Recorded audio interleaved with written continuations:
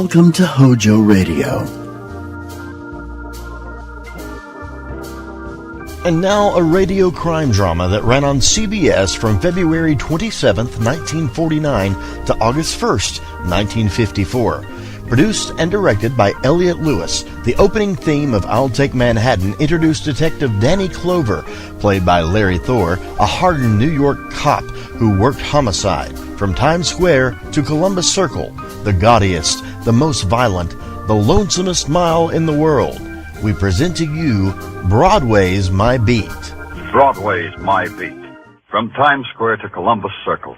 The gaudiest, the most violent, the lonesomest mile in the world.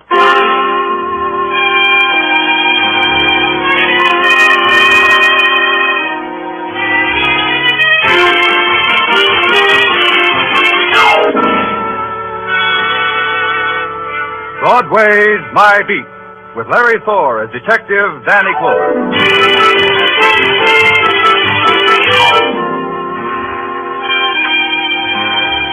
Broadway, where a pale and hungry girl walks like a queen because Broadway's a dream street. Where a fat man stands with begging eyes because he knows his dreams will never come true. It's a cry or a laugh, but nothing in between. Either way, it's My Beat. On special detail, there are no special hours. Don was at the window of my office at police headquarters when I scribbled my last report. An out-of-town school teacher was trying to beat the heat by using Columbus Circle for a burlesque runway. I buried that one behind a convenient fan, bid the boys a fond bonjour, and started home out the side entrance. I didn't make it.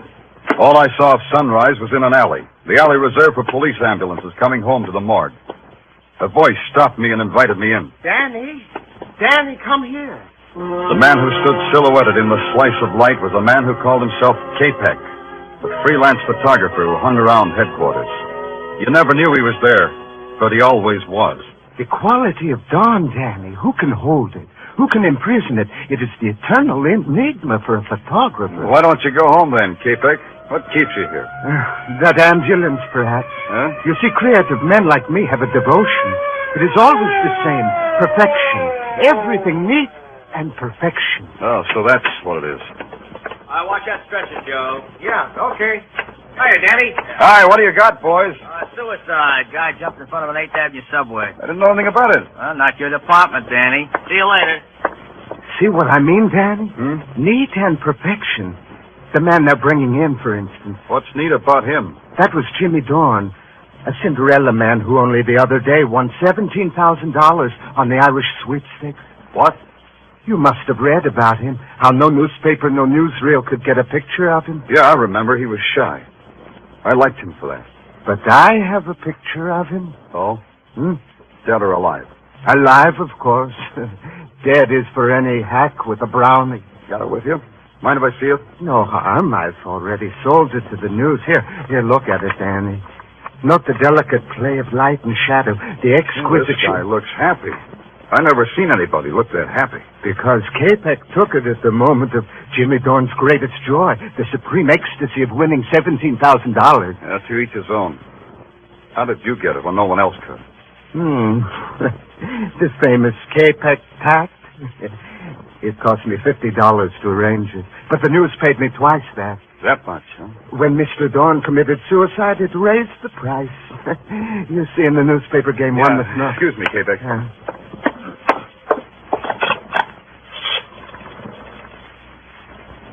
Danny Clover, give me the dope on a suicide name of Jimmy Dawn. Yeah, I know it's not my department. I'm nosy. Yeah. Lily Dawn, 3rd Avenue. Okay, that's enough. You have to look, Danny. You smell something, maybe? Maybe. Be with you in a second, Capek. Hello, Benny? Danny Clover. That Jimmy Dawn suicide.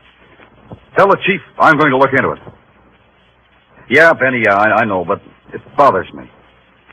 Sure, I'll grab some sleep on the subway. I asked you, Danny, you smell something, maybe? Why should a guy let a subway train make his wife a widow with $17,000 orphan dollars? Why should all that sudden dough make him want to commit suicide? Is it such a secret why men destroy themselves? Yeah, to me. It's not neat, K-Bang. It just ain't neat.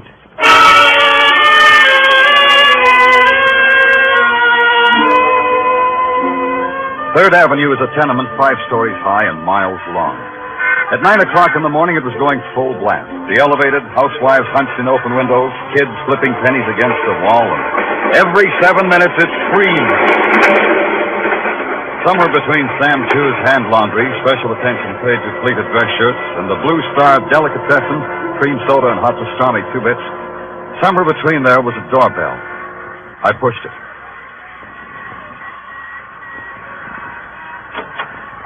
Yeah? What do you want? My name's Danny Clover. I want to see Mrs. Dorn. Suddenly, everybody wants to see Mrs. Dorn. Suddenly, I'm a popular lady. Suddenly, I'm from the police, Mrs. Dorn. You guys don't quit, do you? All right. Come on in. You want to know how it is to win $17,000? Is that what you want to know? Look, Mrs. Dorn, I'm sorry about your husband. Oh, sure. You can feel any way you like. Tell me about your husband. Jimmy? Yeah. I'll tell you about him. Jimmy didn't like people. He got afraid of them once, and he never got over it. Why? You know, I don't know. He was always running, and I ran with him. I was his wife, Mr. Clover. I didn't need to know any more than that. But maybe you understood why he refused to see any reporters when he won all that money. Listen, my husband was a frightened little man who won a sweepstakes. They bought him an obituary. That doesn't tell me much. This room tells me more. This rat hole. This room says that, doesn't it? Rat hole. I didn't say that, Mrs. Dorn. I'm talking about that circus poster on the wall. Patsy Mack presents the 3 whirling tornadoes. Was your husband a whirling tornado? You can go now, policeman. You said your questions. Now go. Brody, please. Why didn't you stay in that room? They can't do anything with us now. Come right on in, mister. Who are you? I'm a clever boy. I don't win sweepstakes, but I stay alive. Yeah, real clever. Now, what about this circus poster? It covers the cracks in the plaster. 3 whirling tornadoes. 3 men riding motorcycles in a barrel.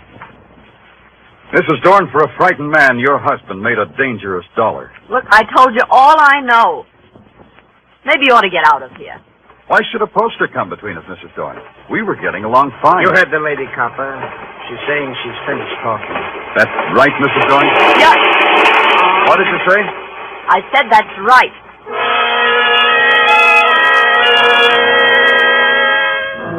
Maybe I should have let it alone, got some sleep. But it kept eating at me. When I found out Jimmy Dorn rode a motorcycle in a barrel, everybody got unhappy. I don't like it when it gets unhappy.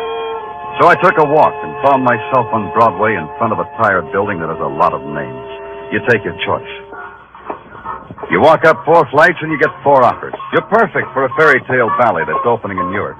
You make a stunning cover in a muscle magazine. Can you play first trumpet with a Bob Hawaiian outfit?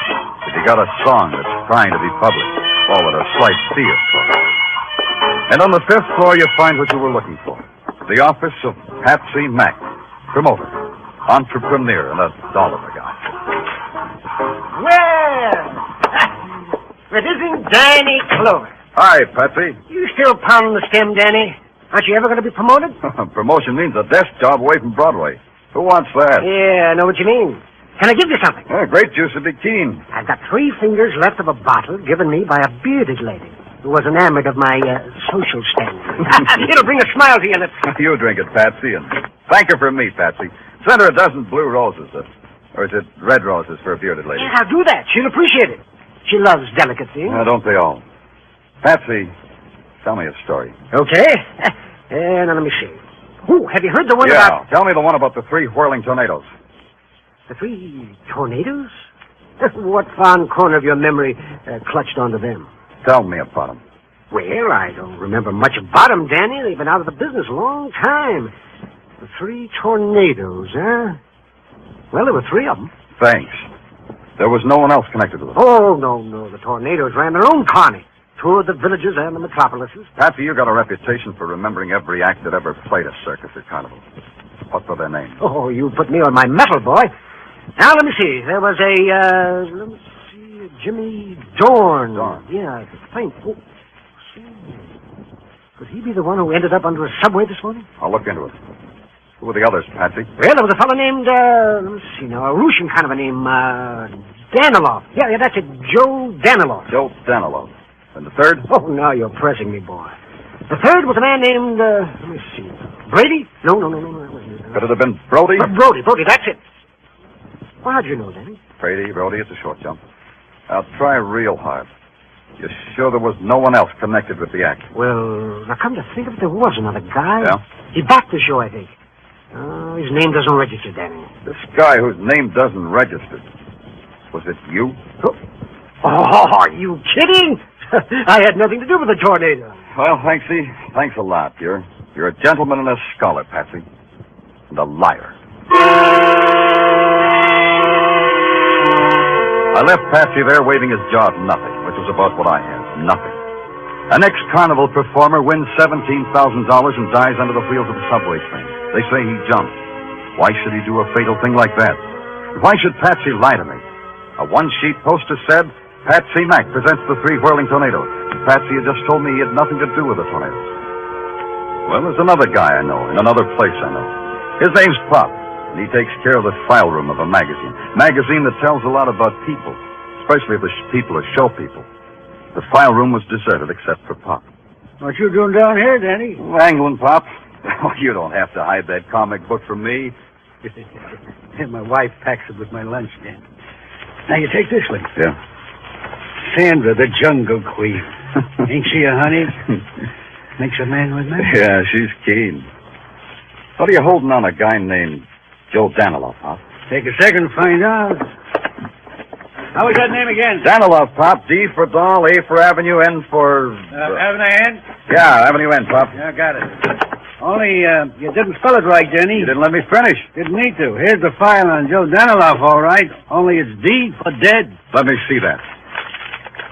Joe Danilov, ex-carnival performer, a member of the 3 tornadoes, was found dead today at the bottom of an elevator shaft. Danilov left no survivors, his wife having died a year ago. Hey, how about this? How about what? Listen, a week before his death, Danilov came out of obscurity to win a cross-country motorcycle race with a purse of $1,000. So he made funeral expenses. That's hot news, huh? Last night, another man, a man named Jimmy Dorn, came out of obscurity to win a lot of money. He died, too. 2 whirling tornadoes all played out, one after another. You know something, Danny? What? I don't know what you're talking about. Oh, sorry, Pop. I was playing with a jigsaw puzzle. Well, you sit right down there and do just that. I'm going upstairs for some coffee. You want some? Coffee, Daddy. Want some? Yeah, your coffee. Be nice, Pop. I'll just be a few minutes. Don't let anybody kidnap Sandra, the Jungle. Yeah. 2 whirling tornadoes. The third one named Brody. Maybe you'll blow away, too. Brody and the bitter widow Dawn, and Patsy Mack, the sweet guy who told lies. That's you, Pop? Oh.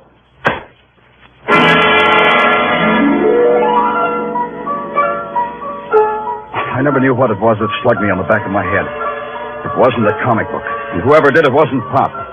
Just before I hit the floor, I had a flash. It wasn't Sandra, the Jungle Queen, either.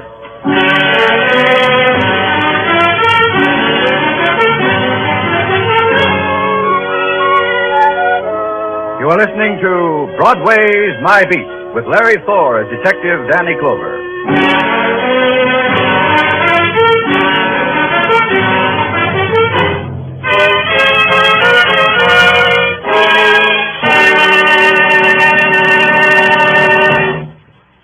A number of paying guests mysteriously disappear. 2 elderly spinsters who entertain them have a suspiciously rising bank account. And it's a murder farm story for Casey, crime photographer, to explore on CBS Tonight. Also on CBS Tonight, you'll hear the network's famous series, Escape, in place of Suspense, while Suspense is on summer leave of absence. Tonight's opener on Escape will be John Russell's famous story, The Fourth Man, a tale of a Pacific Islander adrift on a raft with 3 murderous companions. Be sure to hear Murder Farm on Crime Photographer and The Fourth Man on Escape tonight. They come to you on most of these same CBS stations. And now back to Broadway's My Beat.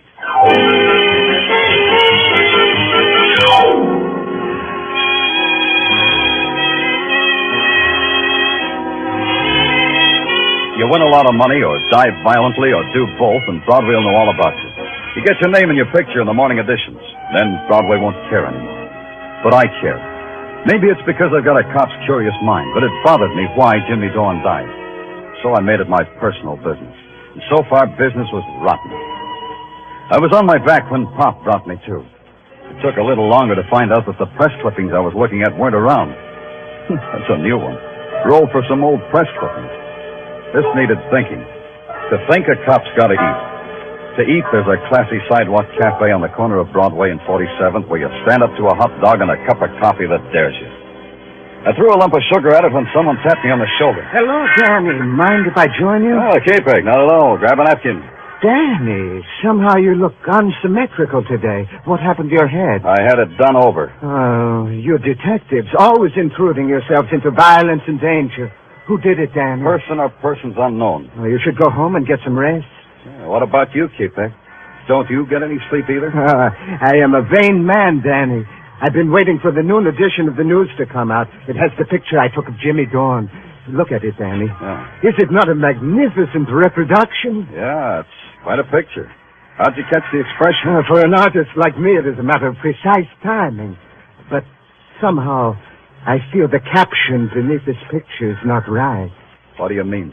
I feel the caption should not read suicide. It should read murder. Oh? Makes you say that? I have captured death in my pictures for a long time, Danny. This is the face of a man whom death was about to touch with murder, not with suicide. You talk prettier, but you think like a cop. The elements for murder are three, Danny. A widow with $17,000, perhaps a boyfriend, and... Wait a minute, Danny. Where are you going? You haven't touched your... I've got to make a call. So you can't eat first? Who calls on a rich widow with onions in his breath?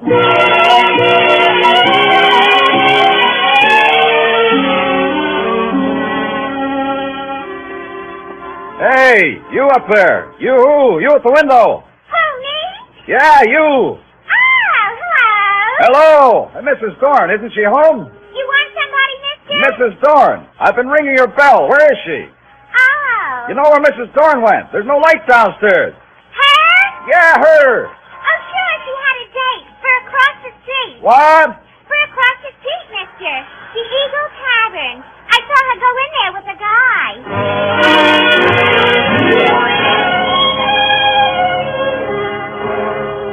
The Eagle Tavern took up 40 front feet of sidewalk, and its insides were designed to take up thousands of man-hours of loneliness. Right now, there were only three lonely people. The bartender, Mrs. Dorn, and Brody. Mrs. Dorn and Brody were standing at the end of the bar trying real hard. I hated to do it, but I decided to ruin their evening for them. You don't know when to quit, do you, Clover? Why do you keep coming around? Like I was saying, Mrs. Dorn. What are you drinking, Mac? Nothing at all. Yeah, you can nurse that a long time. Mr. Clover, look. Please, we don't want any trouble. We got all the It's this way, Mrs. Dorn. A long time ago, a man named Joe Danilov fell down an elevator shaft and was killed. Seems like he was nobody until he won a motorcycle race. Then he got his name in the papers. Then he died. What does that do to you? What should it do to her? I'll try a refresher. Joe Danilov was a whirling tornado. He belonged in your husband's act, Mrs. Dorn. Try to react on that. I don't know what you're talking about. You got your reaction, Clover. Now blow. Mrs. Dorn, you know your husband just might have been murdered. No. Try it, Mrs. Dorn. Consider it. You've got no manners at all. All you've got is a loose mouth. Wait a minute, Brody. The man said somebody might have killed Jimmy. Do you think so, Brody? This guy's trying to put poison in your brain, Lily. Don't listen to him. You think I shouldn't, huh? Why should you listen to you, Brody? Go read a book, copper. Go read a book and find out why I should hang around a woman who's married to my best friend, Jimmy Dorn. Maybe you're waiting for him to die. He did, didn't he? Yeah. I never thought of it before. Jimmy's dead, and that makes you number one boy to a lady who just inherited $17,000. That'll teach you, Lily. That'll teach you not to talk like that. Talking a woman's easy, Brody. This will be a little... Hey, what are you doing? Hey, you can't play in here. Stop it! I'm running a decent joint. Oh, stop it! Stop it!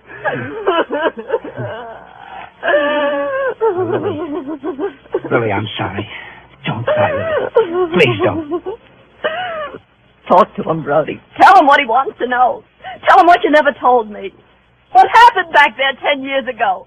Why were you and Jimmy always fighting? Tell him, Brody. Tell him. Take off, copper. You've done your bit. Take off and feel filthy about the whole thing. Sure, only you fascinate me, Brody. If you didn't shove Jimmy Dorn in front of a subway train, what keeps you alive? First Joe Danilov, then Jimmy. There's hardly a breeze left of the 3 whirling tornadoes. What's keeping you alive, Brody?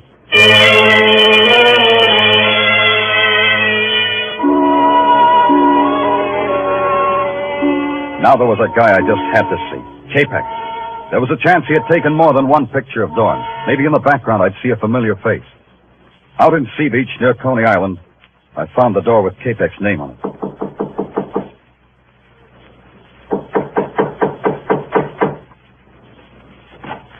Oh, it's you, Danny. Come in. I didn't want to disturb you, Capex, but I just wondered if you took any more pictures of Dorn besides the one that ran in the news. Oh, I am not like other photographers, Danny, who take dozens of pictures to get one good one.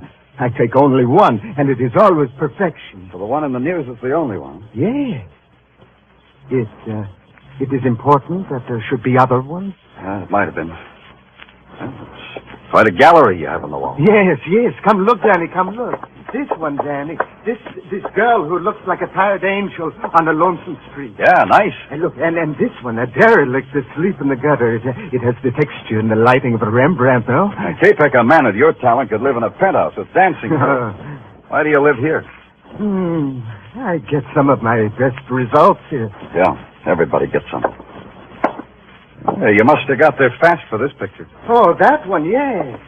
Well, you know my deal with the police. The minute anything violent happens, I go out with you. I get a picture. You get a body. Who was it? That is a man who was once Joe Danilov. Danilov, huh? Yes. I took this picture just after he fell down the elevator shaft. The mood of finality was magnificent. Very dramatic, Capex. Danilov was one of the 3 whirling tornadoes. Did you know that? So? Well, to me, Danilov was simply a man who fell down into space and died. The picture captures the sensation, don't you think? The down-sweeping lines, the shadows like a dark caress, the broken form like some grotesque passion, everything neat, everything...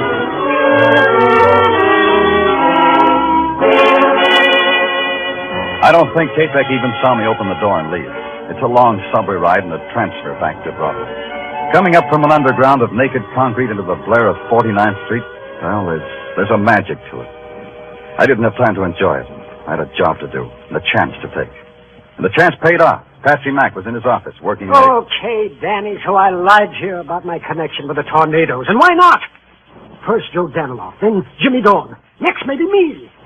Why should I take a chance? They were accidents, the people say. Oh, not just accidents. Danny, not that kind. Tell me, Patsy, why do you think you'll be next? I don't know. This looks like everybody connected with the tornadoes is written down in a little black book. Tell me more, Patsy. This time I'm leveling, Danny. Once I managed the tornadoes, but I dropped them like they were a basket of snakes. Why? What'd they do? Remember, I told you there was another guy, their backer? Yeah. Well, he got sick. He went to a sanitarium. While he was there, the tornadoes robbed him of everything he ever had. All 3 of them did that? Yes. Danilov, Brody, and Jimmy Dorn. Danilov and Dorn are gone. That leaves only Brody, plus the widow Dorn and $17,000. Were you ever in a sanitarium, Patsy? No. But they might put me away for slugging a cop. Oh, what do you want me to do, Danny? Cross my heart and hope to die? Nothing easier than that. Use your phone for me. Anything for a friend, Danny. But you are my friend, aren't you, Danny? Call Billboard for me. Oh, what? Personal ad, Patsy. A personal ad on the front page where a guy in the show business will be sure to see it. You phrase it. Phrase what? Just this. Anyone connected with the act, the whirling tornadoes, meet at the entrance to Crescent Midway on Coney Island tomorrow night at 11. Have information to wind up affairs of the tornadoes. Phone that in, Patsy. Because you say so, friend? Because the police say so. And Patsy. Yeah? Sign your name to it.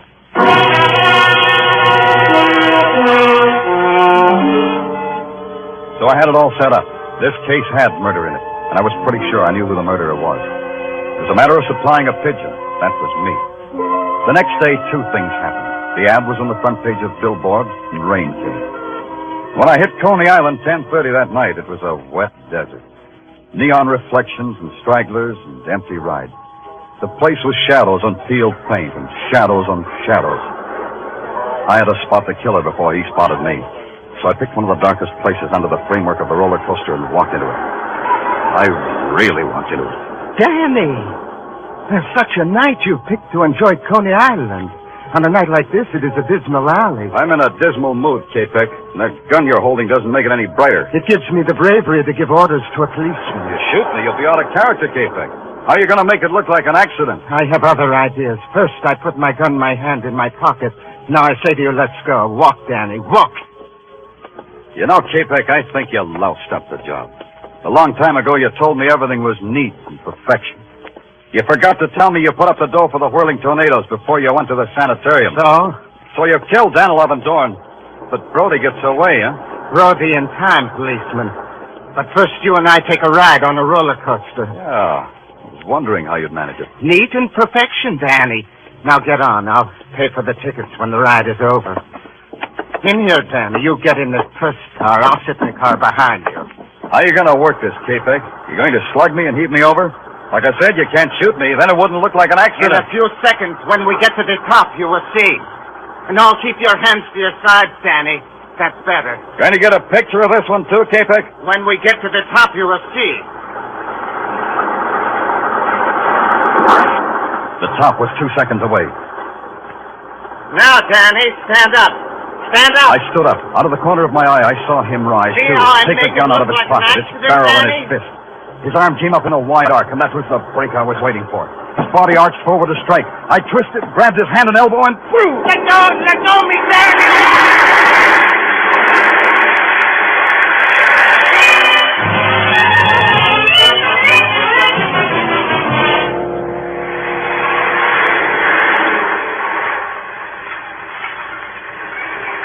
How long can a roller coaster ride last? Long enough. Long enough to piece together the jagged edges of some frightened lives. Danilov and Dorn murdered. Murdered because they'd crossed a twisted man named K-Peck. Brody and Patsy Mack hugging the shadows because they were afraid of K-Peck's revenge. And Lily Dorn with a handful of dust and dollars.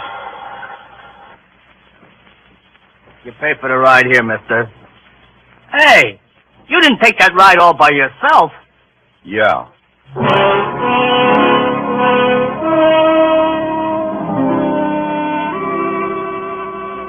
A little while later, an ambulance came and picked up the dead, broken body of K-Peck.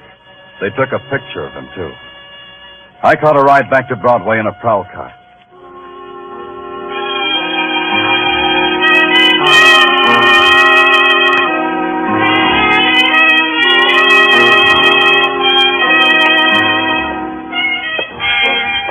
It stretches out in front of you, this street called Broadway, like a midway to some cruel and fantastic circus. And you're the performer. You can walk the high wire or play it safe in a cage. Me? I guess my dodge is the wire.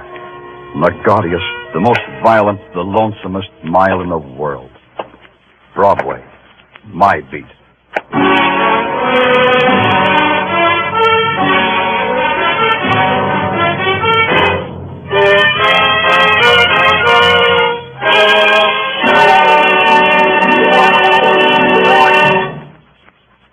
Broadway's My Beat, with Larry Thor as Detective Danny Clover, is produced and directed by Gordon T. Hughes, with script by Morton Fine and David Friedkin.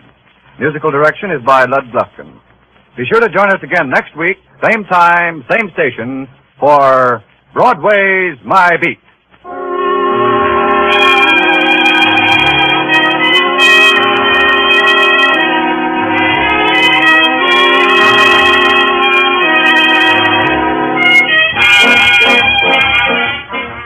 In just a few minutes on most of these same CBS stations, you'll be hearing the familiar strains of Someday I'll Find You.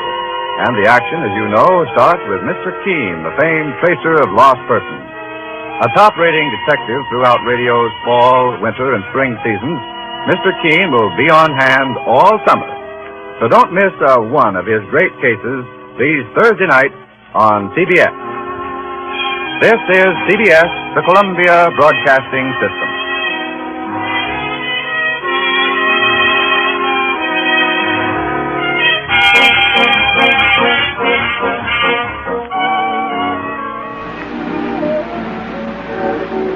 And now, before the overture to the second act of the Gibson family, let's step backstage and look in on Sally Gibson and Hilda, her maid, who is helping Sally change for the next scene.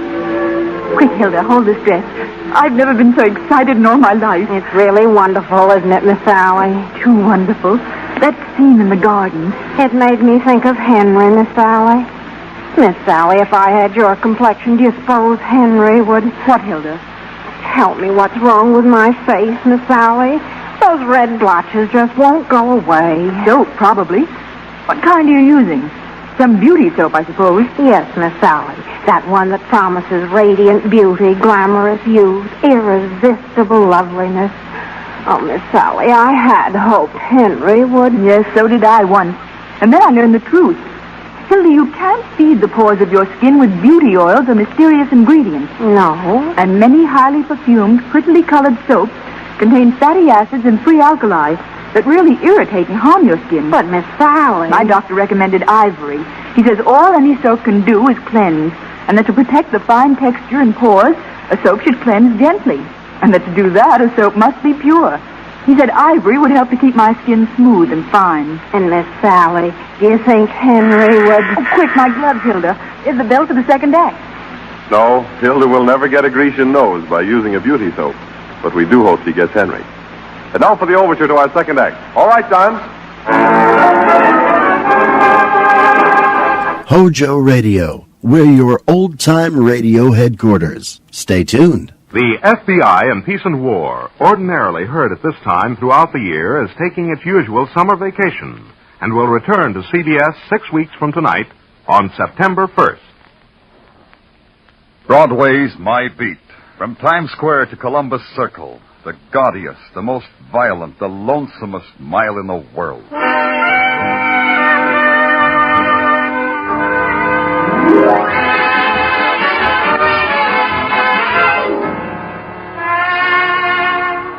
Broadway's My Beat, with Larry Thor as Detective Danny Clover.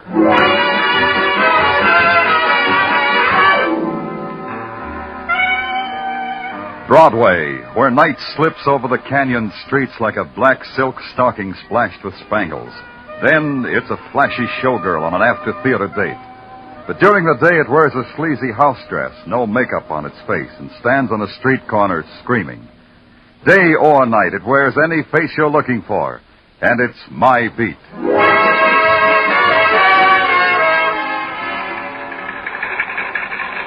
The coolest place at police headquarters on a July afternoon is in the communications room, but it wasn't cool enough. Sergeant Tartaglia and I were taking turns standing under the fan. It was my turn. The sergeant walked over to a teletype machine, picked up the latest call sheet, came back. He was smiling.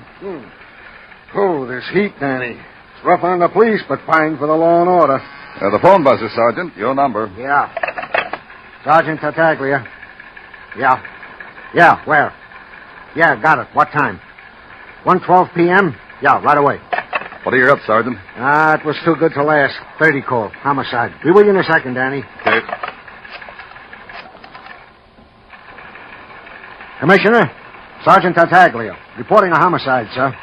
Dodge Theater on 46th Street, Vaudeville House. Yes, sir, a performer. Right. Sergeant Tartaglia speaking. Put this on the wires.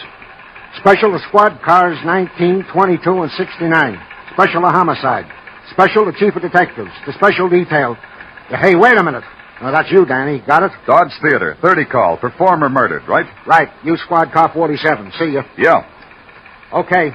Back to you. Special to Technical Research Laboratory. Special to coroner. To ballistics.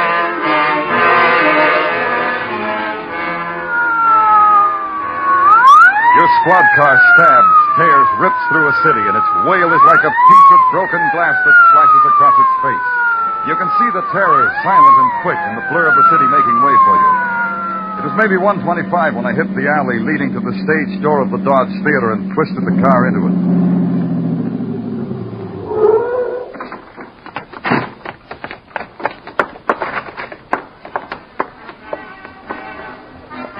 It must have been a comedy act playing in front of the heavy and stained velvet curtain. The laughter and the music from the orchestra pit cut through from the front of the theater and washed against a wall of grim and blank faces backstage. Under the naked yellow glare of a single stage work light lay a man in a glittering sequin-covered suit of tights. He lay there like some muscular statue torn from its pedestal. But the web of blood told you it was a lie. The ballistics man, the medical examiner, the photographer, the fingerprint man, technical research, all worked and moved silently, weaving their way from shadow into light and back again. Then out of the shadows, a dapper little guy named Georgie walked over to me. Danny, am I glad to see you? Hi, Georgie. How are you? These other guys, your colleagues, they're cold, very, very cold. But you're warm and friendly. Yeah, it's a hot day, isn't it, Georgie? Oh, you think so, Danny? I keep telling these guys in the front office, the air conditioning in this theater, oh, boy, it's a lie, a fable, an illusion. Rough on a house manager, huh, Georgie? No air conditioning. Now, this... You're so right, Danny. How will it look on the report when I tell the front office there was a murder act in the theater and I didn't even give it billing? Bad joke, huh, Danny? You told me better ones. Now, tell me about the man, Georgie. The, dead one? The dead one. Who? What? Maybe why? Who? He was an athlete from Vienna. He was an acrobat. His name was Prokosh, Otto Prokosh. And he was an athlete of muscle and steel. A filthy, rotten brain and a nice, clean body. No, that brings us to why. I had a reason why. Do you want to hear my reason, Danny? You lay yourself wide open that way, Georgie. Doesn't matter. I don't believe in wasting time.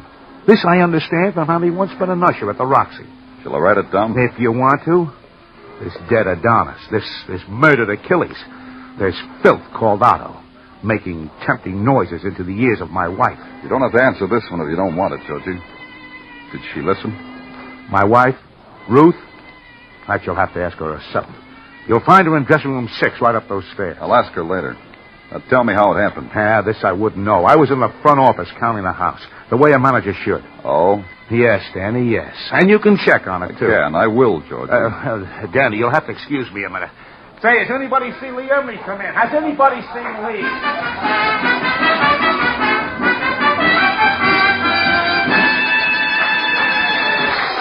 Hey, excuse me. Pardon me, will you? I work here. I got to get on stage. Sure, in a minute. Who are you? Lee Emery, dancer. I dance for the people. What are you, an agent? You're late, Emery. Georgie's over there looking for you. Oh, what's he got to worry about? He's a manager. I'm a dancer. I'm never late. The people are waiting for you, dancer. But stick around. I want to talk to you. I'm from the police. But of course there's been trouble. Murder. But of course I'll stick around. Yeah, Lee, get on stage. There's your music. Okay, Georgie, okay. Georgie, what was that dressing room number? 6, Danny, 6. Yeah, 6.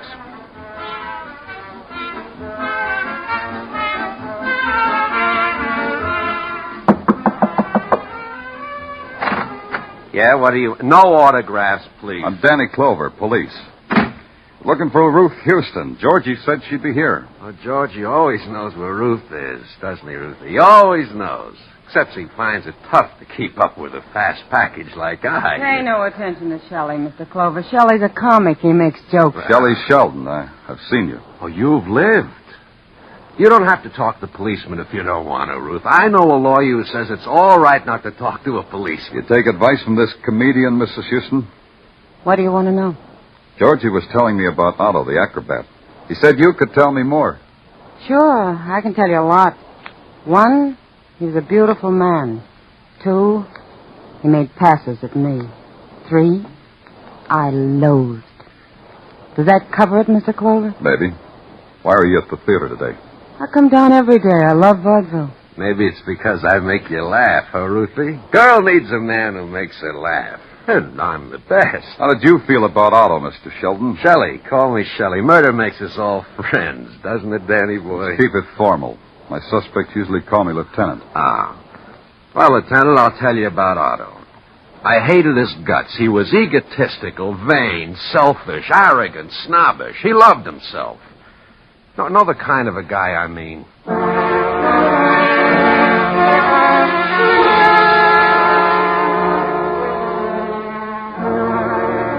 It went like that. Vaudeville actors are just like any other people. They're scared. They're cooperative. They're uncooperative, depending upon their attitude toward policemen and their own conscience. The agile little dancer named Lee Emery was different. I interviewed him in his dressing room. It was like no interview I ever had before. Lee Emery danced through it, a kind of weird soft shoe ballet to the music of a battered phonograph. It was as if he were a grotesque puppet on strings, and the strings were dangled from some place of strangeness in his brain. I had to bleat. Does it bother you? My dancing, Lieutenant Clover? Clover. Clover. Thanks. That's interesting music you're dancing to. Interesting? Is it? That's interesting. Why is it interesting, Lieutenant? The music you danced to on stage earlier. Oh, I'm pleased. It struck you. You remember me as an artist. Well, it was played in a different tempo, faster. And now it's a blues. Here, watch.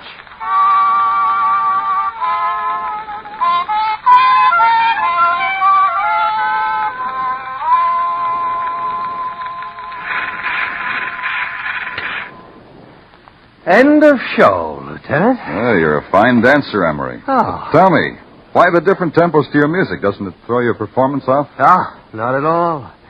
You see, I had a half a dozen records made of this music. All different rhythms. All different moods. Before each performance, I practice the one I shall do. Depends on my feeling at that moment. Oh, you don't feel good now, huh? Oh, Lieutenant, I'm in love with the world. Last night I took a walk in the Bowery. I talked with the poor, sodden fragments of humanity who people it. Now I am disenchanted. Next performance, my dancing will be a mirror of that feeling. Oh, so the orchestra conductor will play your music as blues. Uh-huh. Must be a pleasure for him to work with someone as creative as you. Thank you. Dancing, Lieutenant Plover, is an ultimate within itself. The antics, the grotesqueries of humankind distilled into classic, flawless expression. Now you say something philosophical, Lieutenant. Yeah, try this. Did you have any reason to kill that acrobat? But of course. As a performer, he was a bum. I wished him dead. From a purely artistic standpoint, of course. But you know what, Lieutenant? Tell me. I didn't kill him. I am a coward. You have music for that, too? But of course. Would you care to hear it?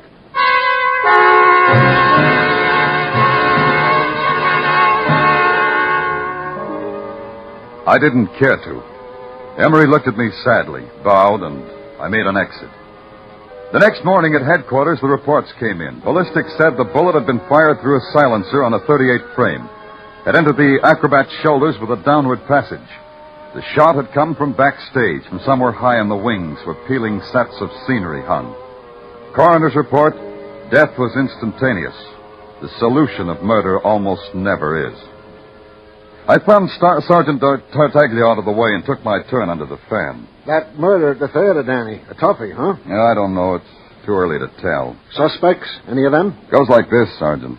House manager Georgie Houston hated the acrobat because the acrobat made grand passes at his wife, Ruth. Oh, jealousy's a good, sound, substantial motive, I always say. Yeah, I always say it's 100% motive. The modest comic, Shelley Sheldon, he likes Ruth, too. Another 100% motive. Lieutenant Clover speaking. Lieutenant, I told you. Who is this? Lee Emery. I told you I was a coward, Lieutenant. So? A man. He was standing across the street for the last hour. What man? What are you talking about? Listen to me. I don't know what man. He was watching the window of my room, and just a minute ago he walked into this hotel. Lieutenant. Yeah, I'm listening. Lieutenant, there's someone opening the door. Lieutenant! Emery!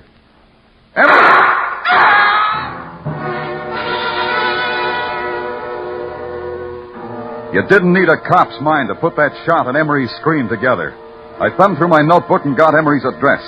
By the time I was downstairs, a squad car was waiting, its motor running. The siren channeled the street between headquarters and West 56th. It took 4 minutes to get there. Emery's room was 3 flights up, and walked back. The room was empty. No Lee Emery, nothing. Correction. The room was filled with Emery's music coming from the phonograph. That, and a narrow streak of blood that wormed on the threadbare grass rug. But most of all, it was Emery's music. It was happy, real happy. I couldn't stand it. The room needed another quality. The quality that came after terror.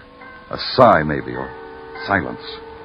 And I had the feeling Lee Emery had just bought himself a large piece of that.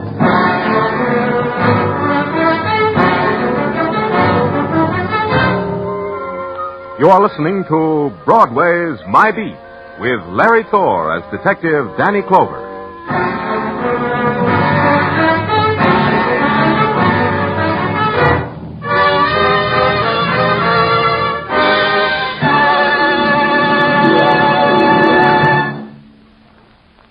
one of the most successful dramas ever presented on the CBS Escape series will be repeated tonight.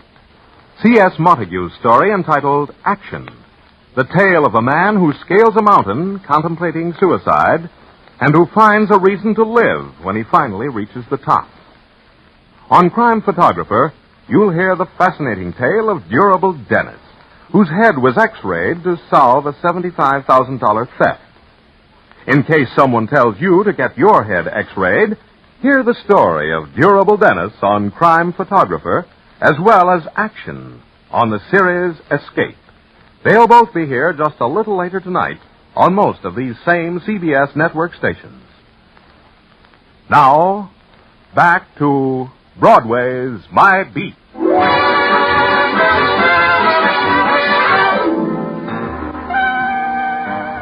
Broadway is a place that can get happy about a lot of things. A cat in a tree, a wrestler with curls who scents the ring with perfume, even by a swami who predicts the world is coming to an end by high noon tomorrow. Right now, the current happiness was touched off by a rumor that vaudeville was coming back. But I had proof positive that it was dying all over again. Item, a dead acrobat shot while opening the bill at the Dodge Theater. Item, a terrified hooper named Lee Emery, who left only an after-image of blood and music. Item, I had work to do. Work was routine. I called headquarters, told them to send out a missing person call on Emery, told them where I was going, and went. When I got backstage, the Dodge Theater was making ready to put on its false face for the first batch of customers. Ruth Houston was standing against a backdrop, considering the lighted end of a cigarette. When she saw me, she looked as if she could do without me. Oh, hello, Lieutenant. You want to see me? Does that make it any worse, Mrs. Houston? Frankly, Lieutenant, there comes a time in every woman's life when she doesn't feel like talking to the police. Now is the precise instant, huh? It's like this, Lieutenant. I'm being sad. I'm being sad about a lot of things. Each one takes time. Yeah, but I'm afraid I'll have to interrupt the emotion. What's making you sad, Mrs. Houston? This whole thing will just wreck him. This thing of Otto's murder. Wreck who? My husband, Georgie. He had a good thing here at the Dodge. He was just going good. You get sad about Otto? I can do that, too. Otto thought he could beckon to a woman by flexing a bicep. He needed talking to. He didn't need killing. Maybe making muscles wasn't the reason he was killed. It's your job to think like that, Lieutenant. Tell me this, Mrs. Houston. How buddy were you with Lee Emery? Him? Him. Lee Emery. What could Emery do for me, Ben? Is he around now? I haven't seen him. He hasn't shown up for the show. You don't know where he is. You took the words right out of my mouth. I wouldn't know where he is. I wouldn't want... Excuse me, Lieutenant. Sure. Hello? Hello? Yes? Yes, he's here. For you, Lieutenant, your office, or whatever you call your office. Thanks. Dover speaking. Danny, Tartaglia. We got him, kid. We got Lee Emery. Yeah, where'd you find him? East River Docks. Anyhow, that's where we fished him out. He's newly dead, Danny. The wet gray heat had turned into a wet gray drizzle when I arrived at the East River dock. 3 hooded cops on horseback held back a crowd whose face looked like it had a veil drawn over it. And in between the foghorns and the boat whistles, you heard the soft whinny of a horse. You couldn't quite believe it. Then a splash of blue named Muggavan, harbor police, cut through the grayness. Him you had to believe. Okay.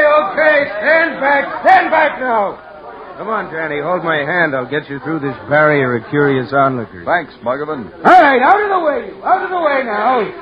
Now, why don't you yokels get in out of the rain? Ain't you heard the song? It's wet outside. That's a great act, Muggavan. Danny, it builds. From hatred to love. The surly sneers of the mob become smiles of pleasure when I'm through molding their emotions. When you get a chance, mold me a ham sandwich, Muggavan, on rye. Huh? You mean right now? No, not now. Now just tell me about him. Well, it's like you see, Danny. First they shot him in the face, twice. From up close, then they threw him in the river. How long did you say he was in the river? Not long, Danny. Just long enough to wash him clean. Yeah. Anything on him? Yeah. This wallet and these papers, Social Security card issued to Lee Emery. Maryland driver's license made out to Lee Emery. Description, as stated, adds up to Lee Emery. Except for complexion and color of eyes. That, naturally, we can't tell. And this initial ring with the initials L.E., that spells Lee Emery. Yeah, I've seen the ring. Do something for me, Muggavan. Sure. You still want that sandwich, Danny? Call headquarters for me. Have them pick up Georgie Houston, his wife, Ruth Houston, and a funny boy named Shelley Sheldon. Sheldon?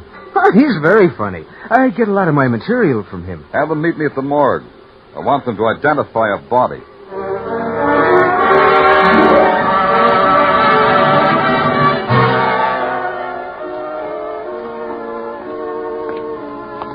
This is a cold place you picked for me to play a matinee, Danny boy.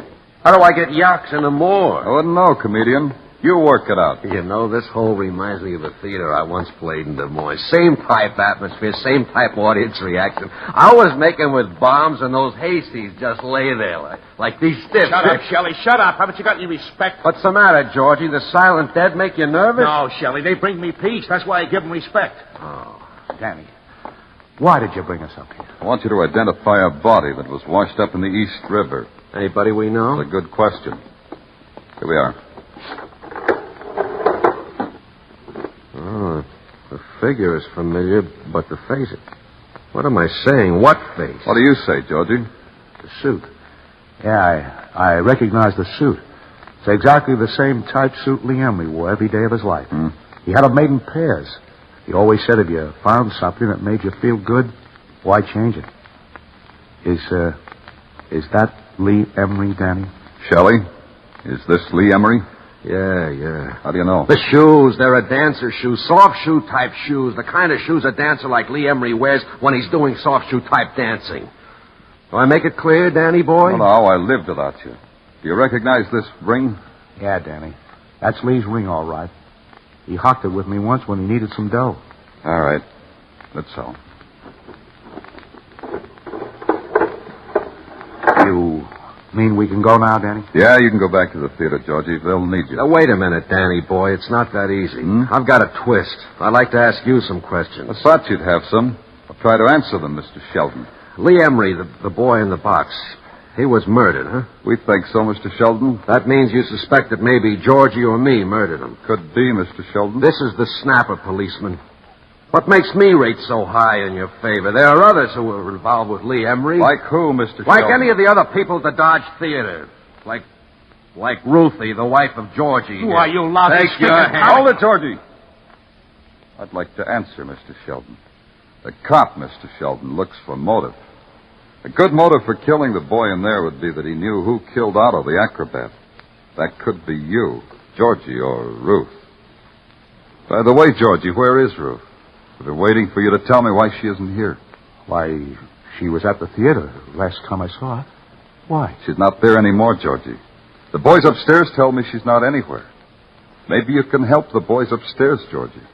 Danny, you mean you can't find her? You mean the whole police department can't find her? Danny, you've got to find her. You've got to. We will, Georgie. We will.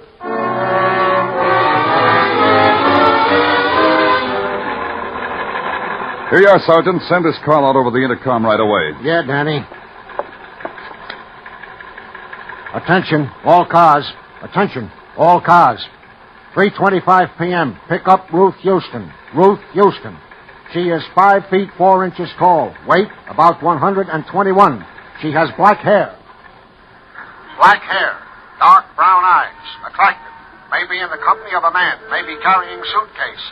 Check bus, rail, and plane terminals. Urgent. Get the squad car moving, Joe. Grand Central. Yeah.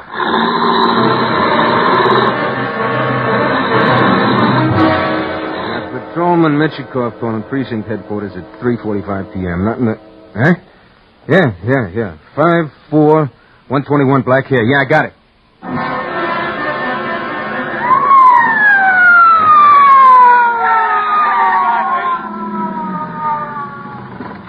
But, officer, that was a green light I just went through. I'm sure that was a green light. Yeah, I know.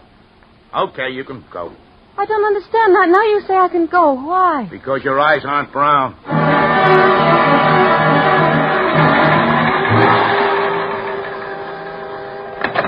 Tartaglia speaking. Yeah? Good. 14th Street Precinct, right away. They got her, Danny. Holding her at the 14th Street Precinct. Let's go.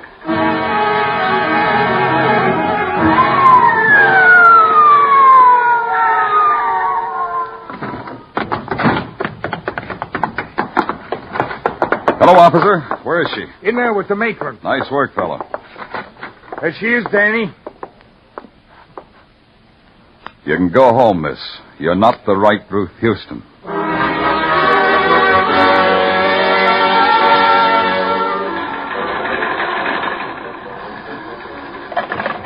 Lieutenant Clover speaking. Danny? Muggavan, Harbor Police. Yeah? We got something hot. Something directly from the laps of the gods. Don't make a production out of it, Muggavan. Just tell me what it is. Ruth Houston. Does the name bring a smile to your lips, Danny? Come on, Muggavan. What's the story? As follows. I was in a coffee joint on the pier, like I always am at 9 p.m., so I can talk to my friend Marty Udenfreud, the cab driver whom I befriended. We talked. And routinely I tell him this description of one Ruth Houston. Okay so far, Danny? Muggavan, the night's so long and lonely in Flatbush. What about Ruth Houston? Well, Marty has her for a fare about 7:30. Takes her to a pier on the Hudson River. How did he know she was Ruth Houston? Oh, she was a looker. The description tallies and the initials on her suitcase was R.H. Go on. Then she gets on a boat. The good ship Christina, a freighter. Great. Hold that boat, Muggavan. Don't let it move.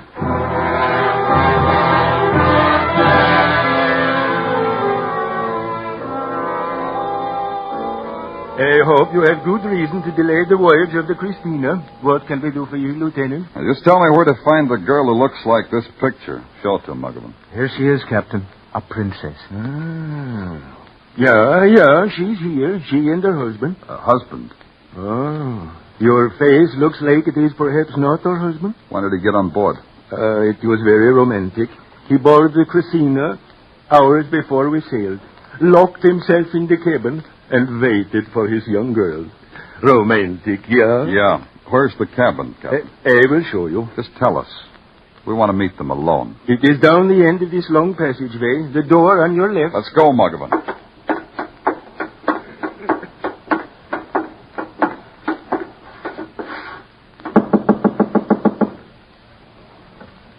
Who is it? Stanley Clover, Mrs. Houston. Open up. Open up. Get back. Get back. Yeah. Looks like the little lady don't want to see us. Looks like I'll have to open the door from this side.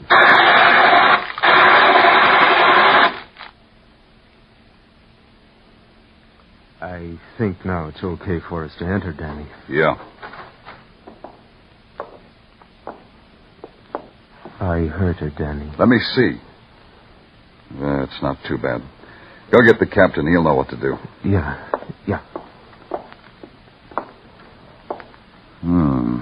I wasn't wrong.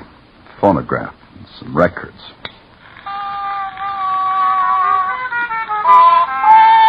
All right, Emery. Come out. I know you're here. Sure, Lieutenant Clover. I was coming anyway. That music attracts me. I thought it would. You okay? Sure. I ducked into the washroom when you started shooting back. Ruth's hurt, though, isn't she? Yeah. I'll take your gun. Here. You're clever, Lieutenant Clover. You're an artist. Only because you made a mistake. Play me my mistake. You shot that man's face away. It leaves more than just that trickle of blood you arranged in your room. But you know about things like that, Emery. Who was he? He was nothing. An absolute nothing. A zero. An empty circle. I knew you'd figure it that way. You told me you walked the Bowery for art. You walked it to find a derelict who was the same size, the same build as you. That was his only use, you figured. So you used it. You killed him. You thought I believed you were dead. That leaves Otto, the acrobat. Why should I have killed a useful man like Otto? Ruth being here tells me that, Emery. Otto liked her, too. Competition from a man like Otto frightens two lovers like you. So you killed him. But of course. I said you were an artist. Now, if you'll pardon me, Lieutenant Clover.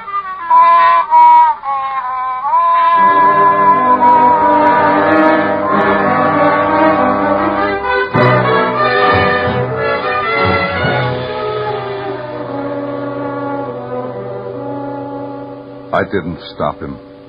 It needed a touch like that. Emery's dancing to a dirge. This time he danced as if the puppet strings from his brain had been cut away and the madness was complete. When Muggavan came back with the captain, they stopped in the splintered doorway and stood there. Just stood there. But in a little while, the dance was over.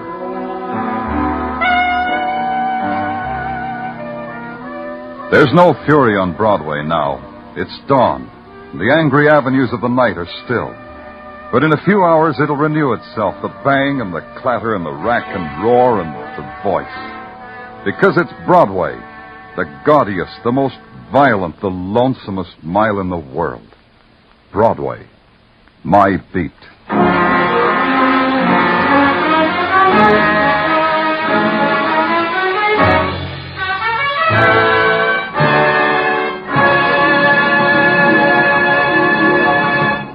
Broadway's My Beat, with Larry Thor as Detective Danny Clover, is produced and directed by Gordon T. Hughes, with script by Morton Fine and David Friedkin.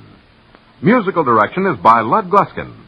Be sure to join us again next week, same time, same station, for Broadway's My Beat. It's a sealed room mystery, a favorite of detection connoisseurs on Mr. Keene tonight. The victim, a wealthy book publisher. The sealed room, an air-conditioned, windowless library bolted on the inside. Mr. Keene's latest case, Murder in the Bolted Room, will be along not very many minutes from now on most of these same CBS stations. This is CBS, the Columbia Broadcasting System. Oh, the big red letters stand for the Jell-O family. Oh, the big red letters stand for the Jell-O family. That's Jell-O. Yum, yum, yum. Jell-O pudding. Yum, yum, yum. Jell-O tapioca pudding, yes, sirree. Our next radio drama is about a fabulous freelance insurance investigator with the action-packed expense account. The show aired on CBS Radio from January 14th, 1949 to September 30th, 1962. There are 811 episodes in the 12-year run, and more than 720 still exist today.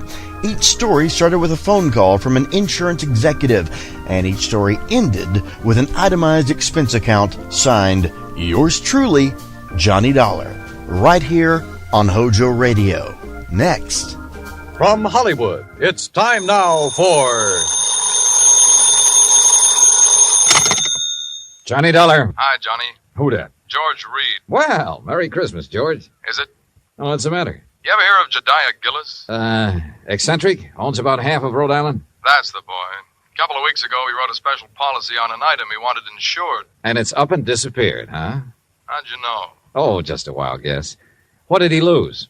I hope you're sitting down, Johnny. Yeah? Why? Because the insured item is a mouse. House? Mouse. What?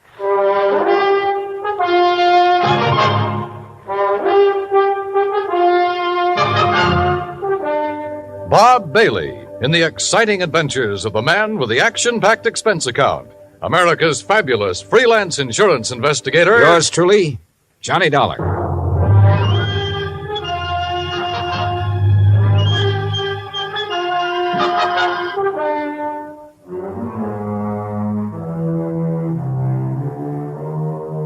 Expense account submitted by Special Investigator Johnny Dollar to Floyd's of England, American Branch Office, 443 North 15th Street, Hartford, Connecticut.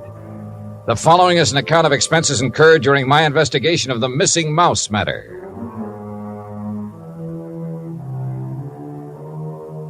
Expense account item 1, 85 cents. Taxi from my apartment to George Reed's office.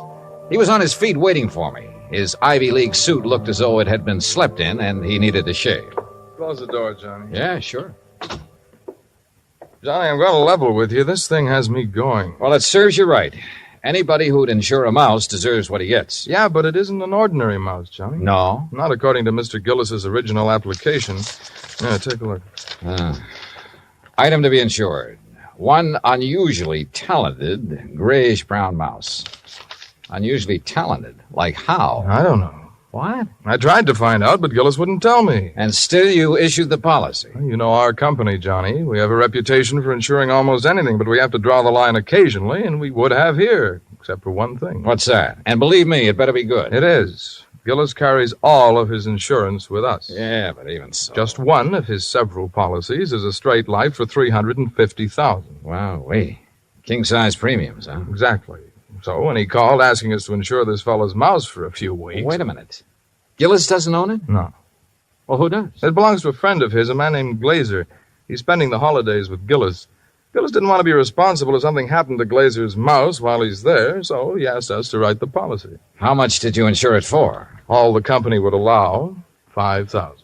Oh, now, George, you think I want to get all worked up over a lousy $5,000 loss? What kind of a commission can I possibly make on that? Look, give me a chance to finish, will you? All right, but only because it's Christmas. All right. Late last night, I received a call from Gillis. He wanted to know whom we considered the best investigator in this part of the country. When I told him, he told me about the mouse and insisted I send you up to help look for it. No, George, I'm sorry, but I'm going to pass. I've handled some screwy cases in my time, but this is... Please, wait till I finish, will you? I told Gillis you wouldn't be interested. That's when he started putting on the squeeze. Squeeze? How do you mean? He said if I didn't get you, he'd cancel his policy. Oh, come on. You don't believe that, do you? I don't know what to believe. Gillis is a screwball of the first water. We've known that for a long time, and frankly, I'd rather not take a chance. Well, you've got to. Maybe not. I've received an okay from upstairs. On this one, you can write your own ticket. Well, why didn't you say so in the first place? You didn't give me a chance. Look, there's a train for Providence at 3:30. Here's Gillis's address. He wants you to stay with him. That'll cost more, Georgie. It figures. Merry Christmas, Johnny. Same to you, Santa Claus.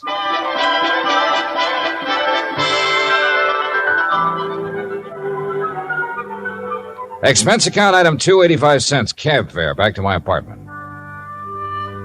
I was intrigued by what George had told me and by what his company was going to add to my bank account, so I didn't really mind changing my plans for the holidays. Expense account item 318.90, transportation, including a round-trip ticket, Hartford to Providence, and cab fare out to the Gillis residence. Palace would be a better word for it. It stood in the middle of a large wooded park. Must have been half a dozen acres, all of it surrounded by an old-fashioned iron fence. I dismissed the cab and had started toward the front door when it opened. And standing against the light, watching me, was a tall, beautiful girl. Careful of the steps. Why? The steps, they're icy. Oh, thanks. We've been expecting you, Mr. Dollar. Hi. Well, hi. Mr. Glazer and Father are in the library. Would you like to meet them now or wait till after you're settled? I'm afraid I'd better see them right away, Miss Gillis. Marion, Johnny. Well, come along. You know, for the first time, I'm glad I came home for the holidays. Home from where? New York. Here we are. You'll have to come visit me, Johnny. Maybe I'll do something drastic, like losing a mouse to guarantee it. Marion, I told you to keep that door closed. Oh, Mr. Dollar's here, Father. Oh, well, have him come in. Yes, by all means, have him come in. See you later, Johnny. Well, Dollar, glad you finally got here, yes, indeed. Thank you, sir. This is my friend and associate, Bert Glazer. Hi, Mr. Glazer. Bertie and his pals, Mr. Dollar. Beg pardon? My dog act. You investigators are supposed to have good memories. I hoped you might have caught us at some time or other. No, afraid not. Oh, would you like to have a drink, Mr. Dollar? No, thanks. Now, suppose I got anything you want to drink. I got an eggnog, hot buttered rum. Well, maybe later. Right now, I'd like to hear the details of your loss. You mean that insurance agent didn't give you all the information? He didn't know it all, Mr. Gillis. All he did know was that a so-called talented mouse has disappeared. So-called. And he hasn't disappeared either, not at all. He's been kidnapped, that's what. Kidnapped, yes, sir, and we know who did it, too. And why. We know why, too. And it's your job to get him back, Dollar. Oh, now, wait a minute. And I'm not going to pay 1 red cent for ransom. Not 1 cent. Not 1 cent. Okay. But what makes you so sure the mouse was kidnapped? Well, I'm afraid I can't tell you that without Bert's permission. Well, Mr. Glazer? Well, if we tell you, we must have your solemn promise you won't repeat it to anybody until Christmas Day. Well, I'm not sure I can do that. If you can't, we don't open our mouths. Right. Well? Okay. Till Christmas Day. Good. Dollar. Suppose I told you Gulliver was worth at least $50,000. Gulliver? The missing mouse. Oh. You'd be surprised if I said he was worth that much? Depends. You claim he's talented. Does that have something to do with this valuation you put on him? Something. Oh, it has everything to do with it. Yes, sir. Well, what does Gulliver do that other mice can't? Nothing. But it's how he does it that counts. How he does what? sings. What? Can't you hear the man, Miss Della? Can't you hear him? Gulliver sings. He carries a tune. You know. With the clarity of a clarion, the fervor of a female opera star, and the tone of a tenor. That's how we plan to bill him. I see. But he doesn't believe us. Oh, no, wait. I didn't say that. There's no need to. We can tell by your face. Can't we, Bert? But a mouse. Mr. Dollar, it is a scientific fact that mice sing. Mice sing? Well-known magazines have published articles proving it.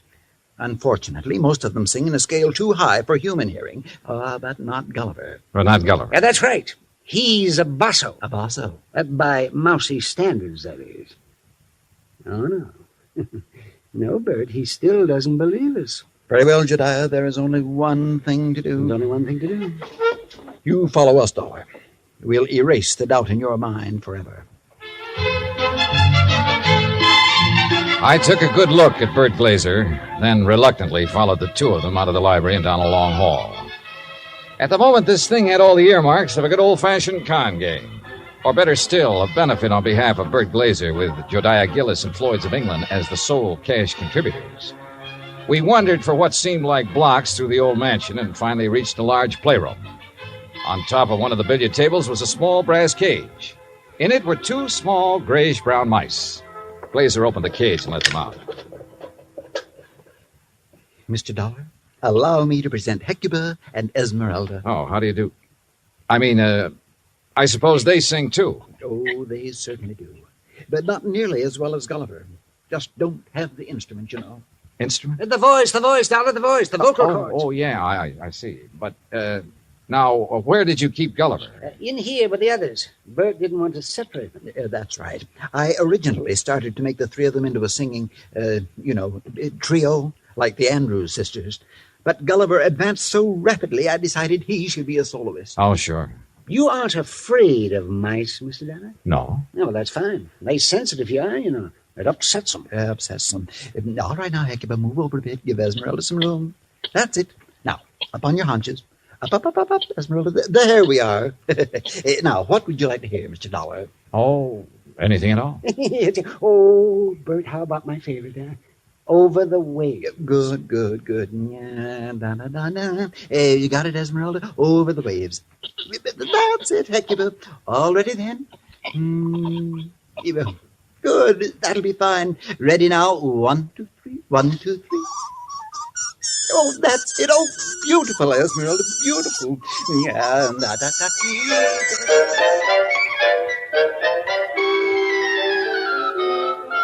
Well, I won't say I was convinced, but I won't say I wasn't.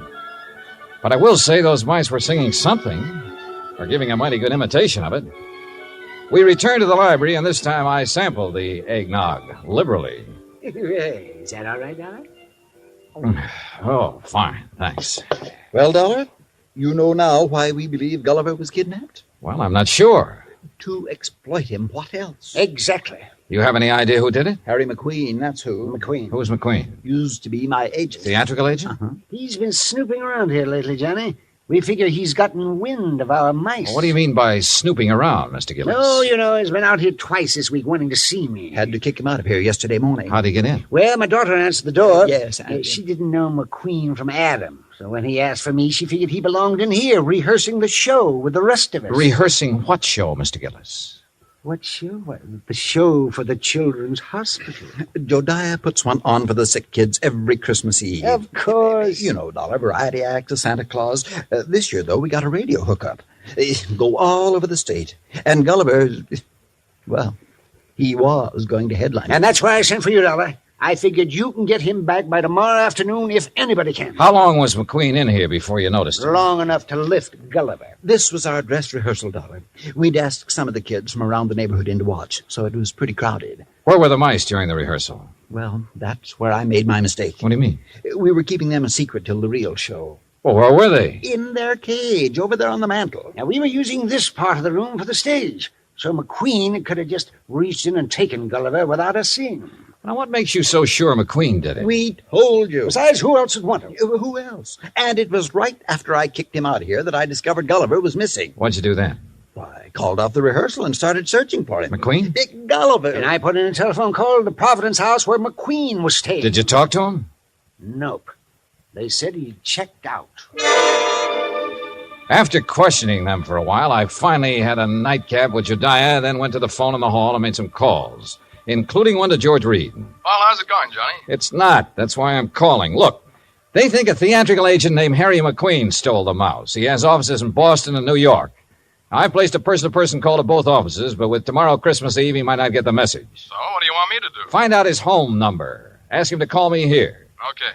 Anything else? Hello? Johnny? Johnny, you there? Yeah. And so is a cat. What? A big yellow cat. What's so unusual about that? Oh, nothing. Except he's got a grayish-brown mouse between his two front paws.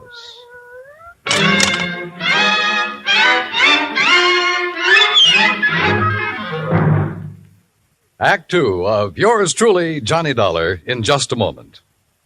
You can't buy happiness by the pound or the yard, but you can have it by the hour with no strings attached every Monday through Friday evening and each Saturday in the daytime when the Robert Q. Lewis Show is on the air. Join him and his fun-loving gang 5 nights a week and Saturdays in the daytime on most of these same stations. Now, Act 2 of yours truly, Johnny Dollar, and the Missing Mouse Matter.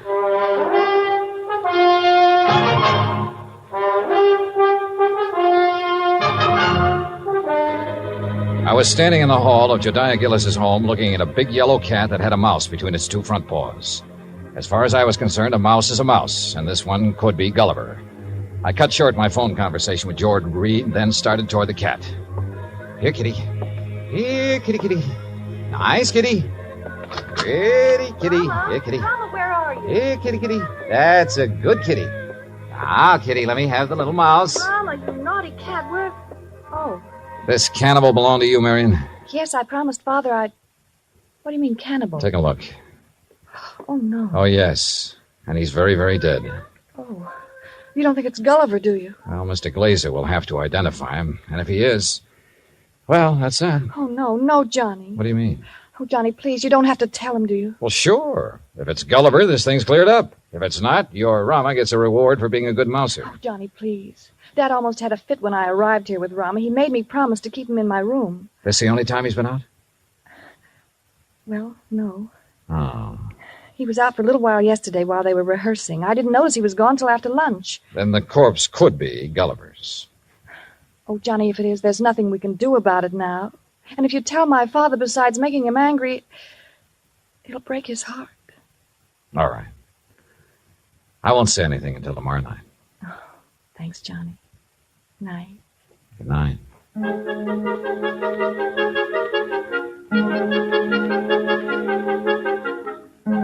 Christmas Eve morning came cold, crisp, and clear. The Gillis grounds were covered with new fallen snow, and the trees were heavy with icicles, giving the whole place the look of a winter wonderland. I dressed and went down to join Gillis and Bert Glazer at breakfast. I was on my third strawberry when the phone started to ring. Yeah. You expecting a call, Dollar? Yeah, matter of fact, I am. Yeah, and you'd better answer it. If it's somebody at the broadcast station for me, tell them I'll be at the Children's Hospital at noon. They can call me there. Right. Hello? Johnny Dollar? Speaking. Look, I don't know what's going on down there or why you're going to pester me about it. Who is this? Harry McQueen. Who did you think? Well, I wasn't sure. Well, your friend Reed got me out of bed this morning, Dollar. He told me you wanted to ask me some questions about a mouse that's missing from Jediah Gillis's place. Hey, that's right. What do you know about it? Well, I've done a lot of pilfering in my time. I've taken towels from hotels from Maine to Miami and Seattle to Bridgeport. But I never had to stoop so low as to steal a mouse from any hotel, garbage dump, trap, or field. Do I make myself clear? Perfectly. Except for one thing. Yeah? This particular mouse was a performer. Was a what? He was trained, did tricks. Still doesn't interest me. Well, then why were you trying to see Mr. Gillis? To get some of my people on his Christmas show. Anything wrong with that? No. There'll be a lot of publicity about it. Would have done him a lot of good. And you're sure you weren't interested in the mouse? Look, Dollar, when I went into this business 18 years ago, I swore then I'd never handled kids, belly dances, or animal acts. But you handled Bert Glazer's dog act. Is what? Dog act. Bertie and his Oh, pals. somebody's feeding you a line, Dollar. That act was Bill Bertie and his pal. And the pal is a dummy. Glazer's a top-notch ventriloquist. He's a master. You hear me, Dollar? Yeah, Harry. I hear you fine. I had to do some thinking, so I put on my coat and went outside for a walk around that wooded park. What I had just learned about Glazer confirmed what my instinct, my common sense, had been telling me all along. Except for one thing. The performance given by Hecuba and Esmeralda the night before.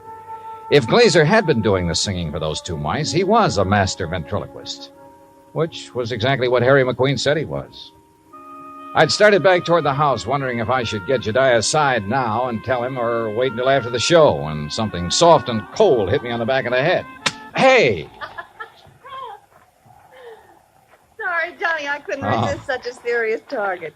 Anything new? Well, if you mean have I found Gulliver, the singing mouse, no. Dad told me to tell you if Gulliver does turn up before 1:15, rush him over to the hospital. Yeah, sure. But I think that's extremely unlikely. You think Rama got him, don't you?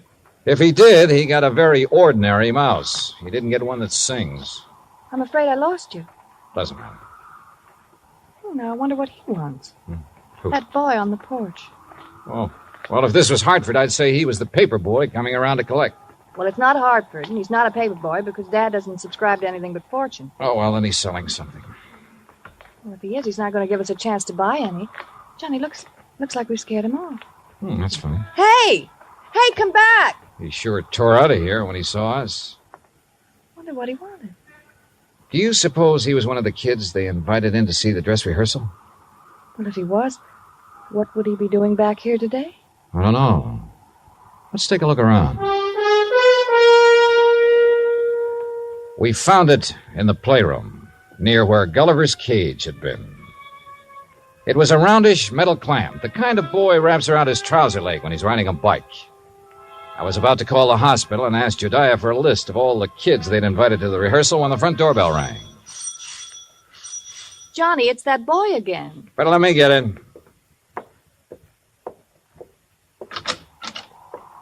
Hi. Hi. I was over here to see the show the other day. Oh? Yeah. You see it? No, I wasn't here then. Oh. Jeez. Sure is cold. Yeah, sure is.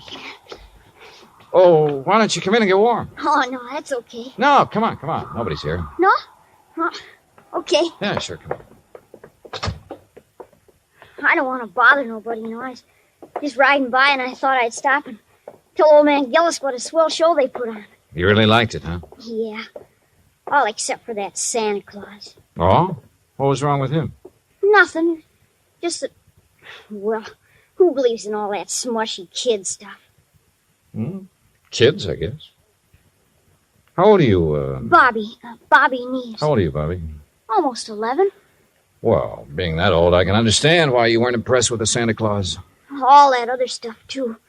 You know, like giving presents and singing those hymns and junk like that. You gotta cut it out when you start growing up. You sure do, boy. Yeah. You know, you and my mom, you get along just fine.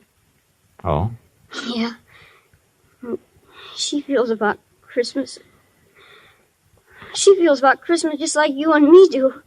All right. Yeah. Boy, this log fire sure makes your eyes smart, don't it? Yeah, it sure does. Where do you live, Bobby? Crosstown, Scully Avenue. Well, how'd you happen to be over here the other day? Well, I was riding my bike when I saw this dog. Well, he was... Anyhow, when I tried to catch him, he ran from me. I followed the silly mutt clear over here. Uh-huh. Did you ever catch him? No. I was about to when this man hollered and asked me if I wanted to see a free show. So I came in. I see. Well, you must like dogs a lot, huh? Sure. You got one? Used to have one when my pop was with us, but we can't have no pets where we're living now. Oh, that's rough. Yeah. You know that poem? Which one? You know, about all through the house, not a creature was stirring, not even a mouse? Yeah? Well, that fits our place. Especially now. How do you mean? Well, I didn't think he'd miss it, man with a house as big as this one and all. So when I saw this cute little fella up in that cage, well, I didn't really mean to take him on hold with me, but when he got under my sweater and was real quiet, like he liked me, well, you know what I mean. Yeah, Bobby. I know. But I got to thinking and decided to bring him back. So would you give me the old man to Mr. Gillis for me, please? No, I think you'd better do that yourself. Oh, no, please. He might be awful mad at me by now. No, Bobby. In fact, you're going to get a reward. Yeah? Word of honor. Now, what do you say we go down where Mr. Gillis is putting on that Christmas show and see it? Okay? Oh, sure. Bobby, Yeah? did you notice anything unusual about this mouse? Yeah, I sure did. What was it? He got some white on his right hind foot.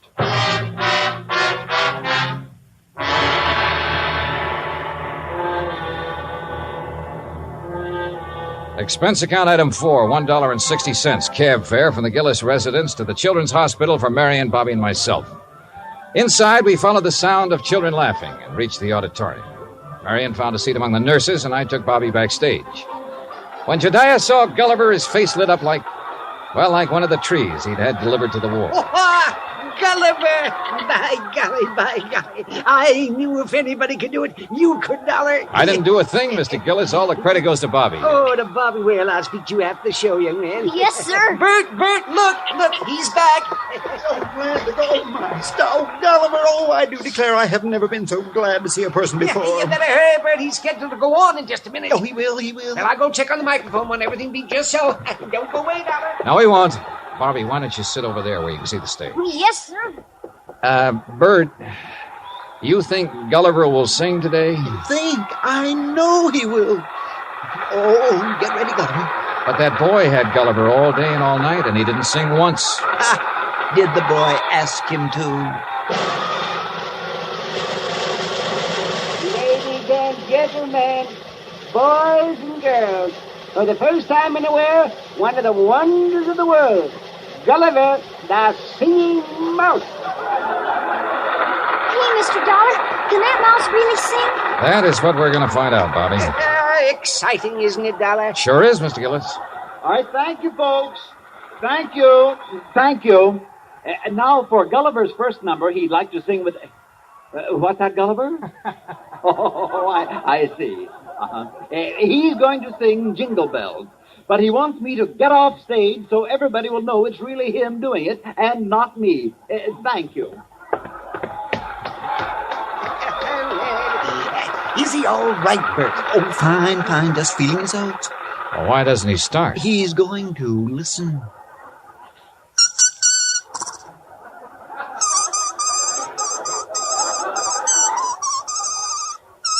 Well, Dollar? Now I have seen everything. Me too. Gee.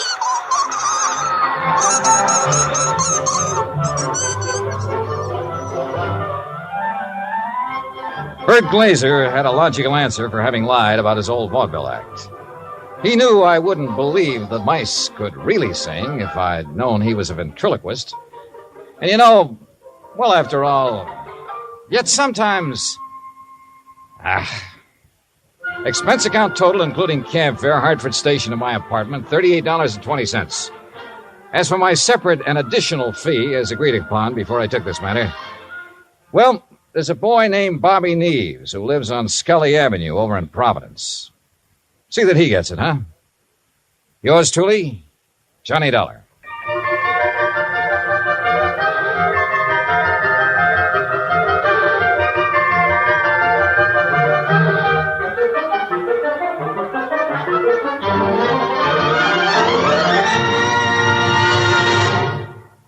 Our star will tell you about next week's story in just a moment.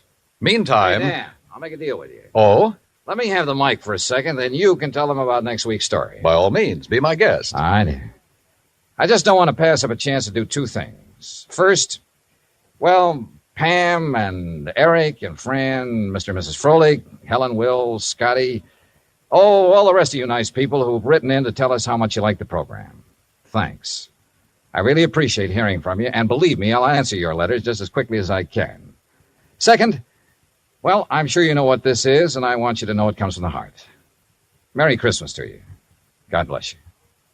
Now, next week. Next week, the case of a prize fighter who could win only by losing, because his life depended on it. Right. Join us, won't you?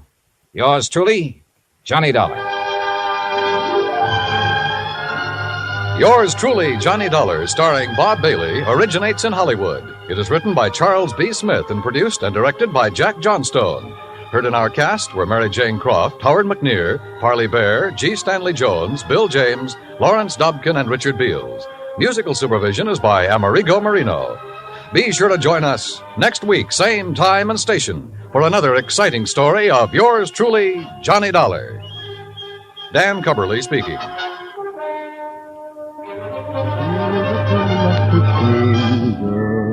Tonight, show him how much lovelier your hair can look after a Luster Cream shampoo. Only Luster Cream brings you Kay Daumit's magic formula blend of secret ingredients plus gentle lanolin. Gives loveliness lather even in hardest water. Glamorizes your hair as you wash it. Luster Cream, not a soap, not a liquid, but a dainty cream shampoo.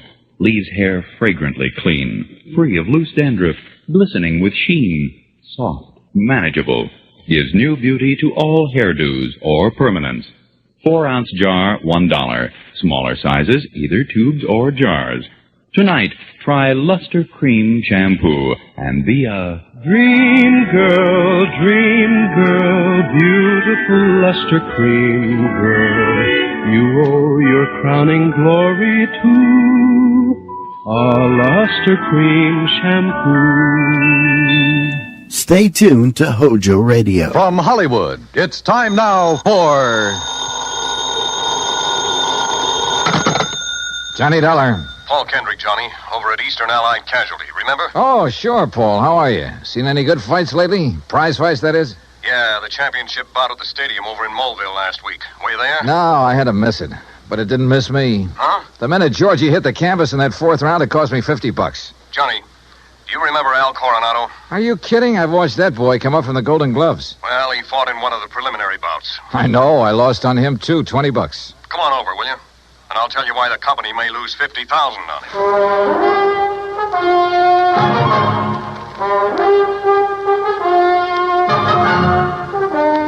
Bob Bailey in the exciting adventures of the man with the action-packed expense account. America's fabulous freelance insurance investigator. Yours truly, Johnny Dollar.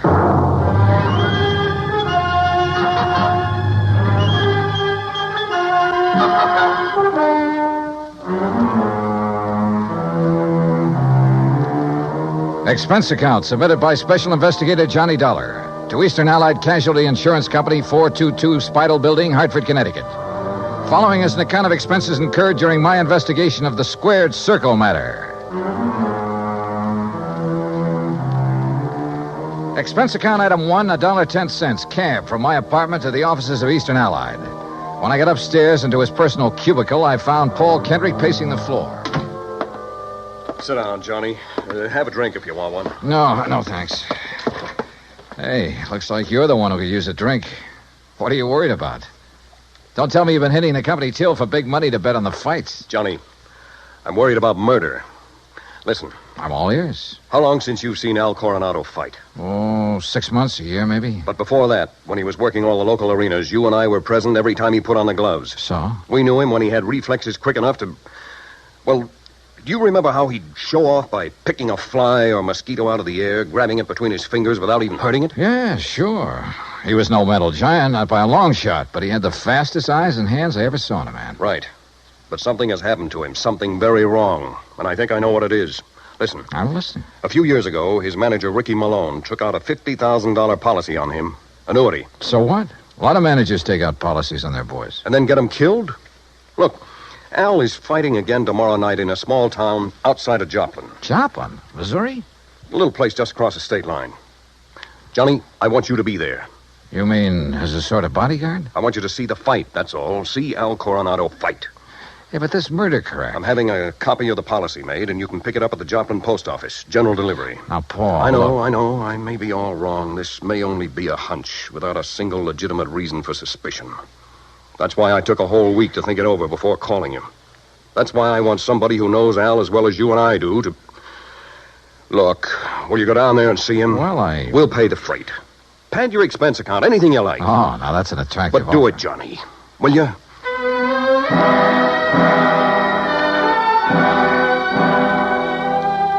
Item 2, another $1.10 back to my apartment to pack. Item 3, $124 even. Plane fare and incidentals to Joplin. By your leave, Paul, the incidentals included a new sports shirt loud enough to startle the whole state of Arizona, an extra pack of razor blades, and a new toothbrush. Also, item 4, $3, flowers for the stewardess, who managed to find me an extra bottle of champagne. I arrived at Joplin shortly before noon, and after checking into a hotel, found that by some miracle, a copy of Al's policy was waiting for me at the post office. A quick glance at it brings up item 5, $4.25 phone call. Well, what do you mean, holding out on you? I thought you said Ricky Malone took out the policy. He did, and pays all the premiums. But the beneficiary named is Frankie Fortina. Now, who's he? I don't know yet.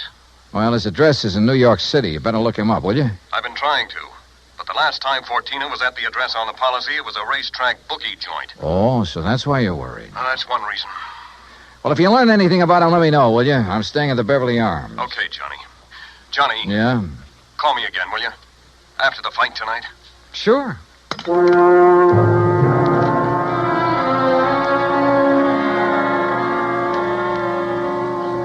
I was tired, so I had a big lunch. That's item 6. Went up to my room and slept. I overslept. It was nearly 9 o'clock when I woke up, so I grabbed a cab. That's item 7, and went out to the arena in the nearby town of Mount Elba. For $5, item 8, I managed to get a seat at ringside in time to catch the end of the last preliminary.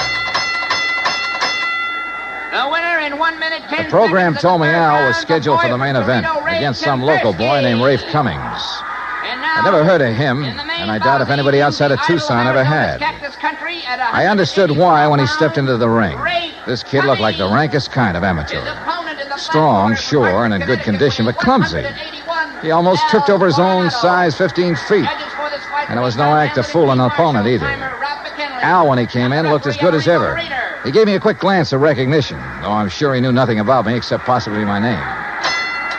At the opening bell, he came out fast. All the old speed and timing were there. Faint weave and flick out that light, but punishing left. Same old pattern, same old...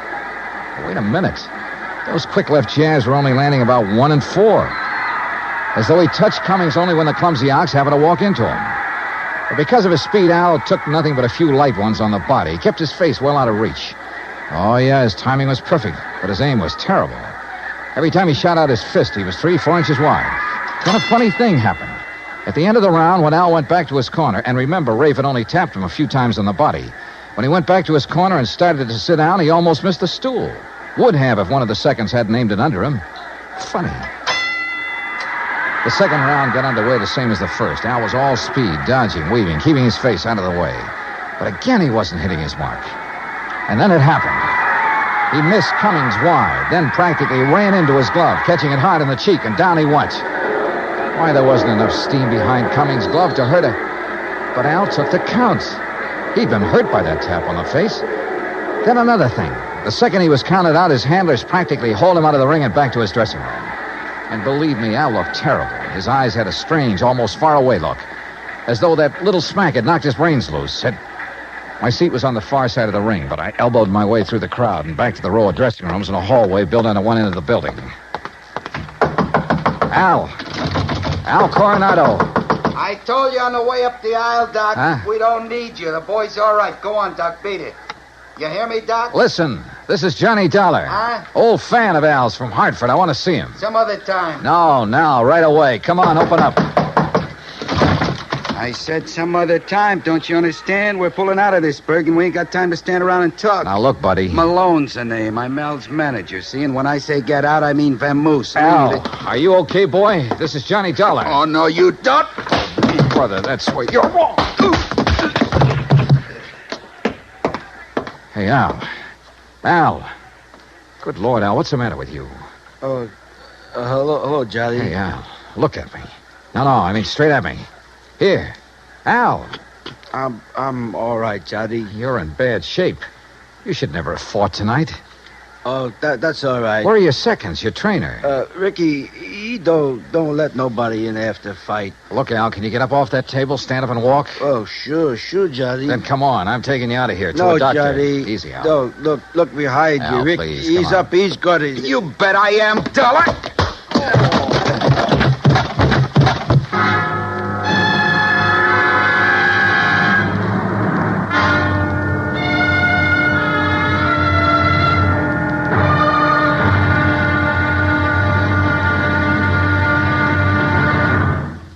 Act Two of yours truly, Johnny Dollar, in just a moment. Each Monday through Friday evening, most of these same stations bring you the Amos and Andy Music Hall. Variety entertainment at its best. For top songs, informal visits with top stars, and for a never-ending supply of fun. Turn your home into the Amos and Andy Music Hall 5 nights a week. Now, Act Two of yours truly, Johnny Dollar, and the Squared Circle Matter.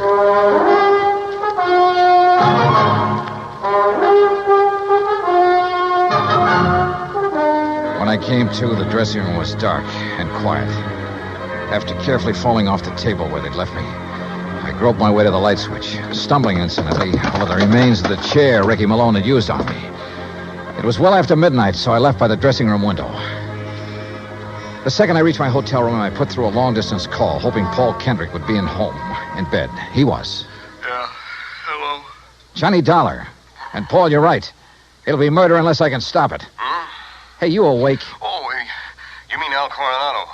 What's happened, Johnny? Plenty. And listen, that boy is more than punch-drunk. He's had a brain injury of some kind. I'll bet on it. That's what I was afraid of. The tap on the face that knocked him out tonight wasn't enough to hurt a kitten.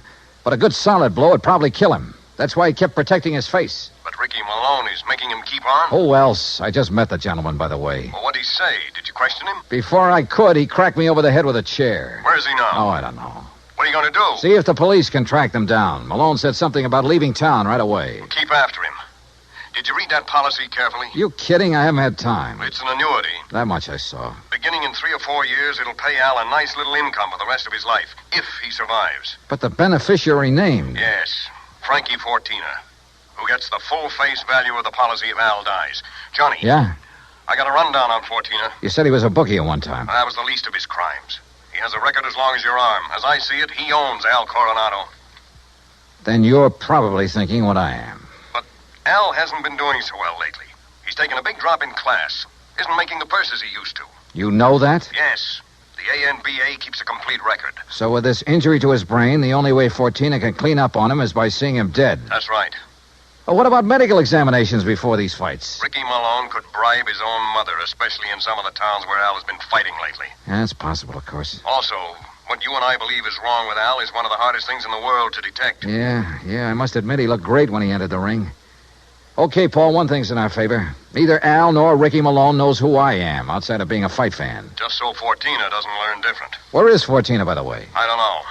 So, Johnny, whatever you do, be careful.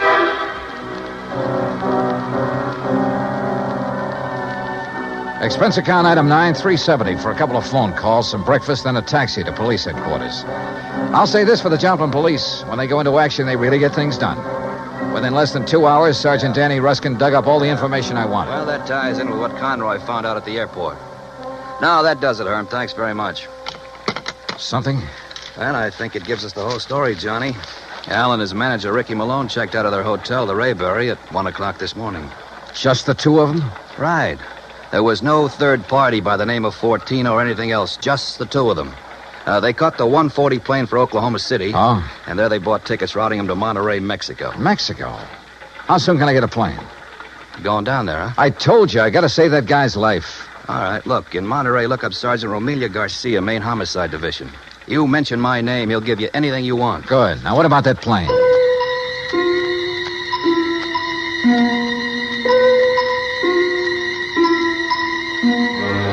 The deal on plane connections turned out to be bad. The best time I could make was by way of El Paso. That's item 10, $127, including incidentals. I finally pulled into Monterey shortly after 8 p.m. I parked my bag at the airport, taxied into town. Item 11, I went straight to main headquarters of the Policia. Sergeant Romelio Garcia was off duty. He'd gone to the fights. Item 12, $4 American for a fast taxi ride to the Plaza del Fisticuffs, or whatever they call it. There, for item 13, $5, I had the sergeant paged over the PA system. After 2 or 3 minutes, a short, stocky, important-looking figure in police uniform strode up to the door. Senor Johnny Dollar? Yeah, that's right, Sergeant. How are you? You Americanos. Now, what is so important I must leave the excellent fights to talk with you, huh? The possible murder of an American fighter right here in your own ring. So what is that to be excited about? Something that happens all the time. It's because the Mexican fight is more better than the Americano fight. So if that is all it is bothering Incidentally, you... Sergeant Danny Ruskin of the Joplin Police. Sergeant Danny. Why do you not say so at the beginning? Well, you didn't give me much of a chance. How is it, my good friend, Sergeant Danny? Pues it's too long IFC here. Yeah, well, look. Excellent man, Sergeant Danny. When I have trouble with one of our Mexican nationals who escape across the border and go all the way to Missouri, Joplin, it's Sergeant Danny who... But you have a problem, huh? Yeah. A fighter named of Al Coronado. Coronado. Oh, but of course, tomorrow night he is fighting here, and he will lose. Why do you say that? Come, look. Here on the, what you call, a billboard, a picture of the man he is to fight. So, El Toro Negro. That sounds more like the name of a bull than a... Holy... See, big man, is he not? Is this picture real? 240 pounds, senor. But Al Coronado only weighs in at 181. See? El Toro, big man. And Senor Dollar, he is a killer. Our best. 3 men he's knocked out of the ring. But nobody hurts him, so no wonder you worried. Sergeant, unless you and I can stop it, that won't be a fight tomorrow night. It'll be a premeditated, cold-blooded killing. Oh? How so?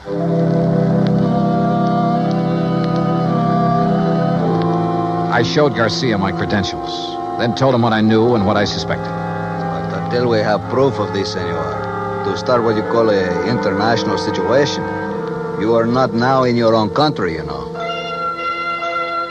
Still, he agreed to cooperate. First thing, of course, was to locate Al and his manager. In this city of nearly 200,000, that could be pretty rough. But he said he'd try. He drove me by the airport to pick up my bag, then to a hotel. And there, as the bellhop unlocked the door of my room, I got a real break. The next door down the hall opened. Hey, kid, how'd you like to bring me up a glass of warm milk, huh? Al Coronado. Huh? Oh, hi. Here, boy. Just put in my bags inside and leave the door open. Gracias, senor. Hey, Al, are you alone? Oh, sure. Hey, you're Johnny, ain't you? Yeah, that's right, Johnny, and I want to talk to you. I used to see your rig side all the time up in Hartford, huh? You saw me in Joplin, too. Only you don't remember. Where's Ricky Malone, your manager? Oh, he said he had to go meet somebody. He's always going out. Look, Al, I'm an insurance investigator. Oh, I got some insurance. Yeah. One more fight and somebody's going to collect it. No, Johnny, that's my retiring money. The only one who'll retire on it is Frankie Fortina. Hey, Frankie, he's my owner. You know him? Hey, who takes all the aspirin around here? Me. I get a lot of headaches all the time. Maybe that's why I ain't been hitting so good lately. Yeah. Here, catch this bottle. Hey, now... now look what you did. No, Al, you look what you did. You missed that bottle by 3 inches. For the same reason you haven't been hitting well, why you have these headaches. All right, I'll give it to you straight. You've had a brain injury, Al. One good wallop on that head will kill you. And that's just what Ricky and Fortina want. No. Ricky always says to keep my head protected, so you must be wrong. Am I? Well, Ricky's good to me. Why, you numbskull, he's trying to get you killed. Johnny, you're all wrong. You know the man you're up against tomorrow night? Well, I know his name. Well, he's the one scheduled to finish you off. Johnny, I don't believe that. Al, listen, you gotta believe it. Now, where's the Here. Who you gonna call? Hello, this is an emergency. Get me Sergeant Romilio Garcia at Central Police Headquarters. Cops? That's right, Al, and a doctor. No, Ricky says to stay away from doctors. All they do All is they can do is stop you from ever fighting again. And that would make you worth just $50,000 less to Frankie for... Sergeant Johnny Dollar, I found Al. Hotel room right next to mine, room 915. Bring a doctor, a brain specialist if you can, even if you have to drag him out of bed. Oh, look, we'll fight the international situation when we come to it. You get a doctor up here, you hear me? You hang up or I'll blow your head off. Well, Mr. Fortina, I believe. Frisk him, Ricky. Sure, boss. He's clean. Huh? I hate to shoot an unarmed man, Dollar, but if you make one phony move... So you know who I am, huh? Well, Ricky here may be stupid in some ways, but he had sense enough to call me from Joplin after you broke in on him there. Finding out what you're up to wasn't difficult. Finding out what you're up to wasn't very tough either, Fortina. But it's all over. Not for me, Dollar. That's where you're wrong. That phone call I made was to the police. I know, to Central Headquarters. That's over 3 miles from here. By the time your sergeant finds a doctor and gets here, you'll be dead. And I will be gone. Have you forgotten that you have a border to cross, You Fortina? think I'm stupid? Frankie Fortina has never been here. Has never been even in Mexico. Because my tourist card reads Charles Edward Smith. And since the next plane leaves for the States in about 20 minutes, Ricky... Yeah, boss? I think Mr. Dollar had better have an accident. Fall out of the window, perhaps. Oh, now, wait a minute, What? boss. I mean, well... Listen to me, Malone. I had 2 reasons for coming down here. To see if you were right about Dollar and to make sure of that fight tomorrow. You've been stalling with Al. You've taken too long. The heat is on up north. I need the dough. I told you, boss, that El Toro will do it tomorrow. fellas, Shut up. And look, if you take care of Dollar, what about me? What? Maybe you can get back to the States, but me, with Dollar laying dead here, and if Al talks... Al won't talk. You won't either. Frankie. Dollar has given us a perfect setup. He came here to Al's room. You found him here. You had a fight. Dollar ends up in the street below. But what happens to me? Haven't then? I always taken care of you in the past when you were working for me? You know what will happen if you ever try to cross it. No, All right, listen, all right, Frankie. all right. I have contacts down here. I have plenty of them. I have lawyers, good ones. It's going to be self-defense, pure and simple. But what if Al talks? I told you before, Ricky. You've taken too long with him. Frankie, listen. While I hold this gun, you're going to take care of Al, too. The way you should have a long, long time ago in his fights. I don't No, understand. no, listen to me, Frankie. You listen. I can't You've been do in it. this whole thing just as deep as I have, and deeper. Because you're the one who's kept Al fighting. You've paid off all those phony medicos. You set him up for this El Toro tomorrow night. You'll do it, Ricky. No. Then I'll use the gun on all 3 of you. Frankie. You're out of your mind, Fortina. Am I? It'll still look like a fight between you and Ricky. Boss. Al just happened to get hit accidentally by the gun that will be found beside your body. Boss. Boss, I'll do it. You bet you will. I'll do anything you say if you just help me get out of it. Okay. Go ahead. Dollar is first. And, brother, if you think it's going to be It's easy... either the window or this gun, Dollar. So far as you're concerned, I don't care which. Go on, Ricky. Okay, Just remember, boss. your own life depends on it. You bet I... Play dirty, will you? The window, Ricky. The window, I said. Remember, it's your own life, Ricky.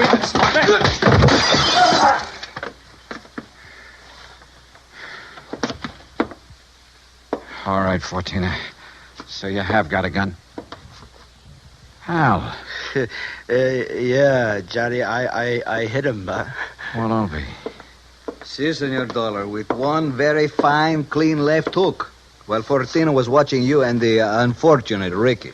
Yeah. You got here a little late, Garcia. You see, but tell me, senor, what makes you think this Al Coronado has lost his punch?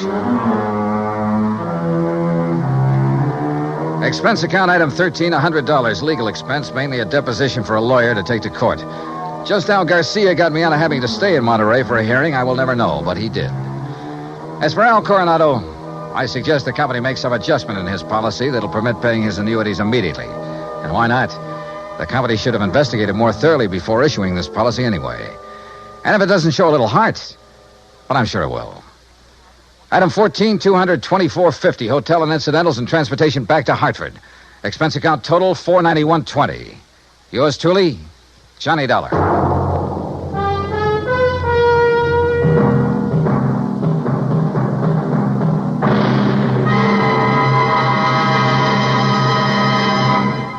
Now, here is our star to tell you about next week's story. Next week, a fast trip to the West Coast to an impossible case involving an impossible man.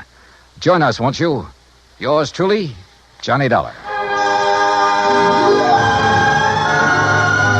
Yours truly, Johnny Dollar, starring Bob Bailey, originates in Hollywood. It is produced and directed by Jack Johnstone, who also wrote tonight's story. Heard in our cast were Harry Bartell, Herb Ellis, Victor Perrin, Jack Crucian, Les Tremaine, and Lawrence Dobkin. Musical supervision is by Amerigo Marino. Be sure to join us next week, same time and station, for another exciting story of yours truly, Johnny Dollar. Stay tuned for 5 minutes of CBS News, to be followed over most of these same stations by the FBI in Peace and War. Dan Cubberly speaking. Be sure to go personally to your grocers during this week. You will be well repaid. Splendid values will be featured generally over a wide list of products you use regularly. Incidentally, you will find in the great majority of stores from coast to coast special values on Lux Flakes and Lux Toilet Soap. Get this and get it straight. Crime doesn't pay, which was the motto of our next broadcast from the pen of Raymond Chandler. The first show aired on NBC in June 1947. And then in 1948, the series moved to CBS, where it was renamed. For 114 episodes, the CBS version ran and ended in September 1950. It was a more hard-boiled program than many of the other private detective shows at the time, containing few quips or quaint characters. We're proud to present to you the adventures of Philip Marlowe, right here on HOJO Radio. It was only a gambler's marker, a promise to pay worth $1,000. And I was hired to find it, which sounded easy, until I realized that it meant the whole future to two men, freedom to a third, and death to the girl in the cottage. From the pen of Raymond Chandler, outstanding author of crime fiction, comes his most famous character in The Adventures of Philip Marlowe.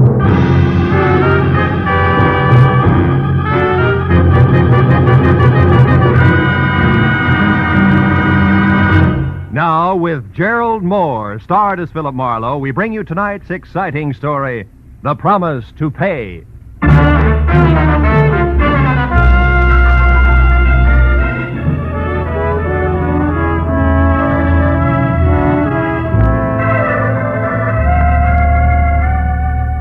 It started over a bottle of port at 5 o'clock in the afternoon, when Mama Nodella, a proud old lady who ran a restaurant, bet me I couldn't prepare a dish of chicken cacciatore. I never pass up a bet. So at 5:30, I picked up a can of chicken, and at 6 had gone to work on it. At 7:15, everything was ready for the pan, and my enthusiasm was at a high ebb, until the telephone rang. And what I thought was a check call from Mama Nodella turned out instead to be Garfield Randall. He was a used-to-be client who at 32 was currently setting the L.A. business world on its ear. Say, Harlow, did you see the article about me in this morning's paper? Young Randall, probably next head of Continental Land and Trust? Yes, that's it. Chairman of the board, isn't it, Gar? Yes. Job I've been after for 2 years. So? Well, it's a job that'll go to somebody else at noon tomorrow, Phil. Unless you can get me out of a nasty mess I'm in. What's her name? Terry How did you know it was a woman? It's a trade secret. What do you want me to do? Well, come over here to my place, 91 Laurel Canyon, immediately. I'll explain then. You can make it, can't you, Phil? I mean, now, right away? Yeah, I guess so. Right away, Gar. But it hurts. Arrivederci, cacciatore.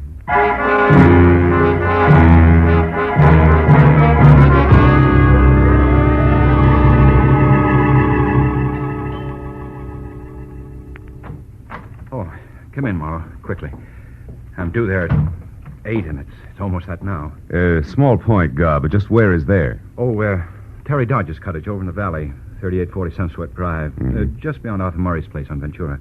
I'm expected because the lady wants $20,000 to keep her mouth shut. About what? The fact that a few days ago, an innocent evening with some new friends ended up with me gambling, and losing $1,000 at Paul Naylor's club on Lancashire Boulevard, also in the Valley, 3100 North. I didn't have the cash on me, so he took my IOU. Your marker would interest who in particular? Only the entire board of directors of Continental Land and Trust. They feel their executive should be above that sort of thing, even once in a while. Mm-hmm. And this Terry Dodge, can she prove that you lost $1,000 gambling? Well, according to this message here, yes. Came a few minutes before I called you, together with my picture, which she returned, frame and all. Here. No. God, dear, I gave Naylor the $1,000 and pick up your note as requested. But now I'm confused. Do I give it back to you or submit it to your board of directors tomorrow? Oh, by the way, the chinchilla we saw last week is on sale. I hear only $20,000 if bought right away. Probably cost more tomorrow. See what I mean? Yeah. Drop around and see me at 8 tonight, will you? I'd like your advice on the matter. Much love, Terry. P.S. Don't worry about the safety of the note, darling. I have the perfect hiding place for it. Tender, huh? Tell me, Gar, how close were you and this vampire? Oh, we went together for about a year, but it was getting cold. Because you've been on the way up? Because she's been on the way down, Marla. Why'd you give her the money to deliver in the first place? Well, you see, Phil, I couldn't afford to go near a gambler like Paul Naylor once I'd been nominated for the chairmanship. Mm-hmm. Of course, I didn't suspect for a minute that Terry would do anything like this. So when I didn't hear from Terry by 6, I called Naylor. He told me that she had already delivered the money, but he also told me that she'd burned the note in front of him at his suggestion. Which might mean that Terry Dodge is just bluffing, you know. Yes, or that Paul Naylor is just lying. Your job, Phil, is to find out the truth as soon as possible. And if I do and the note does exist, what then, Guy? Then I pay. I have to. It's my whole future. Yeah. Call you in an hour, Gar, from the valley.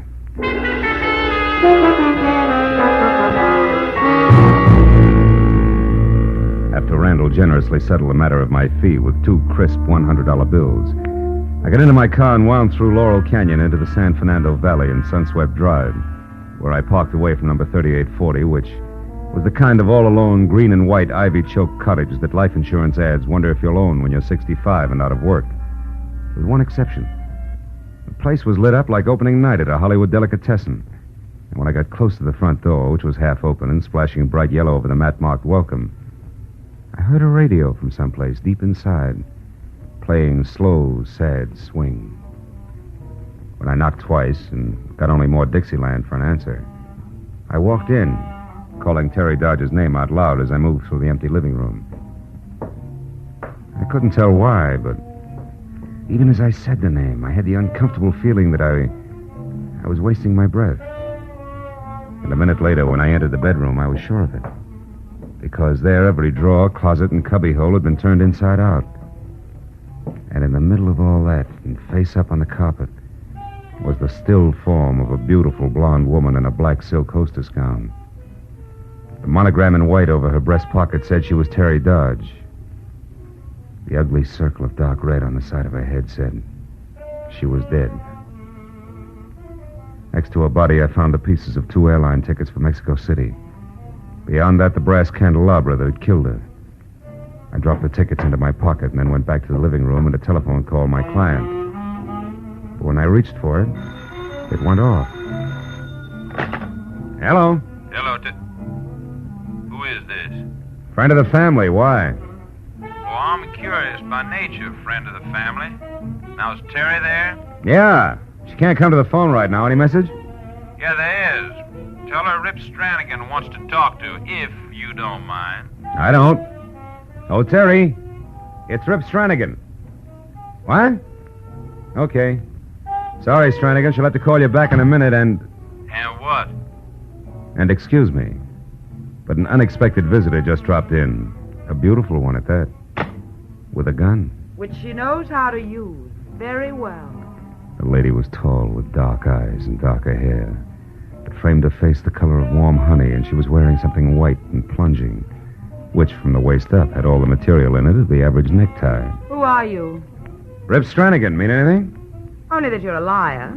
I've seen Stranigan, and in the first place, Terry's boyfriend's an ex-football player about twice your size. Oh? Also, he's from Texas, and you couldn't be. No. And just between us, you're much better looking. So once more, who are you? Little boy Blue, who are you? Me? Well, I'm Annabelle, Terry's sister. Always come home with a 38 in your hand?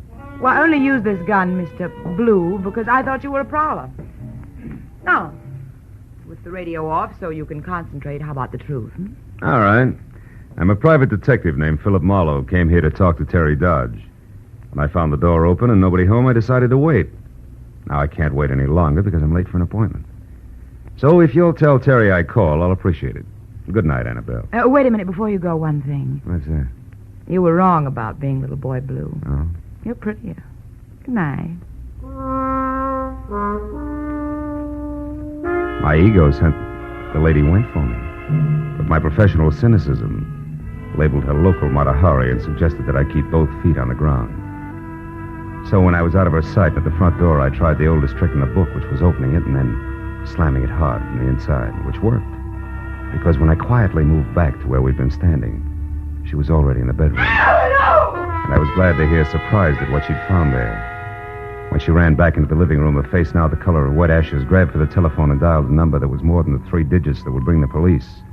Hello? I was close enough to hear what she This said. is Maxine. She's dead. Yes, in her bedroom, and the place has been turned upside down. So somebody else is after that note, too. No, only a private detective named Marlowe. Well, he didn't act like it, said he was waiting for her. I'll tell you all about it later when I see... What? Keep looking. Listen, maybe you didn't understand me. Terry Dodge is dead. She's been murdered. Well, Maxine Rossi doesn't want to be standing around with jam on her face when the police arrive. It's hard on the reputation. Well, all right, one more look around, but believe me, it'll be a fast one. Goodbye.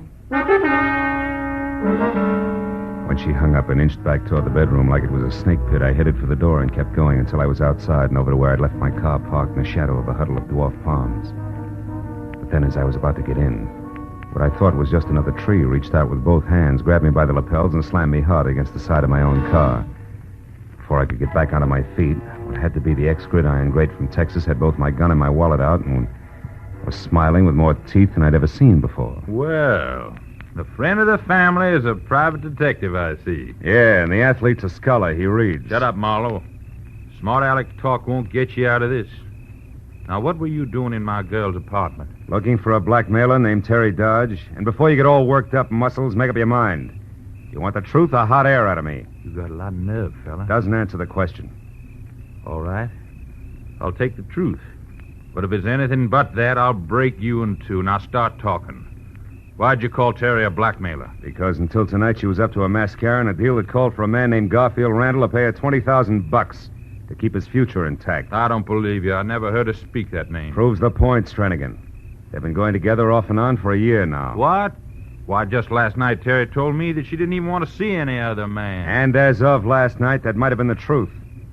Because a few hours ago, this Randall got his framed picture back from her with interest. The demand for the $20,000? The same. Stranigan, what would you say if I told you Terry Dodge has been murdered?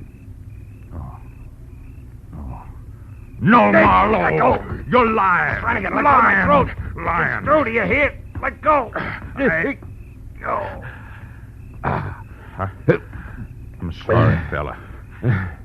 Do you have any idea who did it? Yeah, but there's still a little groundwork to be done before I go to the police. You mean nobody knows about this yet? Outside of a girl named Maxine Rossi, someone she talked to on the telephone, and the murderer, no. Now tell me, Stranigan, did you ever hear Terry speak of either this Rossi girl or a gambling note that a guy named Paul Naylor held? No, I didn't, Marlowe. But where do those two fit in? That, Stranigan, comes under the heading of groundwork. Now, if you can keep all this under your sombrero until you hear from me again, I'll take my gun and wallet and get going. What do you say? I say yes. On one condition, Marlowe. When you do get to the killer, I'll get first crack at him. Fair enough. Now, where can I reach you? 4812 North Ogden Drive. You think you'll need any help? I don't know. Paul Naylor's my next stop, and according to the talk downtown, he's a hard man to get next to. I'll call you later.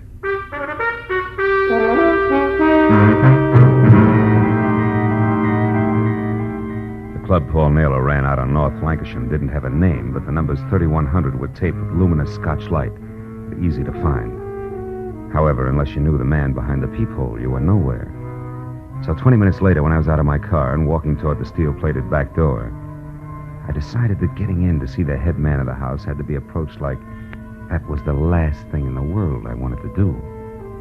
I stayed in the shadows of the building and moved a slow step at a time until I saw a little oily man in a pink shirt, white knit tie, and fuzzy black fedora nearby notice me. Then I moved faster until I was at the steel door, and so was he, with a .45 in his hand. Lost something, mister? No. I was, what's the gun for? Trespassers. These are private grounds. Oh, I'm sorry. I didn't know that. I'll leave right away. I thought this was... Never mind what you thought. Now get over there, stand very still while I make a phone call the inside. Phone call? What for, cops? No, stupid. The gentleman who lives here, Mr. Paul Naylor. I think he'd like to talk to you while you can still talk.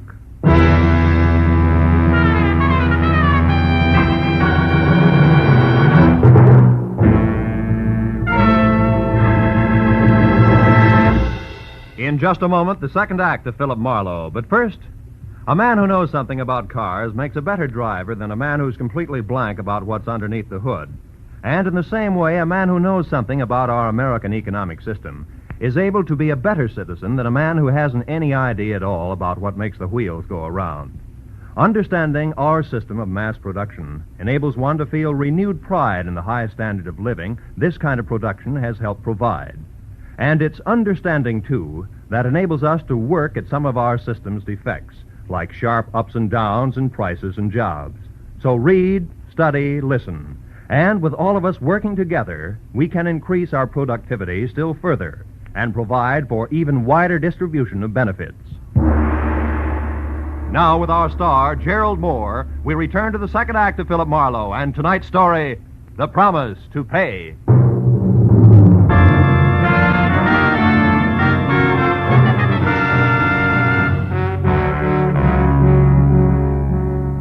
The oily little man in the pink silk shirt spoke briefly into the phone, then breathed garlic in my face while his free hand darted neatly inside my jacket. When it came out, it brought 38 with it. Then he jerked me around, unlocked the heavy back door, shoved me through, and marched me on the business end of his .45 down a strip of blue carpet ankle deep to another door of glossy blonde mahogany. He slammed me face first up against it, and then signaled for an audience. The door swung open. He prodded me. And I stumbled into an office of jungle green drapes and pale beige furniture upholstered in leopard skin. The face that peered at me over 8 feet of desktop smiled, from the ears down. From the ears up, it had never known what smiling meant. We have a front door for our friends. I know. That's why I went to the back. I figured I'd pick up an escort there and bypass all that muscular red tape you keep out in front. Maybe that's smart figuring, maybe not. Depends. What do you want? Call you a liar, Naylor. Oh! Mind your manners, stupid. You're way out of line. You're building up quite an account, Oily. You take some long chances, mister. What's your name? Marlowe. I still want to know why you lied to a friend of mine about burning his marker. Marlowe, huh? Wait outside, Quincy. I'll call you. Okay, Mr. Naylor. All right, Marlowe. So you're Randall's boy, right? I've talked to him. When Randall called you, you told him that his girl, Terry Dodge, had delivered the money okay, but that you saw her burn his marker. That's what I thought I saw at the time. What'd you really see? She put the marker in her purse and started out of here, but I called her back and told her to burn it. Why? Because I don't like my name floating around, Marlowe, especially now with things tightened up like they are. So she went over to the fireplace there and burned a piece of paper. But it wasn't the note, huh? Bright boy. That call from Randall gave me ideas. I checked the pieces left in the fireplace, and they weren't even the same kind of paper as the marker. So somebody's shooting an angle, Marlowe, one with my name on it. I don't like that. I suppose you got the marker back all right. Not yet. However, I intend to. Mm-hmm. But on your first try, you got too rough too fast. And killed Terry before she'd talk. Is that it? You know, if I were you, I'd bite my tongue off before I'd say a thing like that. Even joking. Who's joking? Girl's been murdered your way. Smart people die every day. Lots of ways. Yes. Well, thanks for the information. Good night. Sit down. Wait a minute, Naylor. The interview's over. Not quite. What's Randall steamed up about? Blackmail, which puts you both in the same boat. If I get the marker to protect him, I have to protect you at the same time for no extra charge. Let's be sensible. Sensible? Okay. Quincy, Yeah, Mr. Naylor? I'm going out. Sit on Marlowe here. Real hard if necessary. Till I get back. Sure. It'll be a pleasure, won't it, Mr. Marlowe?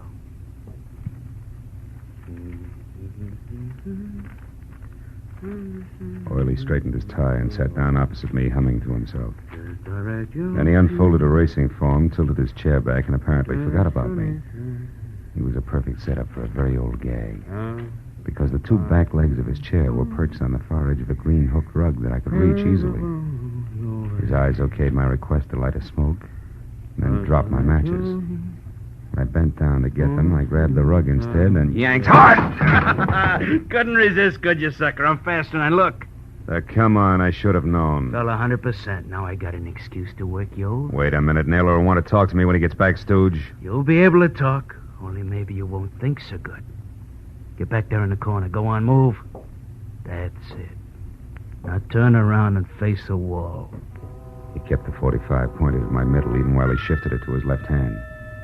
Then he dipped his right into the side pocket and brought it out, clenched around an ugly set of brass knucks. There was a tight knot in the pit of my stomach as he started toward me. I just made up my mind to try for his gun regardless when I heard it. When I turned and looked, Oily was sprawled face down on the floor and sprinkled with chunks of shattered crockery, and standing over him like a victorious gladiator was Maxine Rossi. Marlowe, I came as soon as I found out you were in here. He is so vicious, this Quincy. Not at the moment, baby, thanks to you. But I don't get it. There's no How did time you... for talk now. Come to the roulette table as soon as you can. Hurry, darling. I watched her slip through a side door. Then rolled Quincy over, got my gun back in its holster, and all of 7 seconds later went out through the same side door. It opened into a lush room, 50 by 50, checkerboarded with people bunched around evenly spaced gaming tables. I moved toward the click of a roulette wheel and found Maxine there throwing blue chips around with a subtle recklessness that meant she had a fortune to squander or that she was a shill for Naylor. How's your luck, baby? Still holding? Uh-huh. It is so far. But it may change any instant now. Yeah, well, I guess it's my turn then. Come on, I'll pick up some chips. 10 black. Marlowe, we got to get you out of here. You work for Naylor, don't you, Maxie? Yes, but not like I'd work for you, Marlowe. Oh? He sent you up to Terry Dodge's place tonight. Find out what you wanted with that marker. And it was Naylor you called when you found Terry's body, huh? Yeah. He just left Marlowe not a minute ago. 50-00. Where was he heading? I don't know. But one of those scraps of paper that wasn't burned in the fireplace. There was a telephone number of a travel agency on it. He had that with him. A travel agency? Yeah. That might be the one shot I need. Listen, Maxie, Uh-oh. The boys have got me pegged. They're moving in. I was afraid of this. Wait till the lights go out, darling, and then run for it. The lights. Baby, I love you. What about you, Maxie?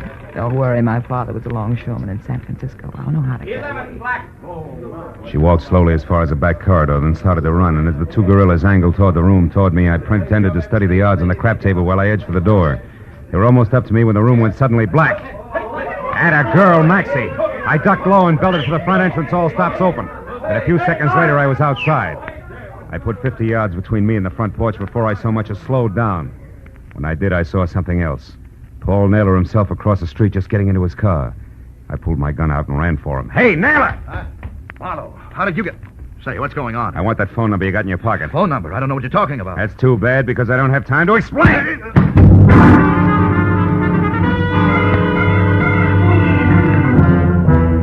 It was 5 minutes and all of 5 miles later when I stopped at a gas station and climbed into a phone booth to call the travel agency number on a half-burned piece of paper that I'd taken from Paul Naylor.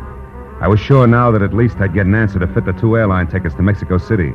But the girl who answered the phone exploded that dream with her opening line. Good evening, Canadian and Northern Railway Agency. Hannah. It didn't make sense. On a hunch, I shot a girl the description of Terry Dodge and hit pay dirt on the first try. A woman who matched it had made a reservation that afternoon to leave for Canada at midnight alone. But then the girl asked me a question. And the answer to that made my next stop my client as fast as I could get there. The drive into Laurel Canyon and up the twisting trail they call the road put some new gray in my hair. But before I got to Randall's house, I pulled over, parked, and climbed the rest of the way quietly on foot. A long brown convertible that wasn't Randall's squatted under the bushes beside the house. I crossed the patio and went in through an open window. I said, Randall. I could hear voices, so I inched along the back hall to an open study door and listened. And don't try anything cute, buddy, or I'll break you in two, and I mean it. Well, what do you say? Give me the money and I'll give you that marker. Well, How do I know you've got the marker? Where did you get it? I killed that double-crossing girlfriend of ours, sweet Miss Terry Dodge, to get it. That's where. What? You mean Terry's dead? Yeah. We were pulling this deal together and then going to Mexico. But she got greedy, was going to get the money and take off for Canada alone. So now I'm doing it alone. Get the dough, Randall. Time's short. Wait, I want to see the marker first. Well, sure. Hand me that picture there. That's right, pretty boy. The one Terry sent back to you today. Well, come on. All right. Here. Thanks. Hey, what are you... What? The marker.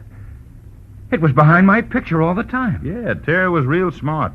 And so was that blabbermouth Marlowe. He tipped me off to the whole thing when he told me Terry sent this back to you today. The marker wasn't anyplace else, so it had to be here. And here it is, Randall. All yours. For 20 grand. No, I won't pay it. I'd have paid Terry blackmail for that note, but I won't shield the killer. All right, Randall, have it your way. But I'm walking out that front door, and that means I gotta leave you dead on the floor. Randall, Doc! Not this time, Marlowe! Oh, Marlowe, that was awfully close. Never mind that. Come on, let's get him. Oh, you missed him. Yeah, stay here. I'll get him. Oh, my car. I left it halfway down the hill. He'll be 10 miles away the way he's driving before I can get to it. Well, he's got to be good to drive those roads that fast. Yeah. Phil. He went over. He was going too fast to get around your car. He went over. Yeah. And if anybody ever had it coming, it was Rip Stranigan. All American.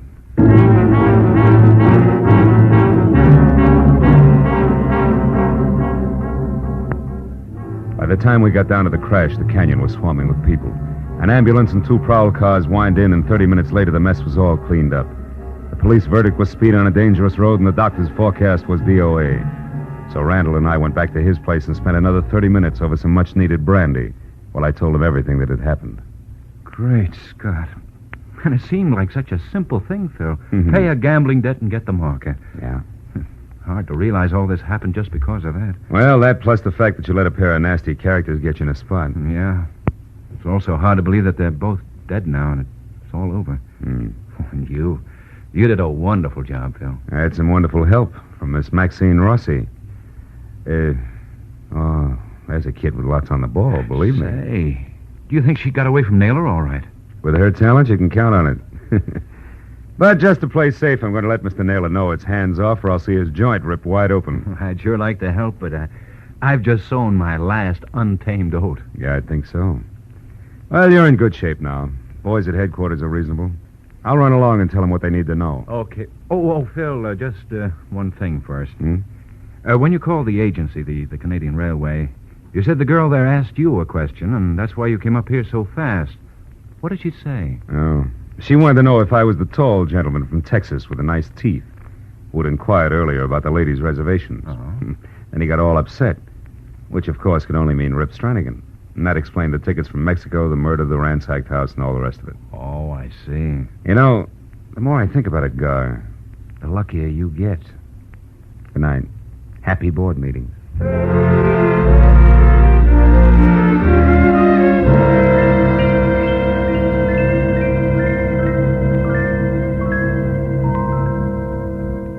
It was 2 o'clock in the morning.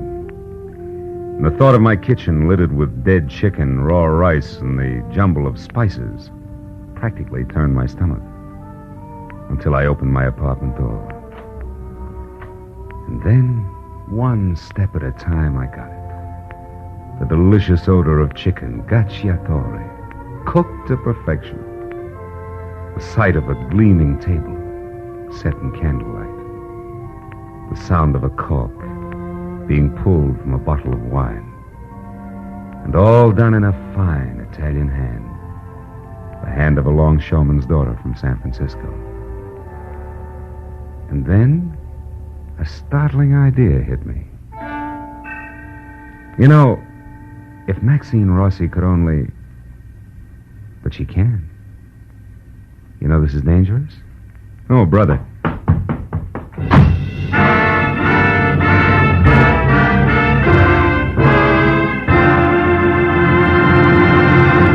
The The Adventures of Philip Marlowe, created by Raymond Chandler, star Gerald Moore, and are produced and directed by Norman MacDonald.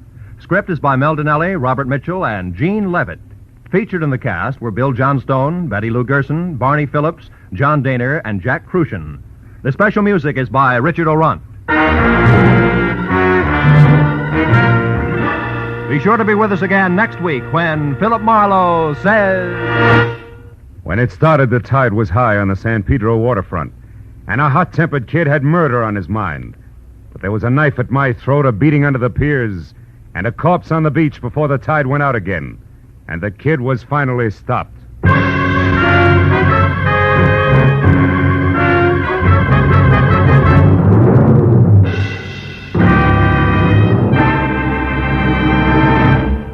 Just about an hour from now, most of these same CBS network stations will bring you the hour-long Sing It Again program, a CBS Saturday night favorite, and the show with radio's biggest jackpot.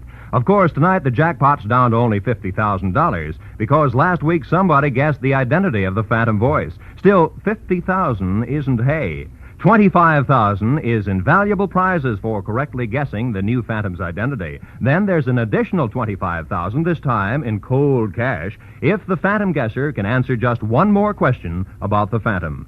There'll be other prizes, too, for cracking one of the many delightful riddle songs. So be sure to stick around for Sing It Again. This is Roy Rowan speaking. Now, listen to Gangbusters, which follows immediately over most of these same CBS stations. This is CBS, the Columbia Broadcasting System.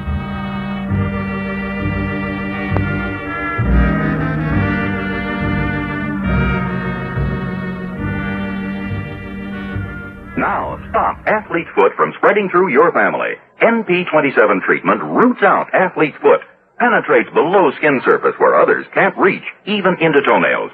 NP27 liquid stops itch, relieves pain, promotes healthy tissue.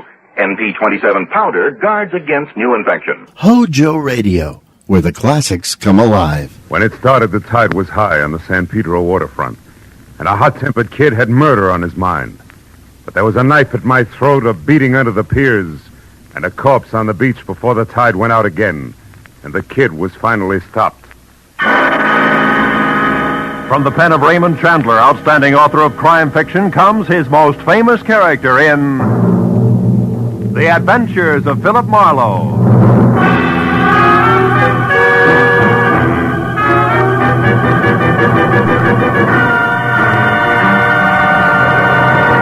Now, with Gerald Moore, starred as Philip Marlowe, we bring you tonight's exciting story, Night Tide.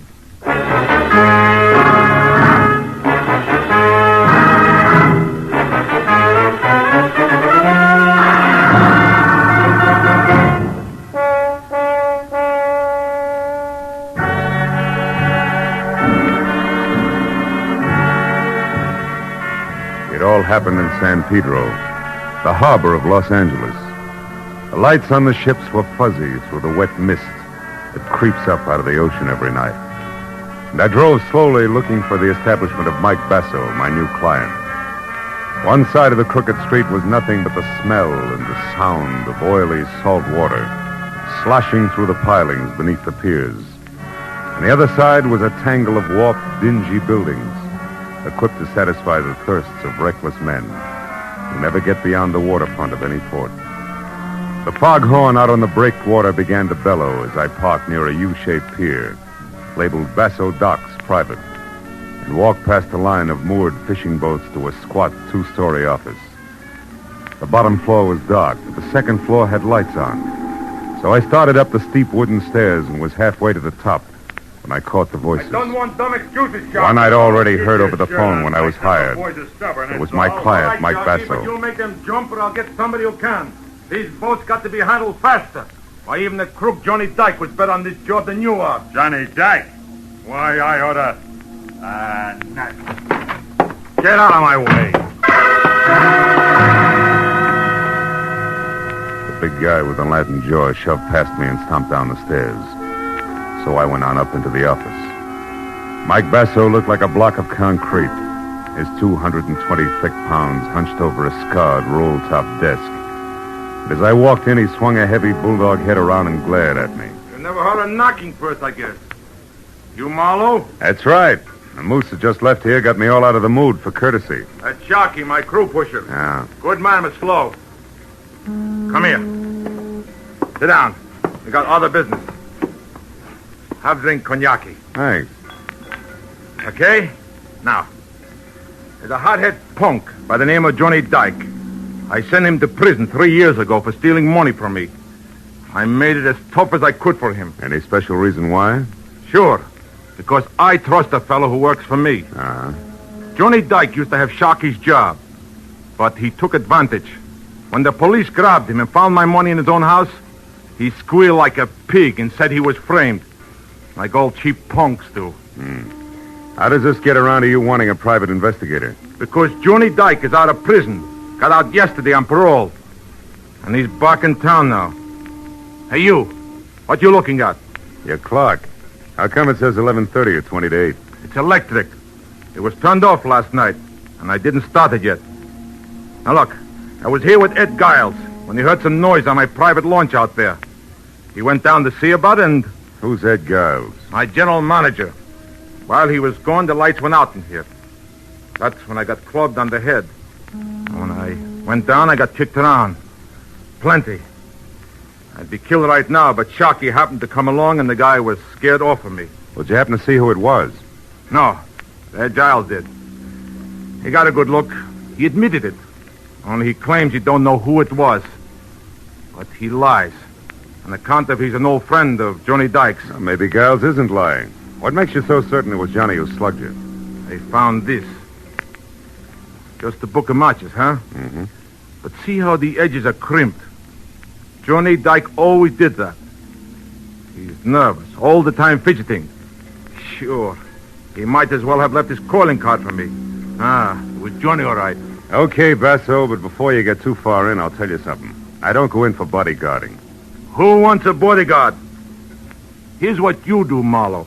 Find that punk, see what he's got in mind. He beat me up once. Maybe that's all he wants. Or maybe he's coming back to put a knife in me. Just find out and let me know. That's all.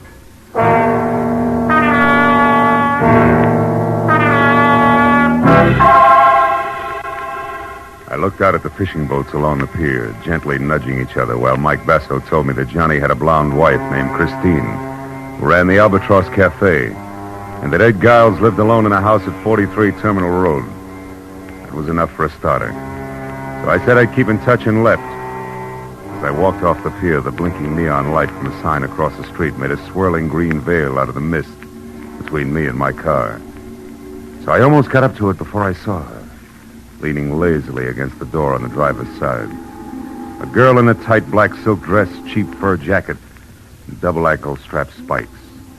She smiled with one corner of her red mouth as I walked up to her and stopped. Hello, sugar. Hiya, sweetheart. The name's Ginger. Oh, that's too bad. Ginger always gives me hives. Don't be like that. What did Mike Basso have to say? Yeah, we were talking business, baby, that's all. Say, tell me, which way to Terminal Road? It intersects about 10 blocks down. Mm-hmm. What's the number? 43. Oh, you want to turn right then. Ed's place is a cozy, secluded one by the water. Oh, thanks. You know Mr. Giles, huh? Yeah, he's around Mike all the time. He's nothing. Well, I'll see you around. So long, handsome.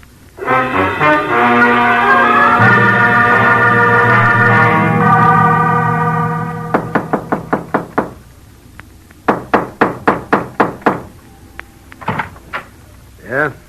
You want something? You Giles, Mike Basso's man? Yeah. So what? I'm Marlowe, private detective. I'm looking for Johnny Dyke. Why'd you come here? Because you're a friend of his, the only one? I haven't seen or heard from him, so I'm afraid I can't help you. Now, wait a minute. Let's go inside. I'd like to talk about the kid. Now, look. He's put himself in a pretty hopeless situation coming back here to Pedro. What do you think? Because he's got enemies like Mike Basso and Sharky? Yeah. What's he going to do? Fight it out or be smart and leave town? Listen, private investigator, I told you once. I don't know because I haven't seen him. You're a liar. You saw him last night. You're working for Mike, aren't you? Get out, Peter. Don't shove. I'll shove harder than that, brother. Okay, Giles. We'll try it the hard way. Now, where's Johnny? I don't know. Come on, get up. Let's play again. You saw him last night, didn't you? Didn't you? All right. I saw him about 11:30. I was standing on the deck of Mike's launch when I heard a commotion and looked up. I saw Johnny jump down the stairs from Mike's office and run off the pier. I haven't seen him since, and that's the truth. Okay. Sorry I had to make you squeal on a friend. Now, where's the Albatross Cafe? The Albatross? Yeah. On the corner of Front and Castle Avenue. But look, can't you leave Chris out of this? She's a good kid. She's been through a lot already. Think Johnny's going to leave her out of it? Besides, it's for her own good that I want to see her. Yeah, I suppose you're right. But I'll tell you something for your own good, too, Marlowe. If you find Johnny Dyke, don't push him too hard. He was tough before he left. Now he'll have rawhide for brains. Depend on it.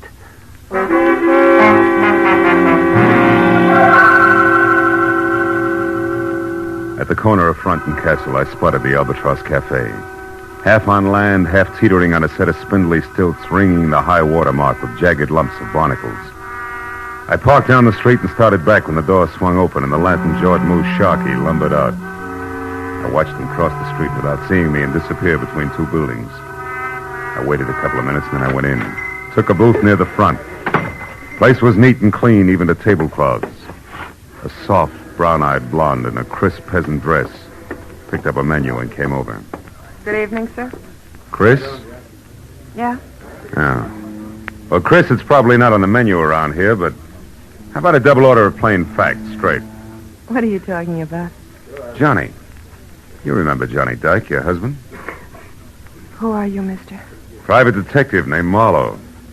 All I want to do is talk to him, Chris. Just talk. Is he here? No, I haven't seen him. He hasn't even called me. How do you feel about this bird known as Sharky?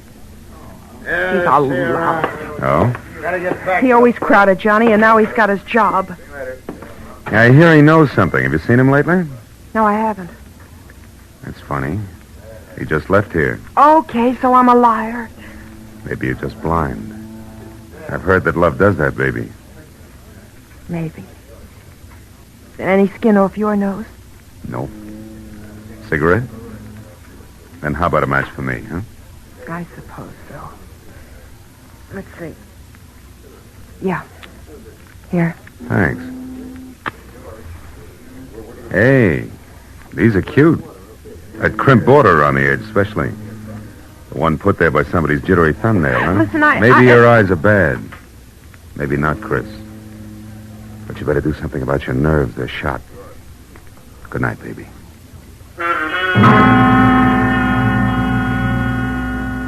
I didn't look back, but I knew she was watching me all the way out the door and down the street, so I made it real good as far as the next block and around the corner.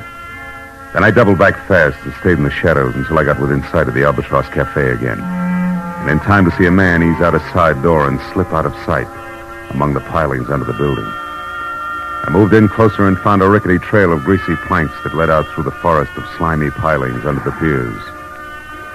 I felt better on a tight rope, but it was home ground to Johnny Dyke. I felt my way slowly along the slippery planks. And from behind the piling, an arm like steel springs snapped under my chin while a hand pressed the point of a long, thin knife with a curved white handle up against my throat.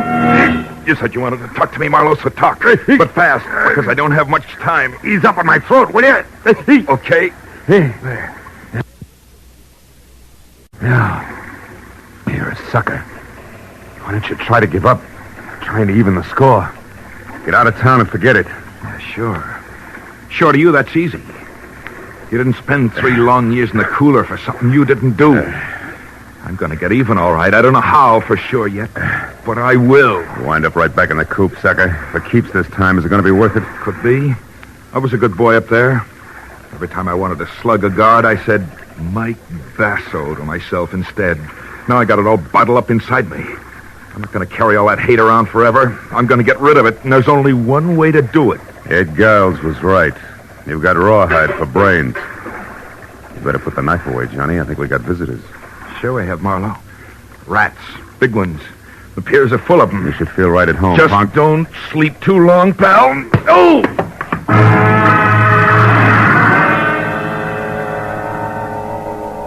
Between the between the throbbing in my head and the numbness across my shoulders where my back had struck the planks. It took me 5 minutes to get to my feet, and another 5 to climb up to street level. By then, the pier was deserted.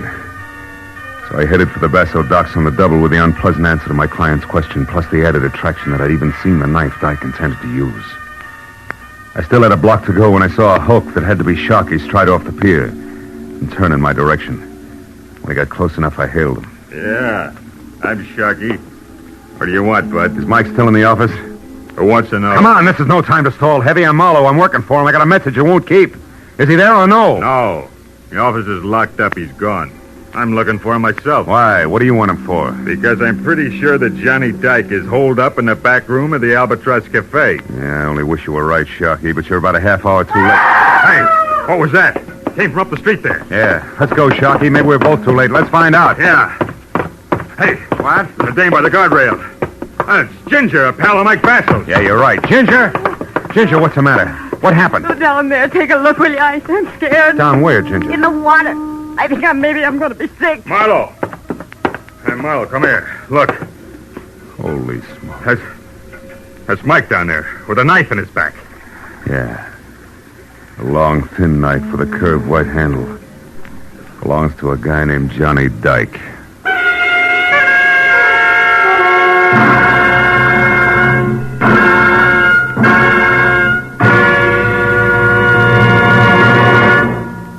In just a moment, the second act of Philip Marlowe. But first, he may be a close neighbor of yours. At least he lives quite near you. You go to the polls, you elect him, you bid him farewell, trusting him to represent you in Washington.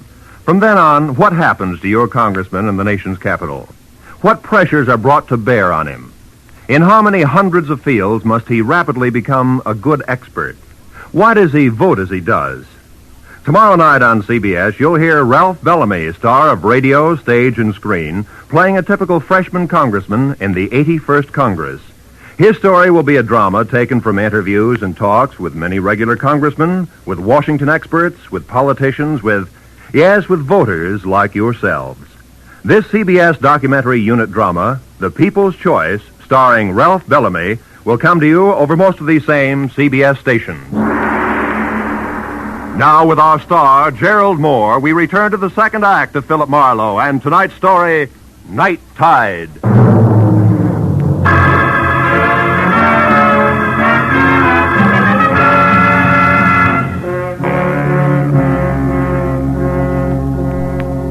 Lying with his face muzzled into the sand and the rest of him half submerged in the shallow lapping water, Mike Basso was violent death at its ugliest.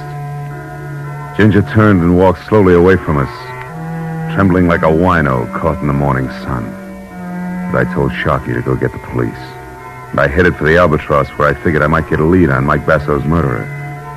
When I got there, I skipped the formality of the front door and quietly moved around to the back, where I entered without knocking and made my way along a narrow, dusky corridor as far as a half-open door labeled Private, where I met Christine Dyke talking on the telephone.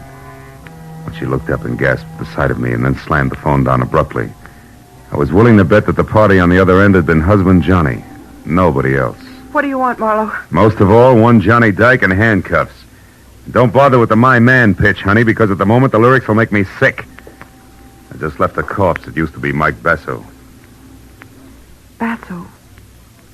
Dead, Marlowe? Yeah. All because of Johnny's knife that's sticking in his back, Chris. No, Marlowe. Johnny wouldn't do a thing like that. He couldn't. You're wrong, Chris. He did. Now, where is he? I don't know. You're lying, baby. You were just talking to him on the phone. You gotta know. No, I don't. He didn't say where he was Oh, what? or anything about Basso being dead, so don't move, Marlowe.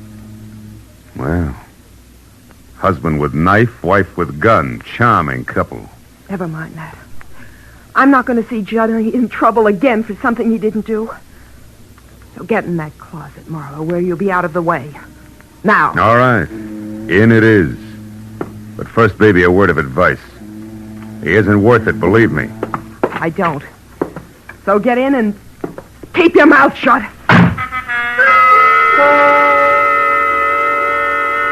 The closet in Chris's office, which doubled as a storeroom for the restaurant, had no window and a 3-inch thick oak for a door. So I was 20 minutes as a one-man mob scene bouncing the inventory around before I was heard. And a little man with a big meat cleaver who belonged in the kitchen opened up and demanded to know what I was doing in there.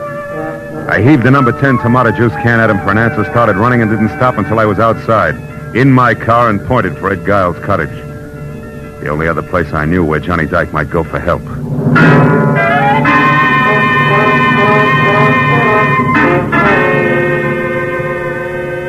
When I came to a stop at the house and found Giles himself standing on the outside steps looking puzzled at a pair of taillights that were blinking out of sight, I knew I was too late. Yeah, Marlowe, it was Christine. And all upset about getting her hands on $500. Said I had to lend it to her for Johnny's sake. She say why? No, only that he needed help. Murderers usually do. Your boy Dyke just killed Basso Giles. A knife in his back. Johnny? Johnny killed Mike? About an hour ago over on the beach. Tell me, did you give her the money? Ah. She ran out of the house before I even got to my safe. Without saying anything? Without saying a word, Marlowe. I wouldn't even know she was gone yet if I hadn't heard... Heard what, Giles? The desk drawer in the living room. Come on, Marlowe, quickly. I heard the drawer open when I was inside near my safe. I wondered what she was looking for when I called for it. You got no answer. You ran outside after her. Is that it? Yeah, and I... Hey, Marlowe, they're gone. The boat keys. She must have taken them for Johnny. Asking for the money was only a trick to get me out of the room. Wait a minute. What boat keys are you talking about, Giles? The master said, Marlowe. 2 keys on a large brass ring. They fit the ignition lock on any boat at the Basso docks. She knew I had them. Yeah, but she also knew that even as a friend of Johnny's, you'd balk at handing him over if you knew he'd killed Basso, right? Or are you still shielding old friends, Giles? Which is it? Don't be stupid, Marlowe. I'd draw the line someplace. All right. Now, one more question. Do you have a gun? A gun? Oh, yeah, I do. Good. Then get it, because we're going to the Basso docks, Giles. Come on.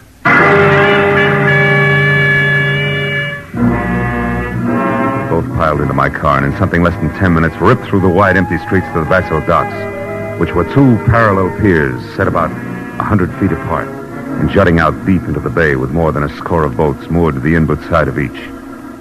But when we were out of the car and saw nothing of Johnny Dyke or the girl, and heard no sound other than the dull thump of wood on wood and the rhythmic slap of water against the hulls, I decided that we should split, and I told Giles to search one pier carefully while I took off for the other.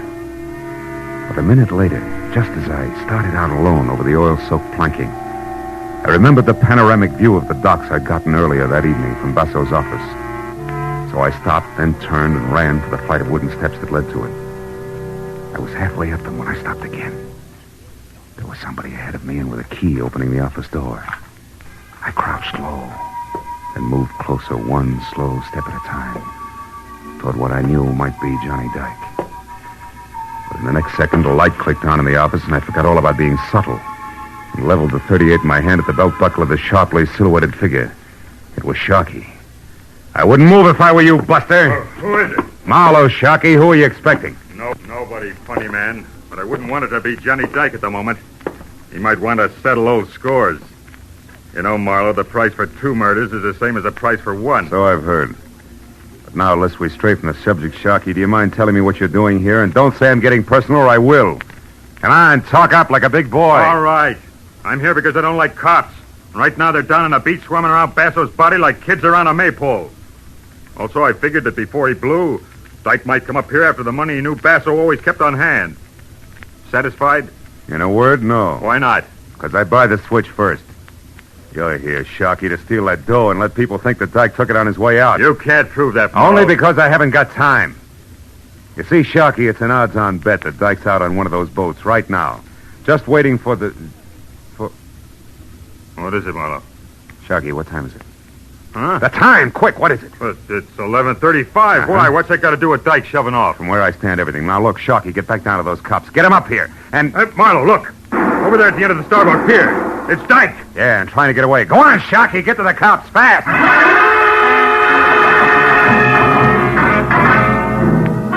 I took the wooden steps back down to the docks 3 at a time and then raced across the starboard pier and out on the length of it until I was close enough to the end, where I could see Johnny Dyke climbing over one of the boats. I was about to call to him to stop when I saw something else.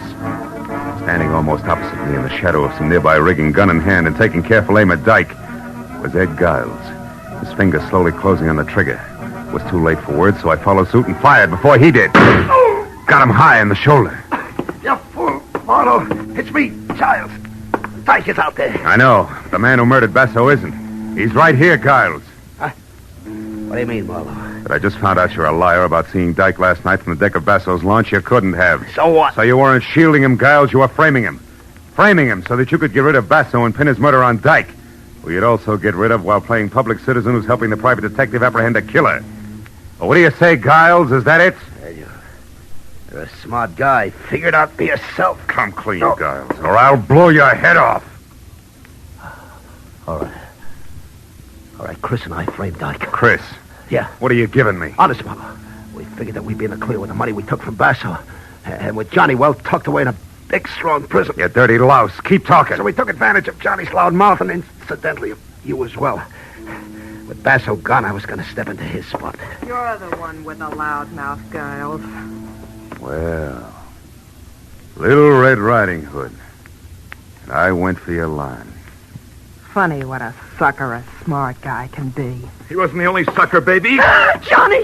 Stay back, Johnny. Shoot if they move an inch. She's got a gun. Shoot him, Chris. Shoot. Come on. Hey, wait, Johnny. Get away from me. You wouldn't shoot me, Chris. Please get You away wouldn't from shoot me. your own husband. The man you talked into running away until things quieted down. The man you'd move heaven and earth to help so he could be shot in the back. But you can't shoot me while I'm facing you, can you? You cheap, filthy, double-crossing little scum. That's enough. Johnny, cut it out. Okay, Marlowe. Okay.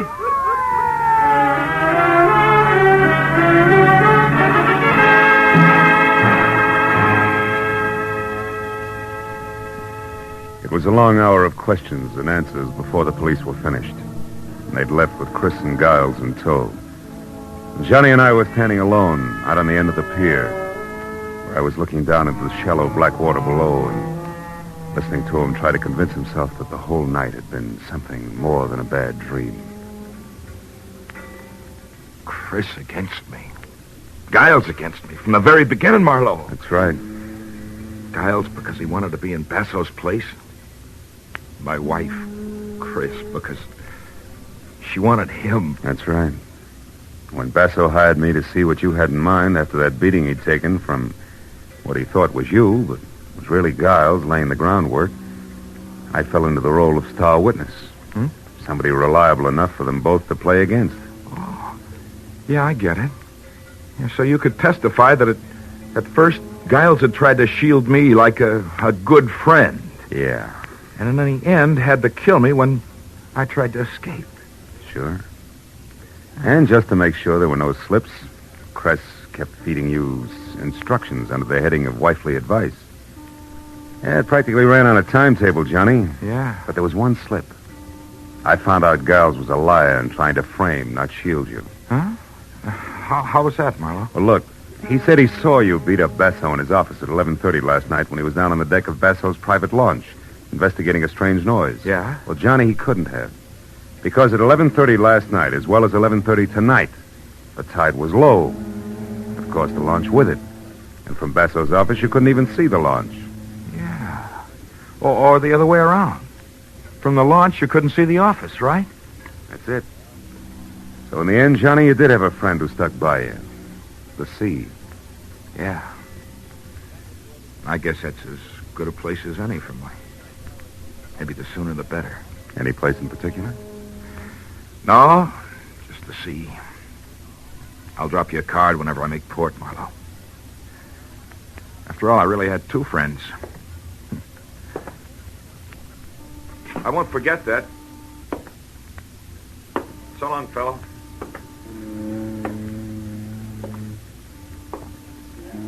I watched him walk away until he'd gone the length of the empty pier and was swallowed up in the emptier night.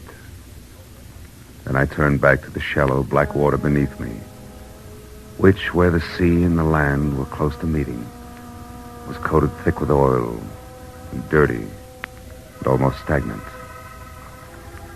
And I thought a lot about Johnny, people like Chris and Giles he'd mixed with and trusted. I felt sorry for him. But then I looked up a little, away from the water at the pier, and out toward the open sea where it was deeper, cleaner. The further I looked, the cleaner it seemed to be. Then I remembered that was where Johnny Dyke was heading. And I felt better.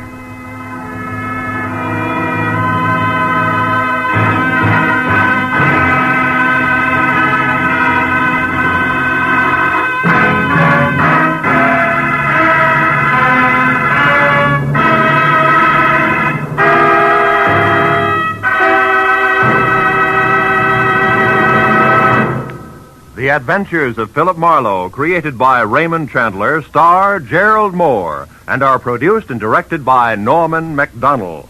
Script is by Mel Donnelly, Robert Mitchell, and Gene Levitt.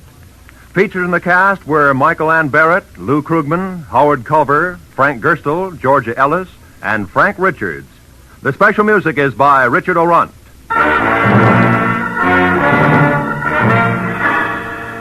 Be sure to be with us again next week when Philip Marlowe says... I was hired to find a thief, and I did. 8,000 miles away from home. But first, I found a hammy Othello, a lush with a Luger, and a fresh corpse in the closet. All because the only woman in sight wouldn't play fair.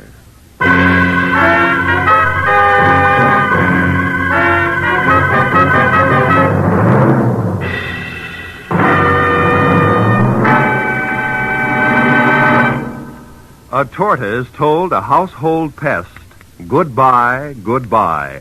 An MD said, you'll pass the test, up in the sky. This is the newest Phantom lyric on CBS's Saturday Night Sing It Again program.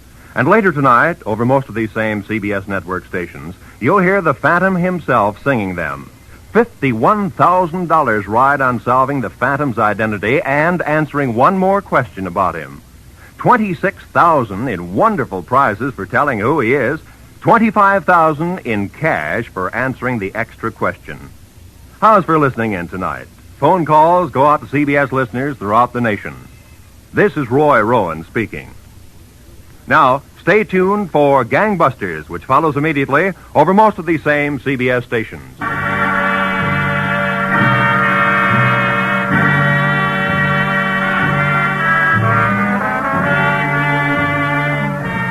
This is CBS, the Columbia Broadcasting System.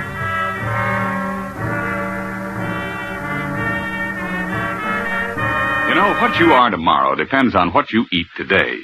So, Mother, be sure the big and little Indians at your house always eat a good breakfast. And tell me, what could be better for breakfast than Post Toasties?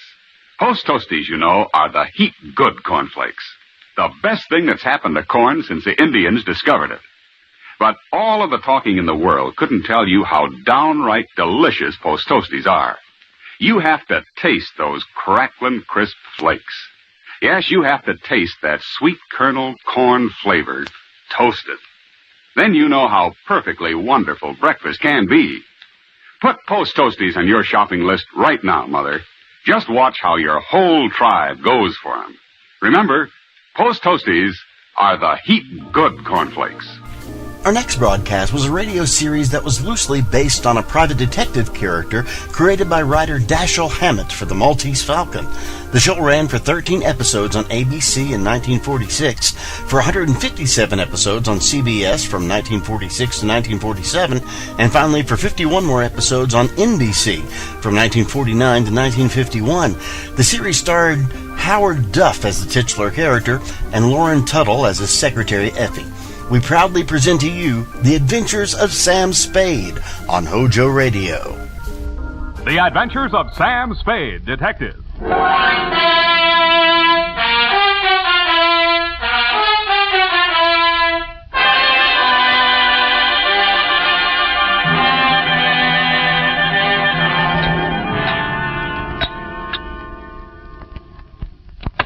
To Thelma Darling. Last name, Sam? Roger. Thelma Roger. Darling! I only asked, Sam. Let's get on with it. Yes, Sam, I'm sorry. From Samuel Spade, license number 137596. Subject? Subject, the Quarter Eagle caper. Dear Thelma Darling. Sam, Yes, Eph? isn't that redundant? Again? The salutation, Sam. Shouldn't it be Dear Thelma or Thelma Darling, but not both? Now, get this, Eph. It's real deep. Her name is Thelma Darling. I have that, dear. Thelma Roger. Darling, it's a name. Her father was a darling before her. Oh, really, Sam? Can't you take a joke? On the egg type, you should taste the label. Grade AA, fresh. Dear Thelma Darling, I'm stubborn. Not all of this will be news to you. The part that is will be bad news. The start of it was not a quarter eagle, but a bald eagle. He swooped in through the door of my office, landed in front of my desk, perched on the edge of a chair, and said... My name is Eagle, Mr. Spade. Junius J. Eagle. My card. Uh-huh. Eagle Vending Machine Company, huh? They call me the Gumball King. I'm proud of it. Care to join me in a ball, sir?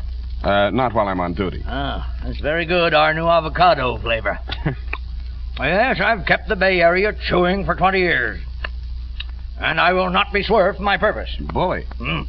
I intend to fight them tooth and nail. Hammer and tongs. To the last ditch. Bravo. But I'll need help. That's why I've come to you.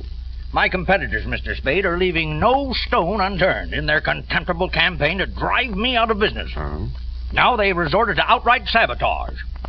In short, they have hired hoodlums to destroy my gumball machines. They've already smashed 11, and they won't be content until they've demolished my entire equipment. Sounds like a police case to me, Mr. Eagle. No, I've been to the police. No, they don't understand my problem. Gave me a lot of double talk about juvenile delinquents. Ha, my foot. Cutthroat competition. You're sure of that? Well, what would you think? If theft were their motive, they most certainly would steal the pennies from the machines, but what do they take? My gumballs. And why do they do that? I'll buy it. Oh, by all means. Oh, here, try this. It's our bestseller in Chinatown. We call it Subgum. Better not. I have to drive later. Now, I had the foresight to buy up a 3-year supply of chewing gum at non-inflation prices. So I see. Well, you can see with what thoroughness they encompass my ruination. They are not only smashing my machines, they're making off with my gum. And you want me to try and stop them? No, I do not. No. I want you to catch them in the act and find out who is paying them. Well, okay, Mr. Eagle. I'll see what I can do. Good. Now, in this envelope is a list of my machines and their exact locations, together with a check for your retainer. Thank you, Mr. Eagle. I'll keep in touch with you. Mr. Eagle, I meant to ask you, how many of these gum machines do you operate here in town? 300. And guard them well. 300? 300 nuts. 300 nuts, Sam? No, 300 gums. Gumball machines. Sam, isn't it wonderful you took this job? I mean, because of my penny card. I'm sorry if I wasn't listening. My penny card, Sam. My new one, that is. I've already completed my Lincoln series, and now I'm collecting Indian heads. Scalps? No, Sam, pennies. You see, this is the card. And these little slots you see right there, that's where you put the pennies. And they're classified according to the date and the mint where they're manufactured. Now, you see, Sam, see where the little S is on these? Now, that's for the San Francisco mint. And the D, that's for Denver. Figures. And the ones with nothing, that's for Washington, D.C. Yeah, well, it's a very nice hobby. Pardon me. 300 gumball machines. You see, that's what I had in mind, Sam. All those pennies. Indian head pennies are scarce, Sam. You have to go through a lot of pennies to find even one. Honestly, sometimes when I go past one of those penny machines, that's all I can do. Oh. F, this is all right between you and me, but don't ever mention your hobby to Mr. Eagle. No, I won't. Riddle me this, sweetheart. How does one detective guard 300 gumball machines scattered all over the city? Well, if they're going to smash all of them, you could just pick out one in the middle and somewhere and wait. No good. If it's an organized plan of sabotage, there might be some pattern. You seem to have given this some thought, though, Effie. How would you pick them? In the busy places where they'd have more pennies. But they're not after the pennies. They take the gum. Well, then maybe the quiet sections where they don't sell much gum. Well, they've knocked over 11 so far, here, there, and everywhere. Busy spots, dead spots. No pattern at all. You know, Effie, maybe I've bitten off more than I can chew.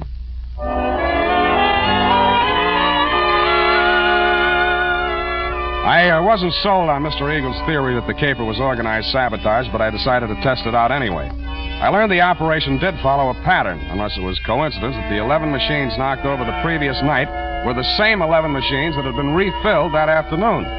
I checked with the Eagle Company's maintenance man and learned that only 5 had been refilled today. I picked the one that looked like the easiest to knock over. It was the one in the doorway of a darkened loft building near the Siemens Hiring Hall on Drum Street. At 9 p.m., I strolled down there. The block was deserted. I took a plant in the adjacent doorway and talked to myself until just before midnight. Then I shut up. My heart skipped a beat as she passed under the light. Red hair. My secretary? Then I noticed how she was dressed. Not on the salary I paid. She paused before the gum machine, opened a large handbag, stripped off her long black gloves, dropped them in her purse, and took out a small Boy Scout-type hatchet.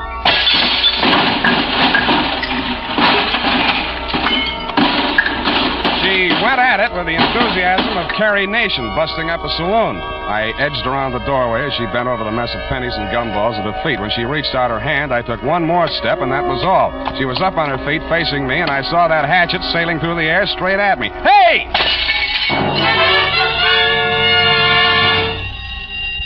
Now see what you've done. Yeah, I'm sorry. I won't let it happen again, I hope. Well, don't just stand there. Let's get out of here. That noise, it'll bring the police down on us. Yeah, you're right. No, not that way. The alley. And that's how I met you, Thelma, darling.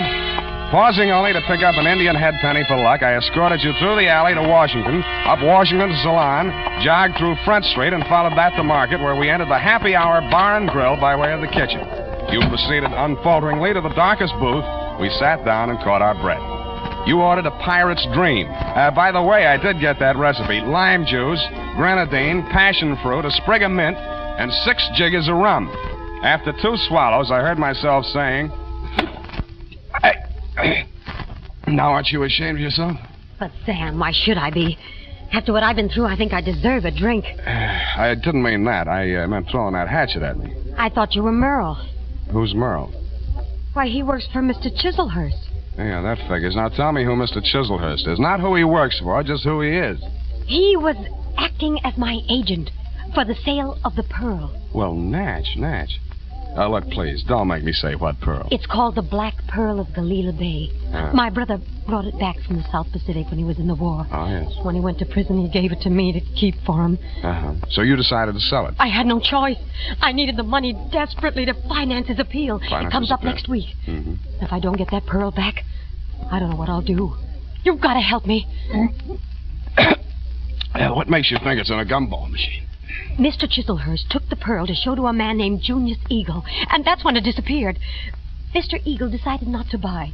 And when Mr. Chislehurst returned to the hotel... Eagle had found the pearl and substituted a ball of blackjack gum. Then what? Mr. Chislehurst had Merle follow him. Nothing happened the first 2 days. But day before yesterday, he followed him to his warehouse and saw him drop a single ball of gum into a barrel of them that was waiting to be loaded onto a truck. The pearl must have been hidden in it. Why else would he do a thing like that? He would put a valuable pearl in a machine where anybody could buy it for a penny. I suppose it'd be safe for a few days. I don't know how these machines work. Well, now you know why I had to break those machines. Nuh-uh. You don't believe me? Mm-mm. Well, what are you going to do? Check the psycho wards and find out which one you escaped from.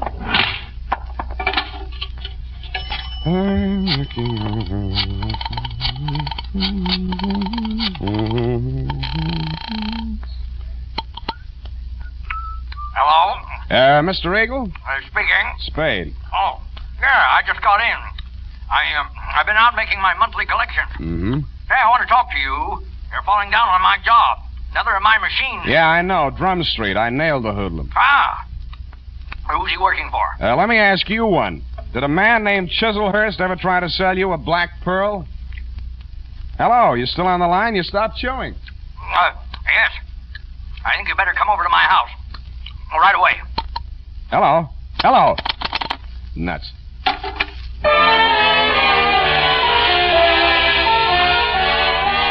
When I came out of the phone booth, I wasn't surprised to find that you had flown the coop, darling, if I may call you by your last name. But I was surprised at what I found at my client's house.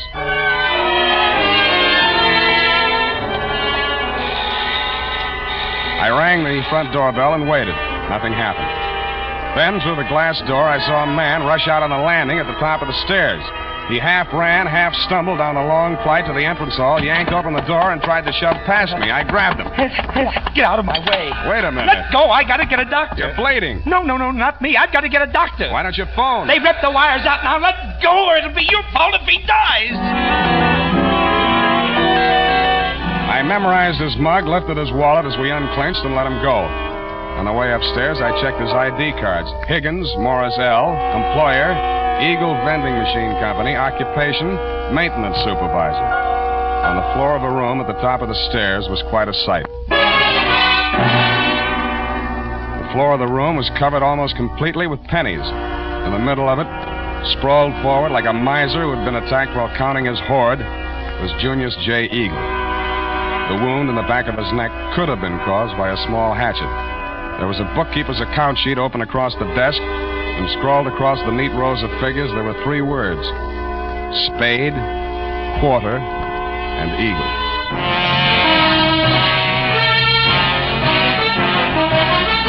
The United States Armed Forces Radio Service is presenting the weekly adventure of Dashiell Hammett's famous private detective, Sam Spade.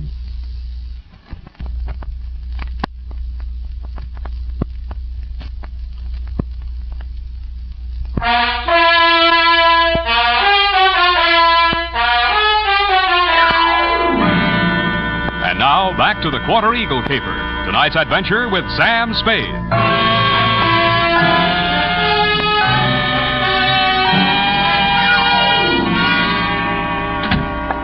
That you, Higgins? Yeah. Save yourself the trip upstairs. There's nothing you can do for him. Oh, dead, huh? Yeah. Well, I guess he won't need that doctor I called. We can use one anyway. Did you tell the doc Eagle had been stabbed? Yeah, sure I did. Yeah, well, that means the law will come with him or ahead of him. But I don't get it. He must have been killed for the money, but why didn't they take the pennies? They should have. It'd look better for you if they had. You're that detective he hired, huh? That's right. Now, look, Higgins, we haven't got much time. If you want to find out who killed your boss, spill everything you know to me now, before the cops get here. Because they're going to hold you, and they'll hold me, too, if they find me here. But I don't know a thing, Spade. I just found him like that. How did you get in the house? I have a key. He gave me one, so when I came here to pick up the pennies, he wouldn't have to come all the way down to let me in. For now, tell the cops the door was open. Did he always collect the pennies from the machines himself? Yeah. He was a coin collector as a hobby. He liked to go through them and save out the odd ones. You always pick up the money at 1 in the a.m.? Oh, no. No, he called me tonight a little past midnight, and he asked me to come right over. Hey, look, you got to believe that. I do. He said the same thing to me. What do you know about a man named Chislehurst? Chislehurst? Hey, wait a minute. That's the name of the guy that ran into my truck yesterday coming down the California incline near Grant. He slammed right into the rear of my truck. I tangled with his chauffeur, some punk kid. Named Merle? Yes, that's what they called him. And there was a dame in the car, too, a redhead. Any report on the accident? No, the cop took it down on the beat there. There wasn't no damage. Sounds like we haven't got much more time here. Oh. What exactly happened the night the first gum machine on your route was smashed up? Come on. Well, first off, I went to a bowling alley on Turk Street and removed our machine there. It was discontinued. Wait a minute. Where did you take it? Back to the shop? Oh, wait a second. I got it here in my book. Come on. All right, I'm hurrying. Here it is, 11864. Mm-hmm. No, I exchanged it for an out of order down on Drum Street. Did you leave the pennies in it? Oh, sure. They only get collected once a month. How much gum was in it? About half full. I didn't refill it until today. Yeah. What's your system on the refill operation? Well, I carry about 4 extra machines in the truck. When I go to fill a machine, I take one of the extras already filled out of the truck and trade for the empty. Yeah. Then I fill the empty one in the truck, and that saves me from carrying the bag around. Now, is there anything else I can tell you? Yeah. Huh? Does Quarter Eagle mean anything to you? No. Okay, now where's the back door? Out here.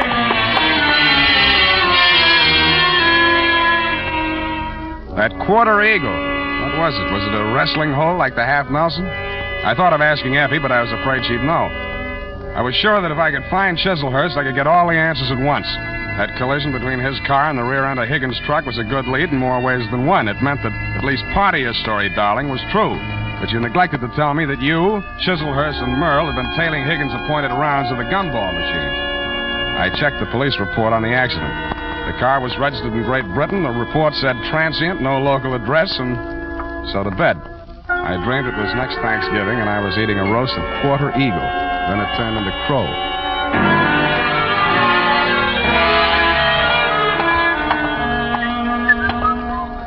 Good morning, sir. Do you wish to place a classified ad? Good morning to you, madam. Indeed, I do. Kindly write it on this blank. Kindly read it off this blank. Well, Quarter Eagle. Interested parties apply Sam Spade. Sutter, 37596. That's right. That's 9 words, sir. I'll have to charge you for 3 lines anyway. Is there anything you'd like to add? Yes, but it's not fit to print.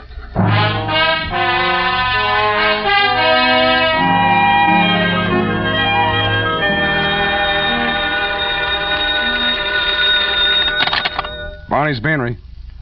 Mr. Spade? Yeah. You got it for sale, the Quarter Eagle? Who's speaking? I am speaking. Sergei Zacharias. Zacharias. You are numismatist? No, this is Mr. Spade himself. Look, I'd like to talk to you personally. Where can I reach you? Oh, I am by my shop, 2 doors from Belvedere Coffee Shop on O'Farrell Street. Okay, Mr. Zacharias, I'll be right over.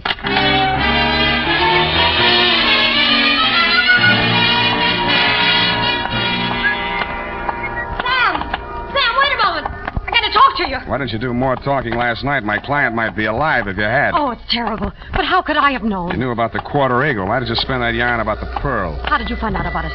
Dead men sometimes do tell tales. Surely you don't think that I had anything to do with that? He was only hacked to death with a hatchet like the one you threw at me. That makes you look fine. All right, I killed him, if that'll make you listen to me. Sam, don't go into that shop. Please, it's a new trap. suit. You don't know that man Zacharias. He's the cause of all our troubles. You mean he sold you that hatchet? Sam, please! Quit clawing me. Let go. I won't allow you to go in there. I won't. Wait a minute. What's going on here? What's the occasion of the squabble? Oh, well, no, it's Mr. Spade. Yeah, Clancy, this dame here just tried to pick my pocket. Ah, pickpocket, is it? Glory be in such a pretty one, too. Never mind that, Clancy. Just have it locked up. I'll be down later to preferred charges. There, come on.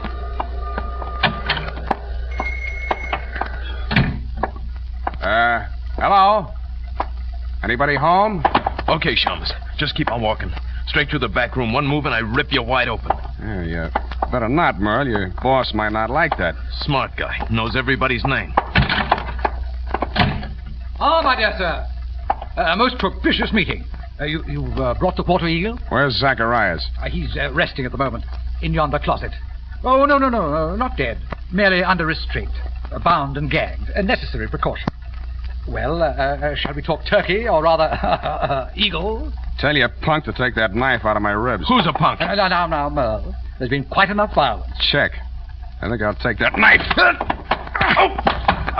Leave it there. Now sit down. Merle. Oh, headstrong boy. Now, as to the Quarter Eagle. I'm willing to pay a reasonable reward for its recovery. But first I must tell you that Miss Darling, for whom I'm acting as agent for the sale of the coin, is indeed the legal owner, despite anything Mr. Zacharias may have told you to the contrary. What would you say to $500? I would say no dice. 1,000? I would say I'm still listening. Sir, you seem to exaggerate the value of that tiny gold piece. It was worth one human life to somebody. That sounds like more than $1,000 to me. You may find the market valuation of that particular mintage of the Quarter Eagle in my coin catalog, $10,000. But, sir, that valuation is based upon the mistaken belief that there were only 2 in existence. It was while rummaging in her grandmother's attic that Miss Darling came upon a third. When she brought it to me, I could scarcely credit it. It was matter of official record that 2 specimens had been stamped out when the die broke. And then it came to me. There must have been a third. Namely, the coin which was in that rude stamping press when the die broke. Closer examination of the Quarter Eagle, now in your possession, revealed certain markings. Yeah. Some defective feathers in the war bonnet on the obverse. And a cleavage in the numeral 4 of the date, 1841. Yeah, all right. So how much is it worth? Well, as I say, the price last paid was $10,000. I think we may safely assume it would bring several times that amount in today's market. But only, mind you, if but 2 specimens, not 3, are in existence. So you decided it would be more profitable to clam up about it and see what the owners of the other 2 coins would pay to keep this one off the market. Precisely, sir. How did it get in that gum machine? Therein lies the tale.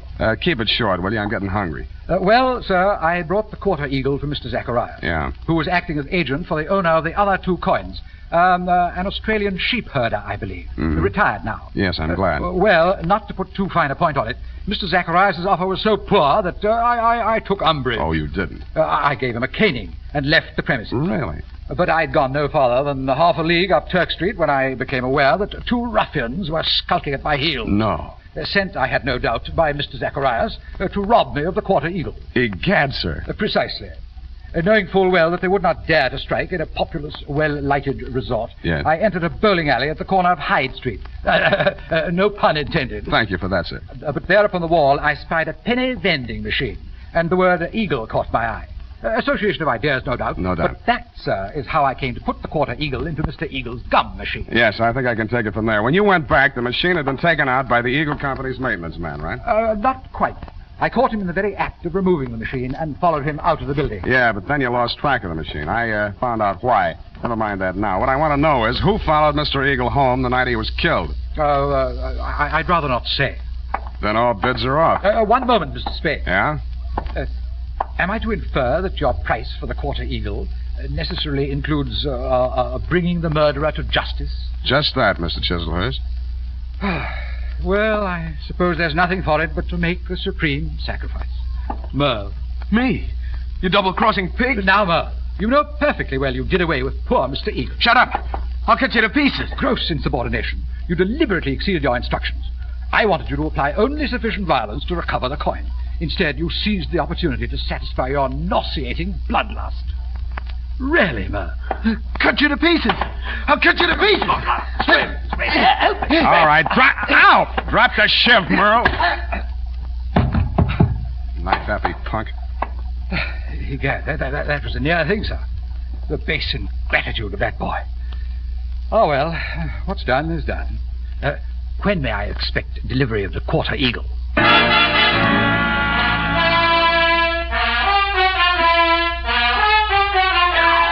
I didn't answer him. To cover my embarrassment, I gagged him, manacled him to Merle, and delivered the package marked one murderer, one accessory to the dumbfounded minions of the law.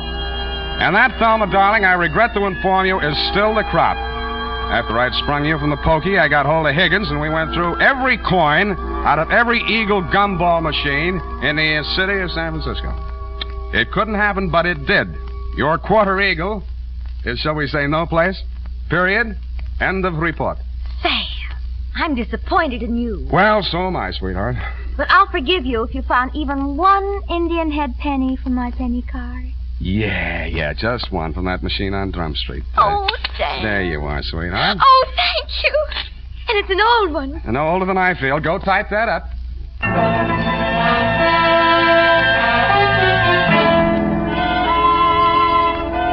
Sam, this money is counterfeit. Are you sure? It's joke money. It says $2.50. You see where it should say 1 cent? $2.50. Let me see that. $2.50. If an eagle is a $10 gold piece, what is a $2.50 gold piece? Oh, no, let me see. $5 would be half. Sam. Right. A quarter eagle. Yep, that's just dirt on it, see? It's gold, really. Oh, look at it shine. Like the stars in your eyes, sweetheart. Oh, you darling. Good night, Sam. Good night, sweetheart.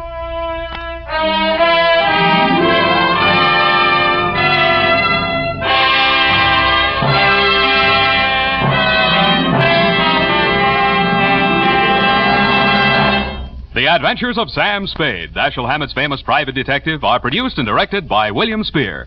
Sam Spade is played by Howard Duff. Lorene Tucker. For radiantly attractive hair, folks everywhere recommend Prell. Yes, Prell, Procter & Gamble's Radiant Cream Shampoo with a handy tube has caught on like mad. And here's why. At last I found something to make my hair radiantly soft and natural. Prell shampoo brings out all its hidden beauty and makes it so easy to set. Prell's wonderful. Gets a fellow's scalp clean, removes embarrassing dandruff, and makes a man's hair look as clean as it should. Once you use Prell, you'll never want to be without it again. First, because Prell leaves hair more radiant than any soap shampoo. Leaves it soft and smooth, free of dulling soap film. Second, Prell removes ugly dandruff in as little as 3 minutes. Doctors' examinations proved it. And Prell goes farther than any known shampoo, cream, or liquid, because it's concentrated for economy. For that radiant, well-groomed look, wash your hair with Prell.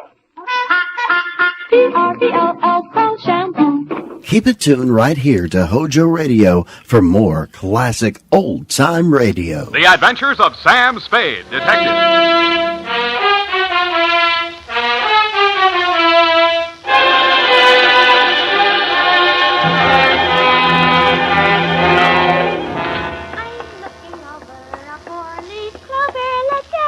Very funny.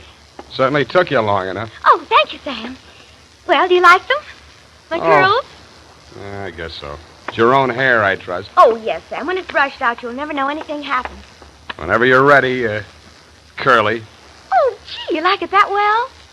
Yeah, very cute. Well. It's a business. To Detective Lieutenant Dundee, Homicide Detail, San Francisco Police, from Samuel Spade, license number 137596, subject the Bouncing Betty Caper. Dear Dundee. It all began on a Wednesday. My secretary, Miss Effie Perrine, tiptoed into my office and laid an engraved calling card on the desk in front of me. The name on it was Randall Carruthers. She said he looked like money, so I said, show her in. Or him in. She did. Good morning, sir. Do you wish the morning paper? Thanks, I've read it. Dear me. What's the matter? This ashtray, sir. Have you a silent butler? I don't even have a noisy one. Oh. In all my years of service, it has been my constant endeavor to keep things neat and tidy, down to the smallest detail. I see. Well, if it bothers you, just dump those butts into the wastebasket. Very well, sir.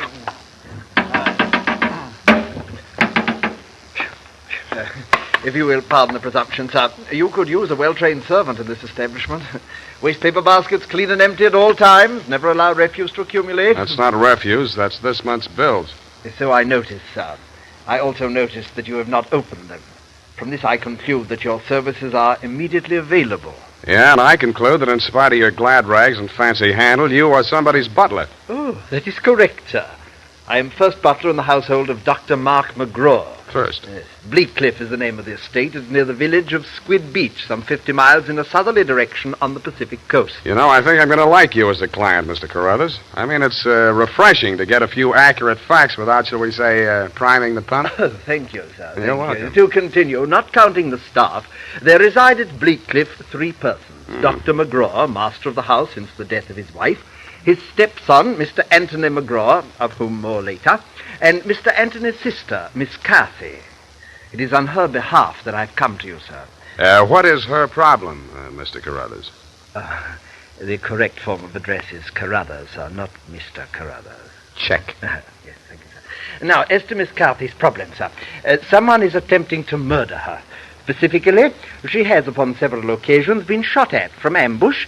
Twice she has awakened in the night to feel the hands of an assailant closing about her throat. And only yesterday, she narrowly escaped death when her motor car went out of control owing to some blackguard tampering with the steering mechanism. And upon numerous other occasions... That's enough. You have convinced me that she indeed has a problem. What do the local police think? No one has been to the police, sir. Why not?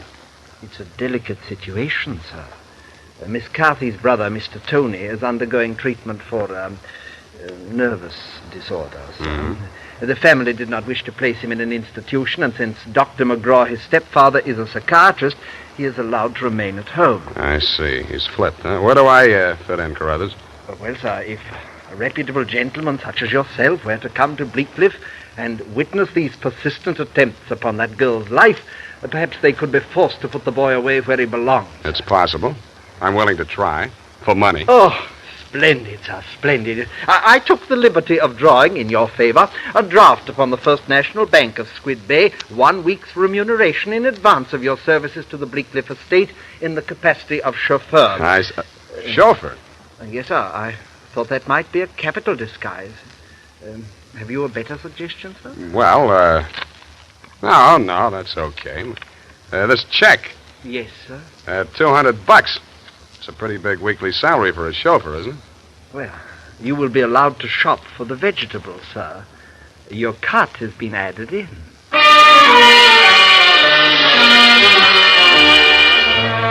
I told them I didn't know one vegetable from another, that I was a lousy driver, and in more time than it takes to tell, I was installed at Bleakcliff in a room above the garage and told to wait there until summoned. I put on my pearl gray uniform with the brass buttons and leather puttees, looked in the mirror, and decided I had missed my calling, but not by much. Nothing happened for nearly an hour, and then I got my first buzz. Yeah, I mean, garage. Phillips, the car, quickly. The main entrance. Keep your motor running. I have him locked in the living room, and he's breaking off. Okay. Yes, miss.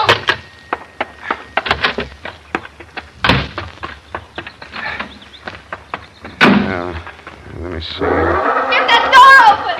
Open that door. Why didn't you have the door open? I'm sorry, miss. Well, get going, please. Darn it, miss. Where's the spark on this? What's the matter with it? Well, it's flooded. The house, you know. He's got the meat cleaver again. Can't you get this started? Well, I'm trying.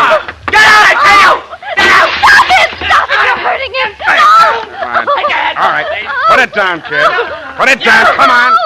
Give it to me. What's going on? I say, who are you? Haven't you been instructed not to disturb my patient? I'm sorry. I'm new here. When I saw him coming at Miss McGraw with that meat cleaver, I naturally thought Oh, well, no harm done. Come along, Tony. Come along now. Come along, boy. We'll have a nice long talk. And what shall I do with this now? We'll put it back. You all right? Oh, sure. I should be used to it by now. By the way, you're new here, aren't you? What's your name? Sam. Sam? That's nice. Turn to the left outside the gate, Sam, and drive straight out to the shore road. Well, if I can just... Hey, I just turned that little key. Look, Ma, I'm driving.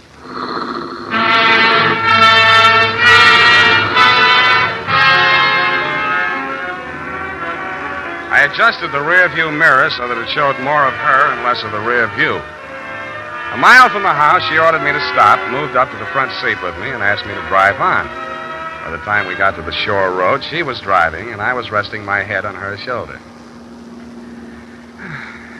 Where are we going? I've got a little hideaway down the coast. It's right on the beach, at the foot of a tall cliff. There's a fireplace, a little bar, some records. Got some bop? It's wonderful there with the surf pounding outside, hidden away from the world. You feel so safe. Don't stop. You'll like it there. You feel as if there's no one else on earth. Time standing still. If I could just be sure that Mother wouldn't worry about me. You're impossible. Okay, Kathy, I'll be serious. What's with that brother of yours? Tony? I'd rather not talk about that if you don't mind. Well, maybe I can talk about your stepfather. I really should know what kind of a man my boss is. I go for these drives to forget all that. Please don't spoil it for me. Okay, Kathy, okay.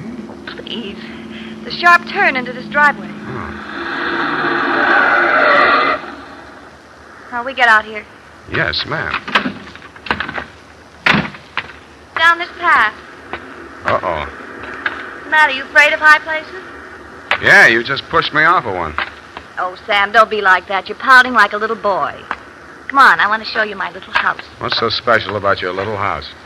Oh, Sam, if you only knew what my life is like. You only know what mine is like.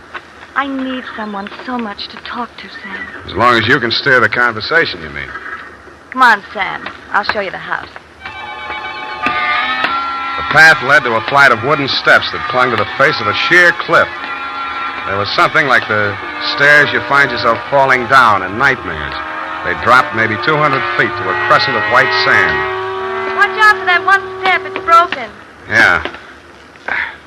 You have to make your dream house this hard to get to? Because of Tony. He has vertigo. What?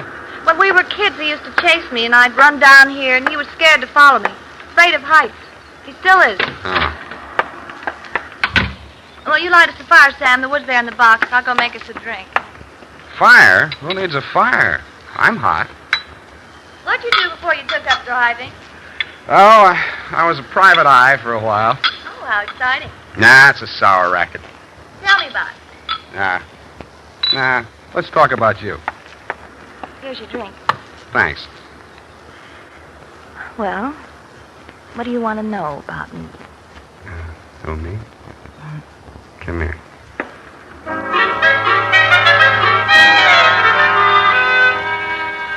The scent she was wearing was 20 carat, but the story of her life was heavy melodrama. It seemed that Dr. McGraw, a handsome fortune hunter, was a folly of her mother's middle years. But she had come to her senses shortly before she died and cut him out of her will. But that was not the end of it. When Kathy's brother had been faced with the alternative of entering an institution or remaining at home under his stepfather's care, she had begged the doctor to remain in spite of his warnings that her brother might take a notion to kill her. But get this, Dundee, it's real deep. In spite of visible evidence to the contrary, she was convinced that her brother was not out to kill her, but that the doctor was. I couldn't sell myself on that part of the yarn, but she looked so awfully pretty while she was telling it. And suddenly she didn't look so pretty. An expression of terror was on her face. No! Get down! I rolled her onto the floor and kicked the lamp out. By the glow of the embers in the fireplace, I could still see the gleam of the gun barrel shoved in through the broken window. I hoped he couldn't see so much. I knocked over a chair to give him something to shoot at. He was already halfway up the face of the cliff on those rickety wooden stairs. At the top, he turned and looked back. Who was it? It was Mark, wasn't it? The doctor? You know better than that. It was Tony. I thought you told me he was afraid of heights, couldn't come down those stairs. He never did before. Don't you believe me? Yeah, Kathy. I may wind up believing the rest of your story.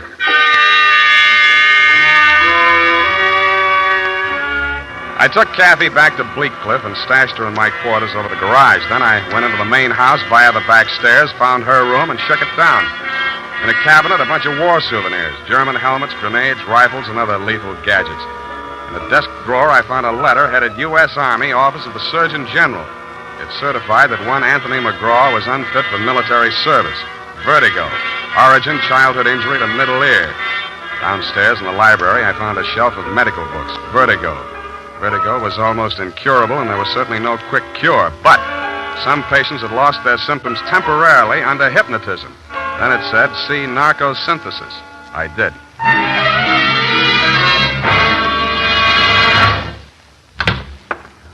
Spade. I beg pardon, sir. Mr. Spade. Whatever are you doing in the butler's pantry, sir? Looking for a butler. Namely you, Carruthers. May I serve you, sir? Yeah. How do I get an interview with Dr. McGraw? Well, sir, I should... Oh. Strange, after all my years of service, I still start at the master's summons. Hey. You did it again. Well, I'm sorry, sir. I'd better see what Dr. McGraw wants. Forget it. I'm answering this one. You're not going to drop your disguise, sir. Why not? Who am I kidding, anyway?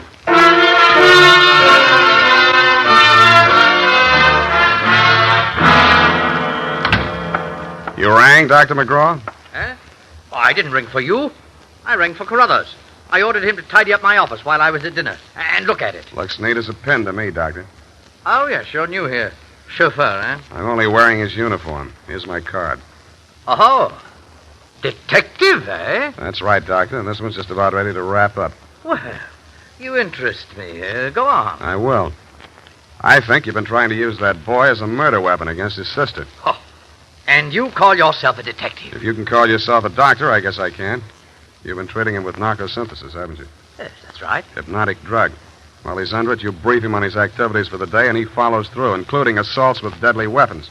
That would be possible with certain very suggestible patients, but I'm afraid impossible to prove. I think I can prove it, Doctor. You shouldn't leave your textbooks lying around loose. I found out the only way Tony could have walked down that stairway to Kathy's beach house without falling would be temporary relief of his symptoms due to hypnotic suggestion. Unquote. I see. What do you intend to do about this theory of yours? What do you suggest? You see this row of buzzers here on my desk? Mm-hmm. This one is for my secretary. This is to summon Carruthers, and when I press this buzzer, two of the most hideous plug uglies you've ever seen will rush into this office, beat you to a pulp, and dump you outside the front gate. That's what I think of your theory. Buzz away, Doctor. I think I like them better than I do you. As you wish.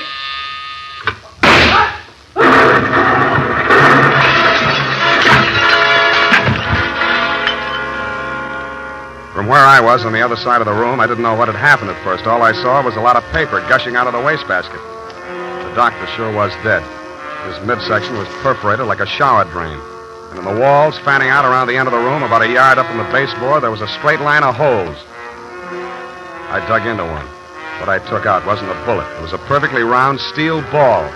Then I remembered the wastebasket, the paper flying out of it just before the explosion. In the bottom of it, I found the answer. The base of a steel mechanism with German lettering on it.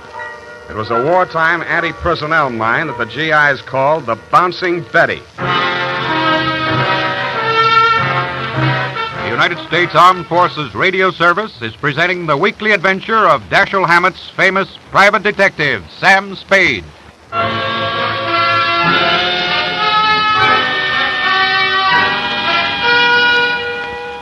I didn't wait for the Squid Beach law to arrive. Who could?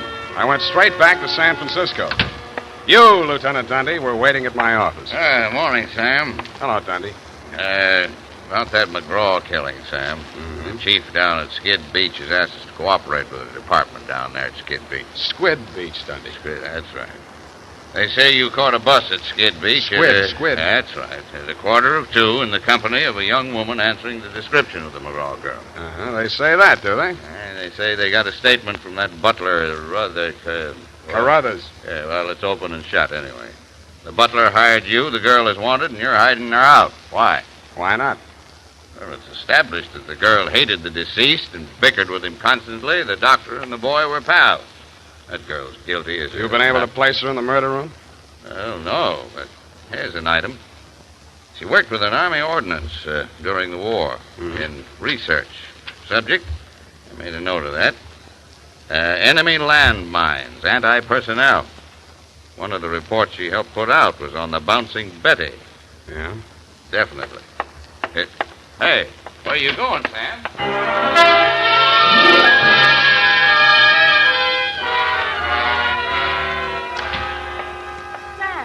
Sam, it's been so lonesome cooped up here all day. Why didn't you tell me you were with Army ordnance during the war?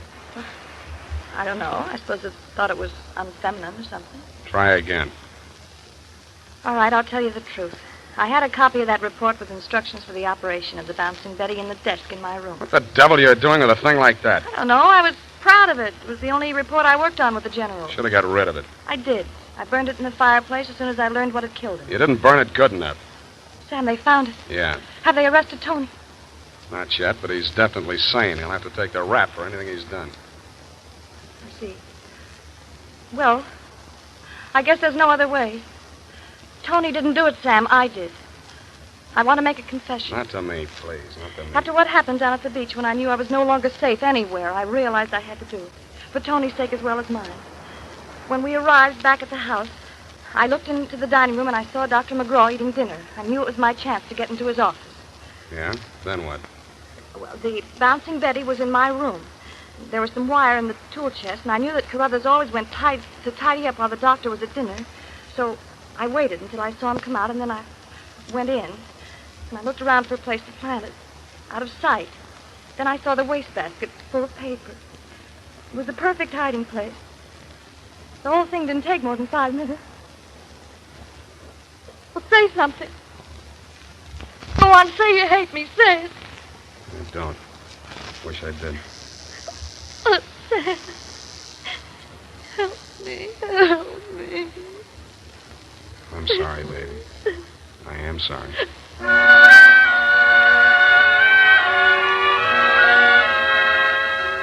I don't know how long we sat there. I held her in my arms until she cried herself out, then we just looked at each other. I knew if I put it off another minute, I wouldn't call you at all, Dundee. So, with my arms still around her, I reached for the phone. Homicide. Lieutenant Dundee, this is Sam Spade. Lieutenant Dundee. Hello? Hello? Give me that. Lieutenant, this is Catherine McGraw. I wish to make a full confession in the murder of my stepfather. I walked out while she was still talking to you, Dundee. I knew she'd wait for you, and I didn't want to be there when you took her away. As I walked over to my office, everything she'd said kept coming back to me. I could see her sneaking into her brother's room and getting a contraption out of the cabinet. I could see her hiding behind the door until Carruthers came out after tidying up McGraw's office, dumping ashtrays, emptying wastebaskets. And that's as far as I got. I went back to my office to wait. And sure enough, 20 minutes after the papers hit the streets with Kathy's confession, the door opened and he came in. Well, sir, I believe it's turning a bit raw out of doors. Gardner was saying only this morning that we should order out some shrouds for the Sappiglosa sinuata. Am I discommoding you, sir? No, Carruthers, I've been waiting for you. With your permission, sir, the ashtray. Just dump it in the wastebasket. Well, I am gratified to note that your secretary has been looking after things and has emptied your waste paper basket. This is right and proper. Quite. Yes, sir. And, speaking of waste paper basket... Allow me, Carruthers. You have come to apprise me of your part in the death of the late Dr. McGraw. Am I in error? You've already divined my purpose, sir. Yes, it was I who placed that infernal machine. In the wastebasket, Carruthers, yes, I know. It struck me as a bit of poetic justice that the buzzer, which that dreadful man used as a symbol of his despotism, should be the instrument of his own destruction. I'm sorry, Carruthers. I'll do all I can. No need, sir. No need. I'm aware that there is no final justification for taking the law into one's own hands. Every man is entitled to trial by jury of his peers. But where, Mr. Spade, where could be found 12 good men and true who would allow themselves to be called the peer of that monster, Dr. McGraw?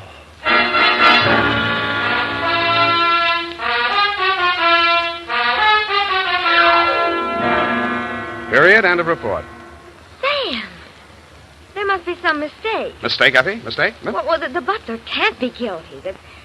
That's old-fashioned. He was an old-fashioned butler, sweetheart. Where today can you get help like that? Somebody who empties the ashtrays, keeps the waste paper baskets clean, tidies up around the place. Well, I'd be only too happy to do the same for you, Sam. I know you would, Doc. But considering what happened to Mr. Carruthers' employer, Effie, you mustn't allow your mind to dwell on such matters. It's wicked. Sam! Who emptied an ashtray in that wastebasket that I just finished cleaning out? Pay it no heed, sweetheart. I'll buy you a silent butler. I'll go type that up.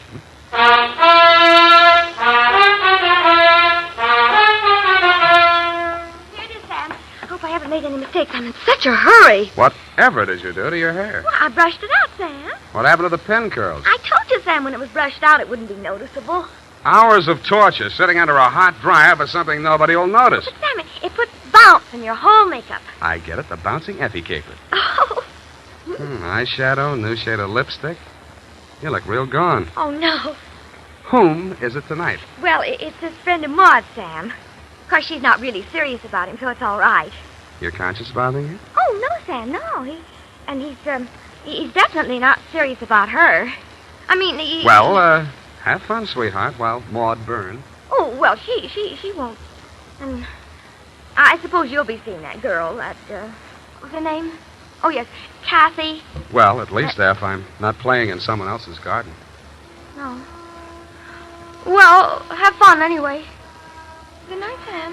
Good night, sweetheart.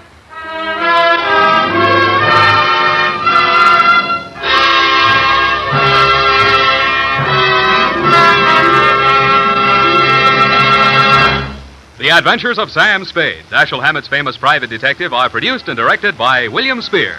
Sam Spade is played by Howard Dove. Lorene Tuttle is Effie.